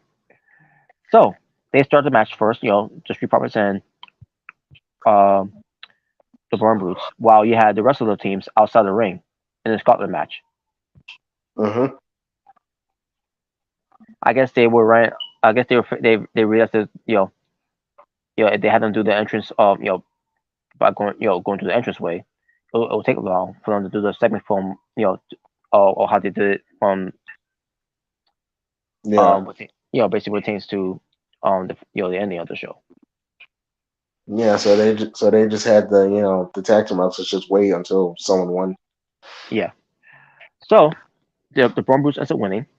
The first by limit the first team was the Street Profits. Yeah. Then the Good Brothers comes in. Yeah, the OC. The OC. And I guess 3 minutes later or whatever, they end up the OC ends up losing. Mm-hmm. Then we had the LWO coming in. Mm-hmm. And this was also a 3-minute match, in a way. And they lose to the Braun Brutes. All right. And then, okay. We get Hit Row coming in. Ashanti the Adonis Ashanti the Adonis goes right after Rich Holland. He gets tossed out. And then Top Dollar goes after Sheamus. And Millie gets broke kick and gets pinned. Oh, I think I saw that. I think I do remember. I think I do remember actually. It's like, wow. I think I do remember that. I was dying. It was laughing. So fast. Because it was so fast. It's like, oh my god! Like, wow, damn, that's how far they fought. If you blink, you miss the match. If you sneezed, you missed the match. Yeah, like, dang. Well, that probably lasts longer than Kofi Kingston, than Brock Lesnar. But if you coughed, you missed the match. Well, I guess Sheamus brought back the 18 seconds. Oh my god! Well, you already know. Top Dog's like, you think I'm a game? You think this is a game? And then Michael Cole, on contrary, calls him Flop Dollar. Wow. You know what? Michael Cole, you get a thumbs up for me. Flop Dollar. Michael Cole continues to bury this guy on commentary. you get a thumbs up for me. You know it's that bad. That Hit Row is in a bad position that they are. That you have Michael Cole on commentary burying you. Yeah, calling you Flop Dollar. Oh my god! And then Top Dollar's gonna be like, you think I'm a game? You think this is a game? I can only imagine how bad they get buried on commentary by Pat McAfee if he was there. Oh boy. Oh, dude! Imagine if Pat McAfee was there, like when when Top Dollar did the botch, oh, he would have buried this man. Oh, Yeah. on Oh my god, man. yeah, Yeah.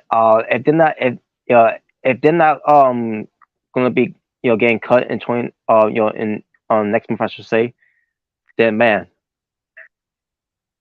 yeah. they Unless they bring them back to NXT, like how they did Los um yeah Humberto and Angel. Unless they do that, I don't know. Humberto and Angel, yeah. Which by the way, Yeah, they need to get the last names back.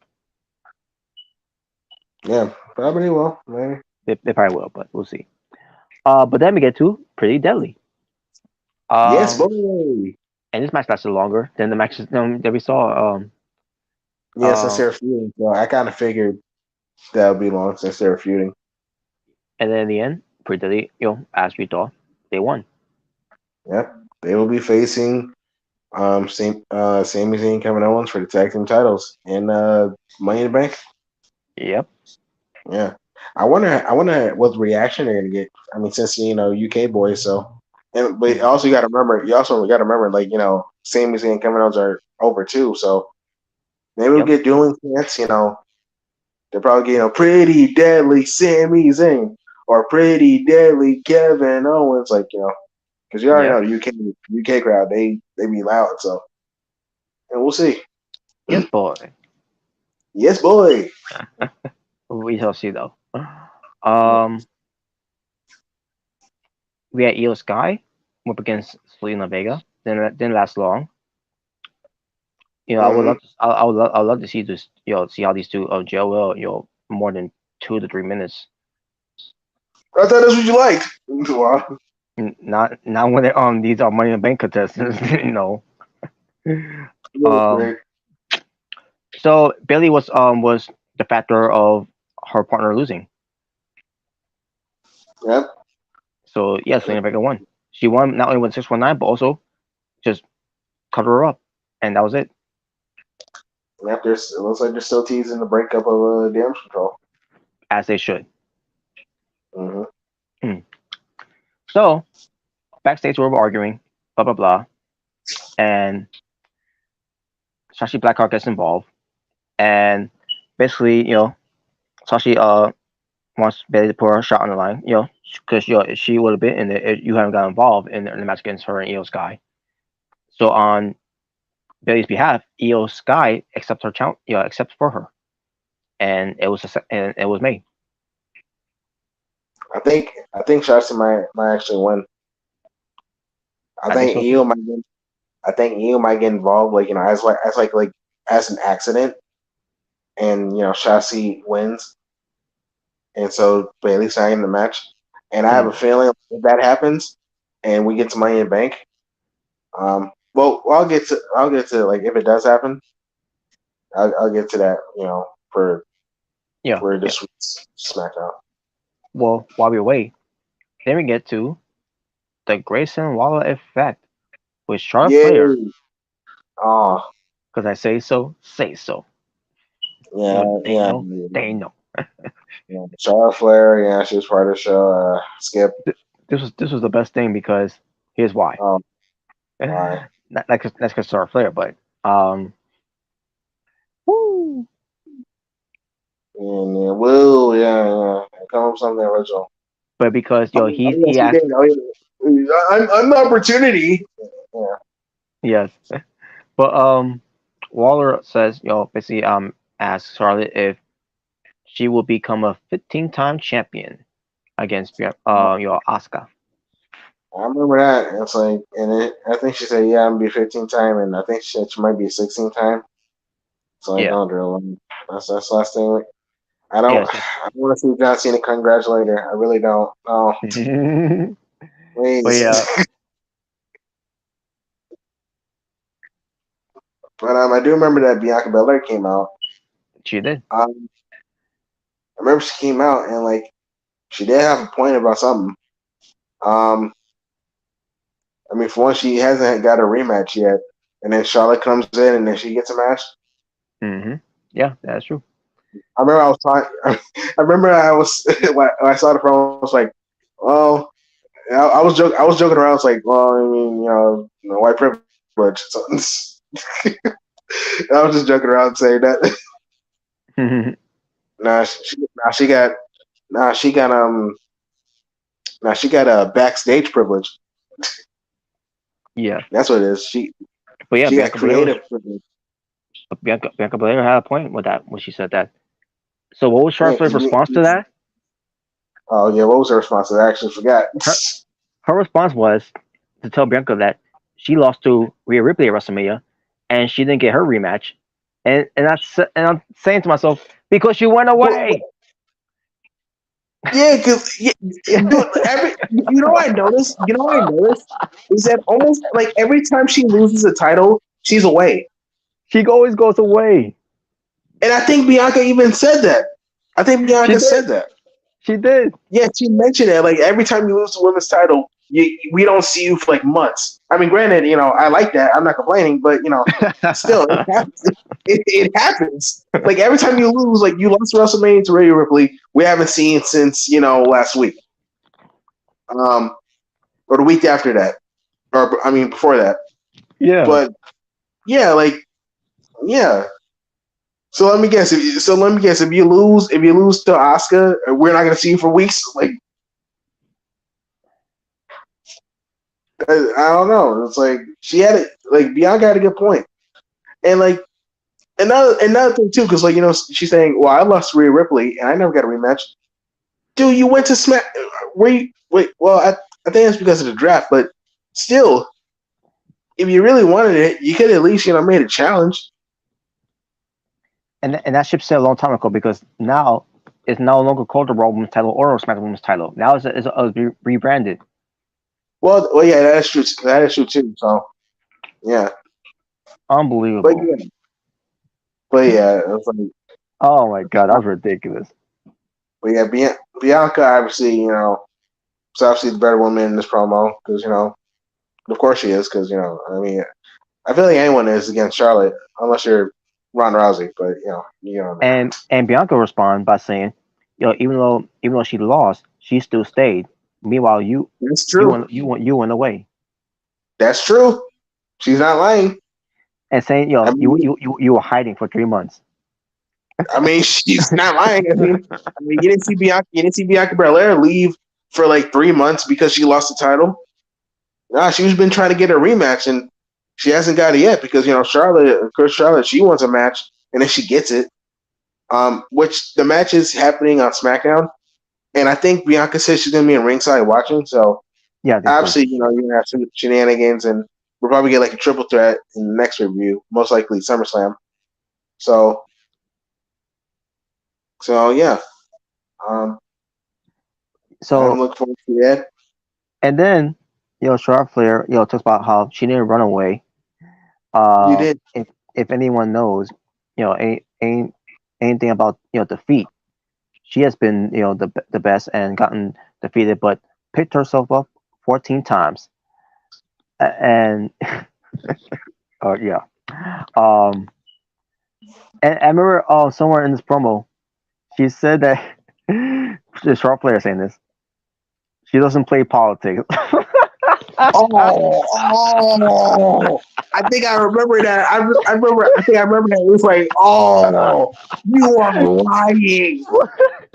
You're lying. That was. If Maury was in the lie detector test determined that was a lie. Charlotte Flair doesn't play politics. Shayna Baszler should have won the 2020 Royal Rumble. Instead, Charlotte Flair won that one. You tell me, there's no politics playing around that one. Exactly. And don't even get me started on WrestleMania 34. Yeah. Don't even get me started on that one.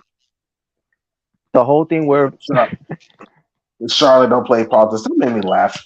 The whole thing where they're gonna have a main event for the women's for the first time ever for WrestleMania.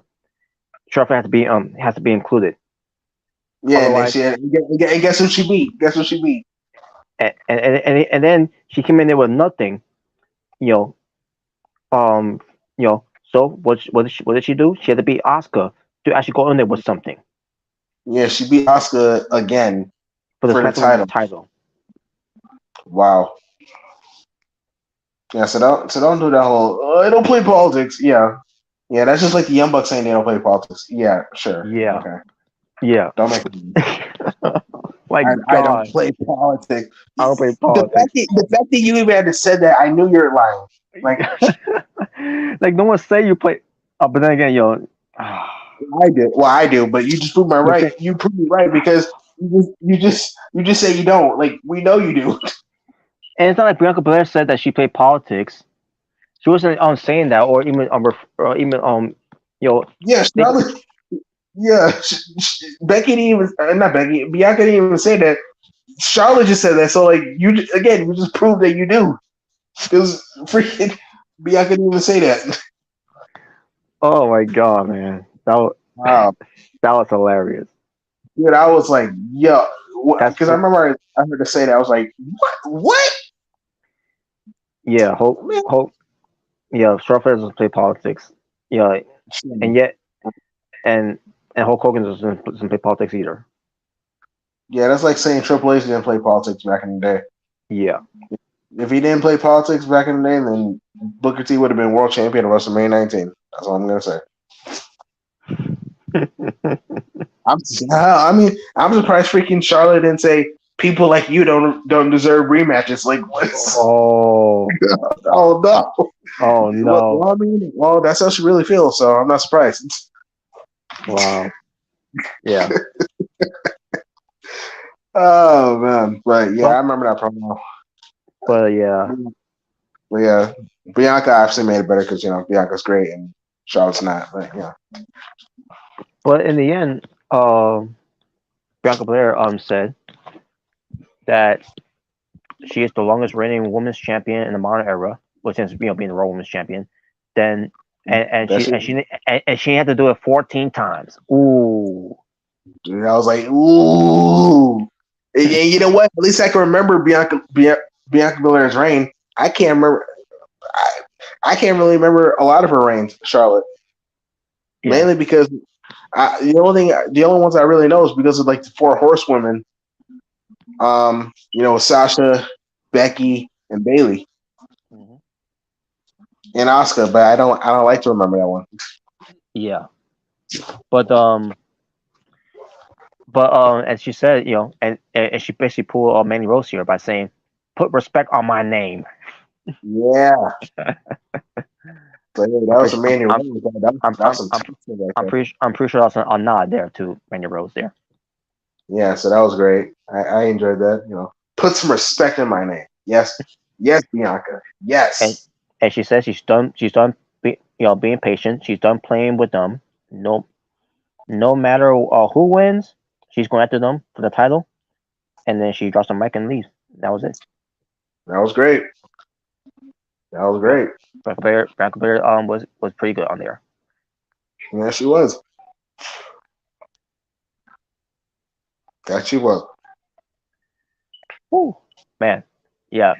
Obviously, Bianca Belair won that exchange there. Oh, definitely. Definitely. If anyone says Charlotte won, get out of here. No, you're lying. No, especially on the whole thing where she didn't play politics. Yeah, she definitely. Yeah, she lost. She lost there. She definitely lost right there. Exactly. Oh man. But anyway, politics. But yeah, well, we'll see what happens with that match between Asuka and Charlotte Flair. It's going to be disappointing. See Asuka lose. Because she can't get her moment because Miss Politics is back. Exactly. Let's hope at least there's some shenanigans, and then Asuka gets to win.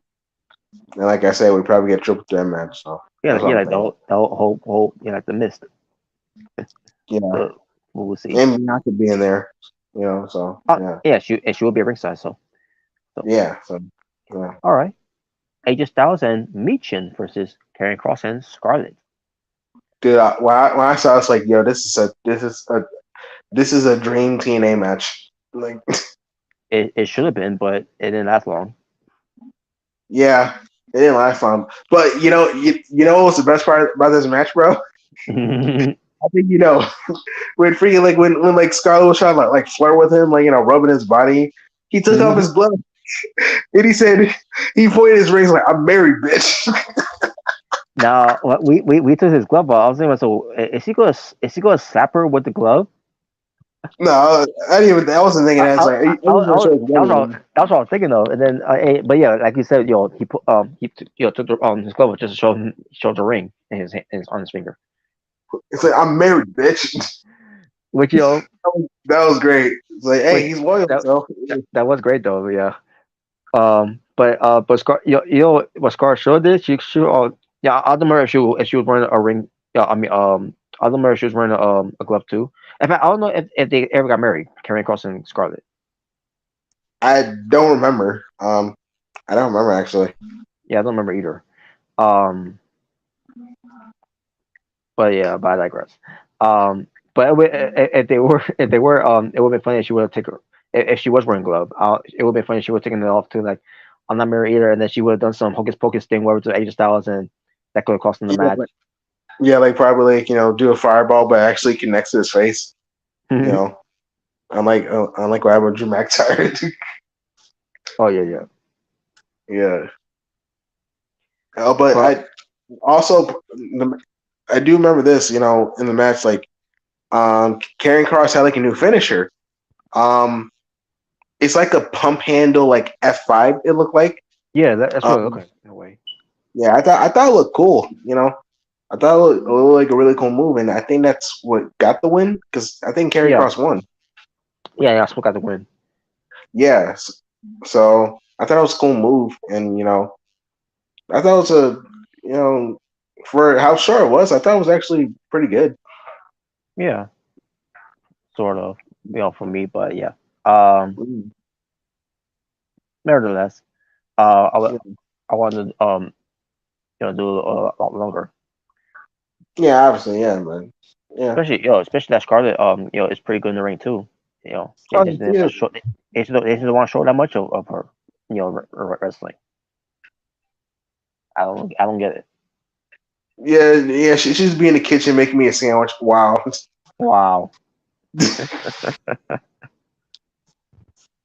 Oh man, but we had LA Knight going against Santos Escobar. Match didn't last long, but Escobar wins.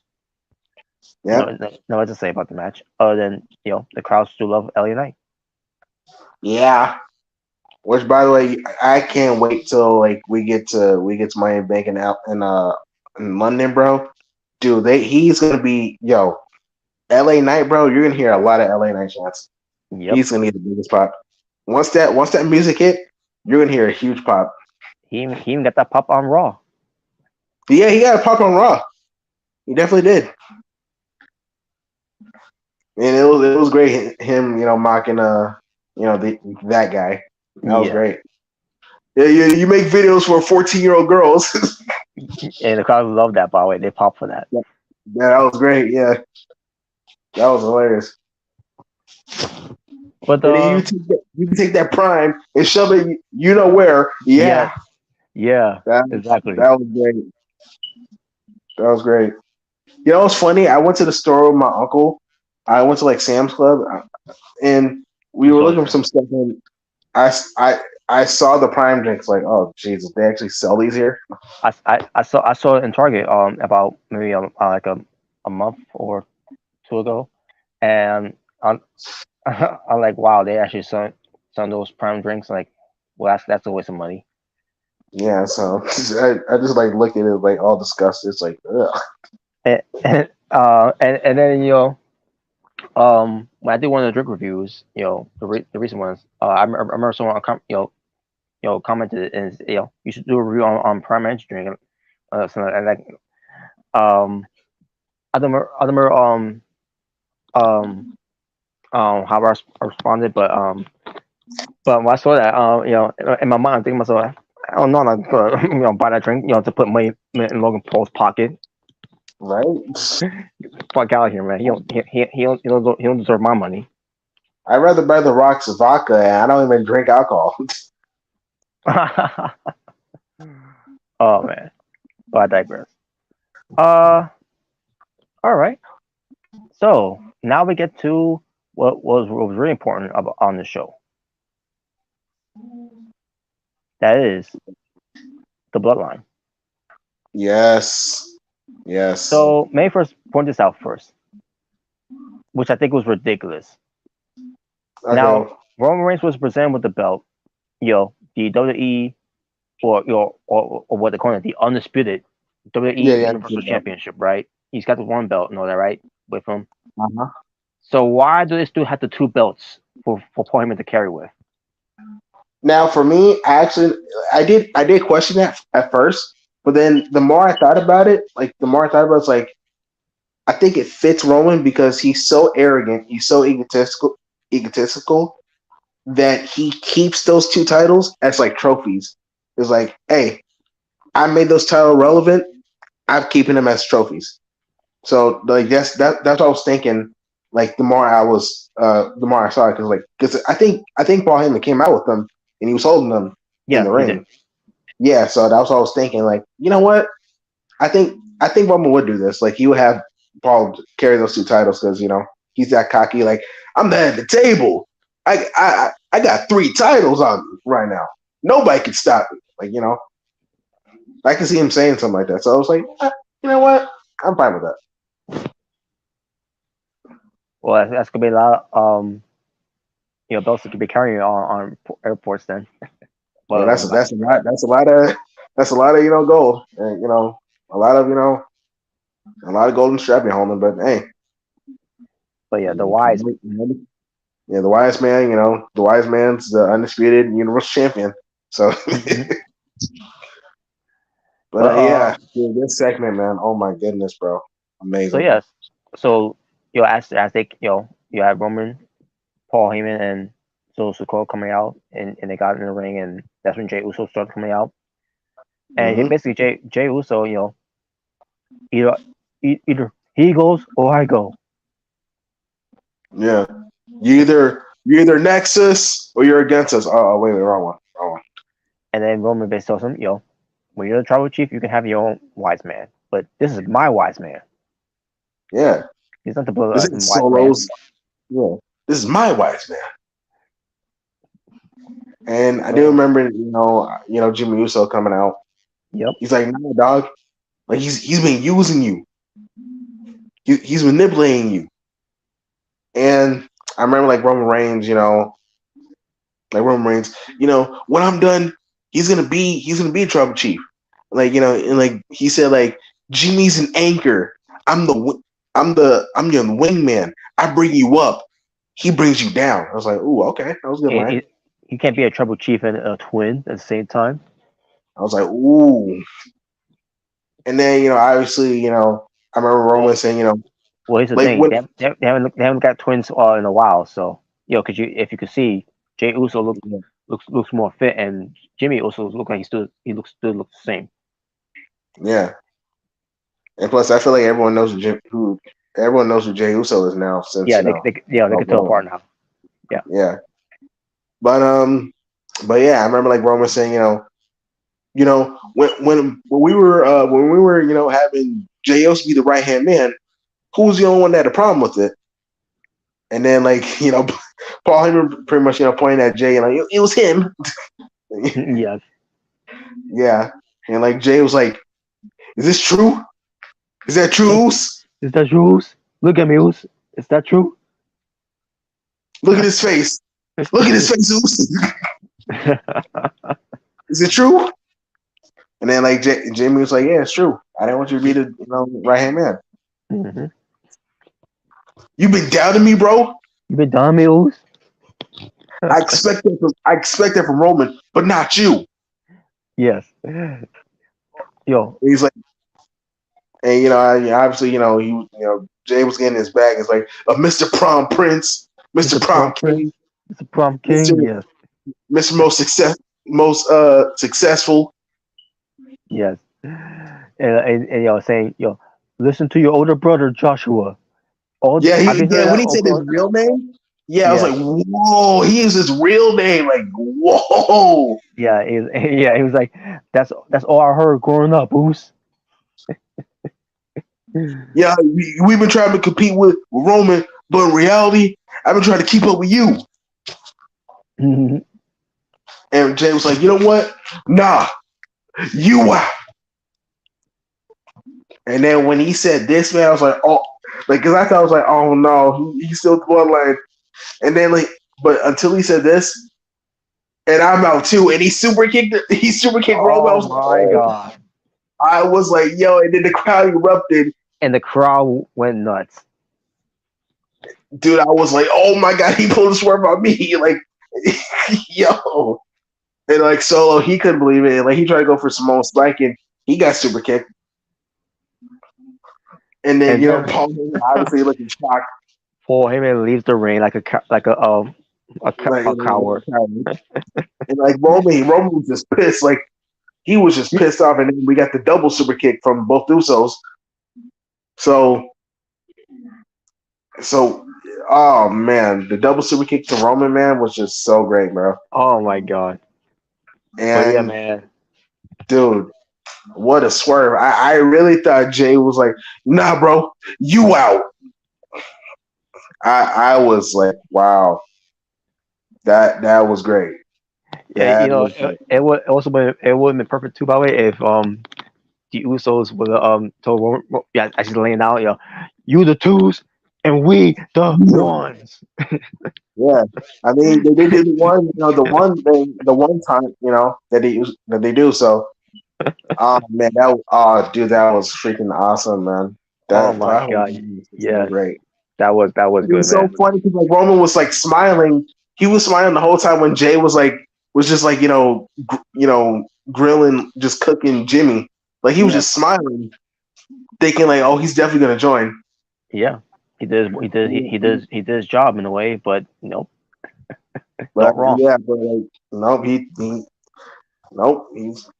He said screw. Jimmy said nope. Jay said nope. And Roman was just like, how dare you do this to me?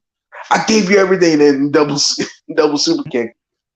Mm-hmm. So yeah, man, it's official. We got the Bloodline Civil War, and that's even what they're calling it. The Bloodline Civil War. They totally stole it from me. But yeah, man, it's gonna be in Money in the Bank. Oh man, I can't wait for that, man. We're getting the Usos versus Roman and Solo and Money in the Bank. Man, sign me up. Sign me up, man. That's gonna be freaking amazing. I already know the crowd's gonna go crazy for that. I cannot wait. Well, and this is what they're calling it too. As I'm pulling up the car here for Money in the Bank, and after SmackDown, after SmackDown, it was decent for what it was, but what remade the show was the Bloodline. Yeah, that Bloodline segment was just, dude, that was great, man. Mm-hmm. Just Jay, like, I mean, obviously the Usos they've been great with promos, but like Jay, like really showing how good he is, man. Like, yeah, showing how really good he is, and just a swerve, the super kick on Roman, just great, man. Just really great. It was so great. I watched back at it on YouTube all the time. Yeah, I've been watching it for a few days on that segment. That was just so good, man. Really, really. Because I was actually, I really thought Jay was actually gonna, still be with the Bloodline, but I think when he super kicked Roman, I was shocked. Like, oh my god, he really did it. We're finally getting it. The Usos versus Roman and Solo, the Bloodline Civil War, and I can't wait. I cannot wait. And I remember I saw a picture. I saw a picture of obviously with the Bloodline when they had Sammy in it, and they were doing the ones. So it showed that picture, but it has like Sammy and the Usos in like gray. Yeah, and it's just Roman and Solo. Yep. Yeah. So, oh man. Oh, and by the way, speaking of Sammy, he was there in SmackDown, and he didn't even say anything to Jay. He just looked at him like what I even saying, like, you know what to do. You know what to do. Yep. So, and I thought that was cool. And the whole the whole bloodline, in SmackDown was great. I remember the backstage segment, Roman and Paul Heyman. It's like, get go find Jay now. Like he was just yelling at him. I see Paul Heyman like these kids. Oh, okay, my Tribal Chief. Don't hurt me. Yes. Oh man, it was just great, man. Just Yeah, it was. great segments from the Bloodline, man. Just man, I can't wait for Money in the Bank. And I think Money in the Bank is next week. Actually, if I'm not mistaken, right? Isn't it? Let me see. What's today? On July 1st. Yeah, because I know it's in July 1st. So yeah, so it'll probably be next week. I think it's 2 weeks. No, I think it's 2 weeks. Is? Oh, okay. Yeah, I think it's 2 weeks. But still, I can't wait. I cannot wait for Money in the Bank, man. It's gonna be freaking awesome, bro. Well, here's so far the card. It's gonna be awesome. So yeah, man. But so far, here's the card for Money in the Bank. Obviously, right. you got the Bloodline Civil War tag team match. Yes. Obviously, it'll be Roman Reigns and Solo Sikoa versus the Usos. Yes. Who do I have win? Honestly, I don't know. I actually don't know for this one. I don't know. But the other match you got so far is the World Heavyweight Championship with Seth freaking Rollins defending against Finn Balor. 7 years in the making. Yep. Which it was built up for SummerSlam, but I digress. Yeah, maybe we'll get the Demon versus Seth Rollins in SummerSlam. Maybe. Probably. Cody Rhodes versus Dominic Mysterio. I'm sure Michael Cole's gonna enjoy this match. I'm sure he's gonna want Cody Rhodes to, beat that punk kid Dominic. Yes. For the women's Money in the Bank ladder match, you got Zoe Stark, Zelina Vega, Yay. Becky Lynch, Yay. Io Sky, yay, Trish Stratus, yay, and it might be Bailey or Sashi based on the match that's gonna be made from this coming Friday. Yay. Either or, yay. Yeah, either way. We'll see what happens. And finally, the men's Money in the Bank ladder match that will feature Ricochet. Yay. Shinsuke Nakamura. Yay. Pete Dunne. Yay. Damian Priest. Yay. Santos Escobar. Yay. And L.A. Knight. Yeah. And Logan Paul. Boo. That's horrendous. Yeah. Let's hope the right person wins. And like I said, I don't care. Honestly, at this point, anyone can win besides the other guy, and I'd be fine. Yeah. Oh man, you know what? I kind of wish Bronson Bunny. I kind of wish Bronson Reed would have been in the match. That way, having no Logan Paul was in the match, he would do the tsunami off the ladder onto him and crush him. It'd be great if if they do a segment in Money in the Bank, Logan Paul's unconscious or something, and then we don't know who did it, and then someone comes out, whoever it is, and they get a big pop. It'd be great if it was actually Johnny Gargano. That'd be yes. Oh wow. That'd probably be the only time Omega actually likes Gargano. It's you know what? You get away from me. Yes. But yeah. But any more? That's it. That's it so far. Yeah, that's it so far. Oh, by the way, have you seen how AJ Mendes look like? AJ Lee. AJ Lee, AJ Mendes. What's the difference? What's the difference? Yeah, I've seen her pictures lately. I saw it on I think WrestleMania. It's oh wow, she a fitness model now. Yeah, look, she looks unrecognizable there. And Yeah, I'm not she has saying, more matches than Punk. Wow. oh my god, but I'm not saying it's a bad. I'm not saying it's a bad thing. I'm Oh no, saying no, no. I'm Look saying the good. good way. I'm saying the good way. Yeah, I'm she not was saying really good. I'm not saying the way all like what Jordan Grace did. Oh no, that's not comparable. That's not No, comparable. it is not because AJ doesn't go go Yeah, she and doesn't. She didn't take roids. Wow. she doesn't do those type of things. Obviously, she doesn't do that. Yeah. So Let's roid it up. Oh boy.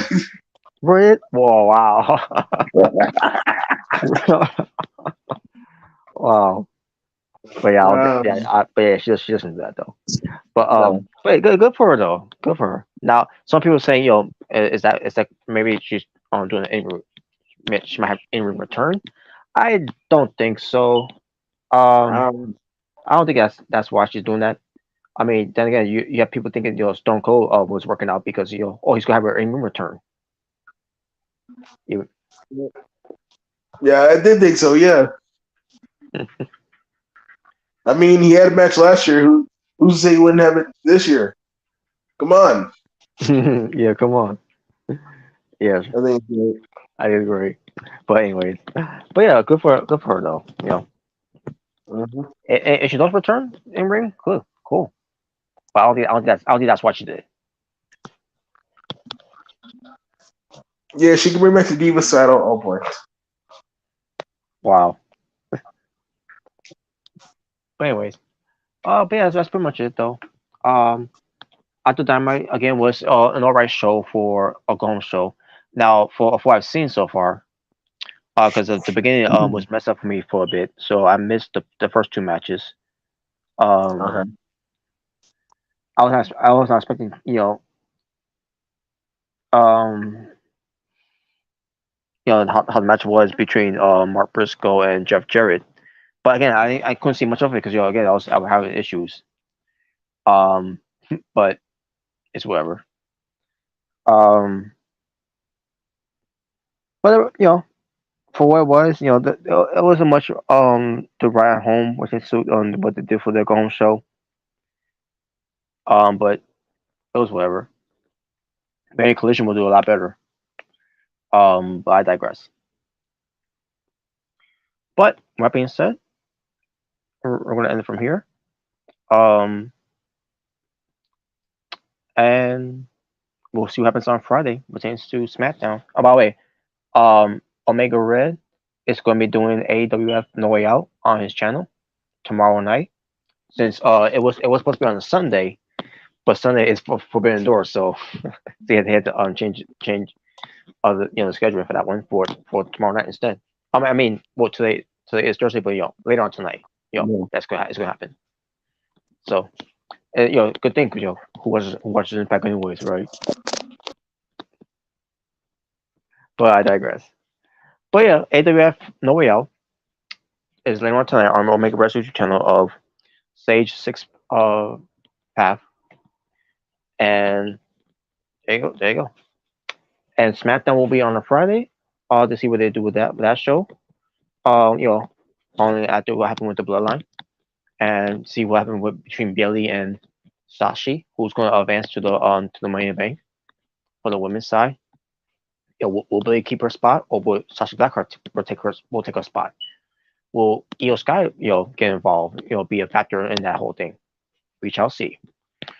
And I think that's going to happen. Putting up for their pay-per-view for Money in the Bank. And there you go. And if you care about Rampage, whatever, watch the Rampage, whatever, blah blah blah.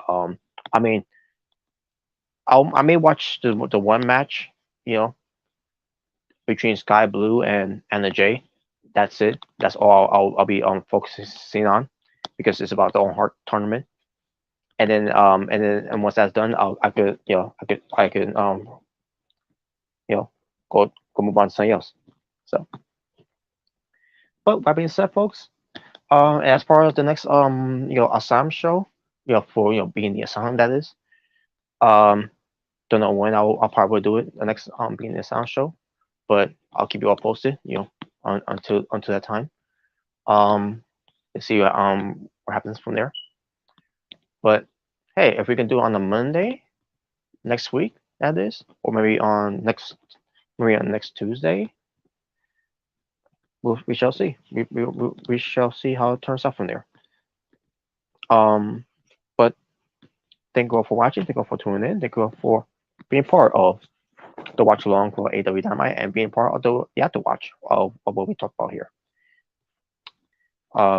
Thank you to Jay Bird for joining. Even though he joined late. But AC made it, and thanks to Jordan Williams and Omega Red of from the stage of Six Paths. And thank you all. So I don't know what to say for that, but other than that, thank you. Again, thank you. For I am Natural Born Thriller. As I say, peace on the streets to all you be well. Stay safe. Take care of yourself that's going on in the world. Until next time, take care of yourselves and each other. Well, this was your AEW Dynamite from June 21st, 2023 for this watch along. Take care.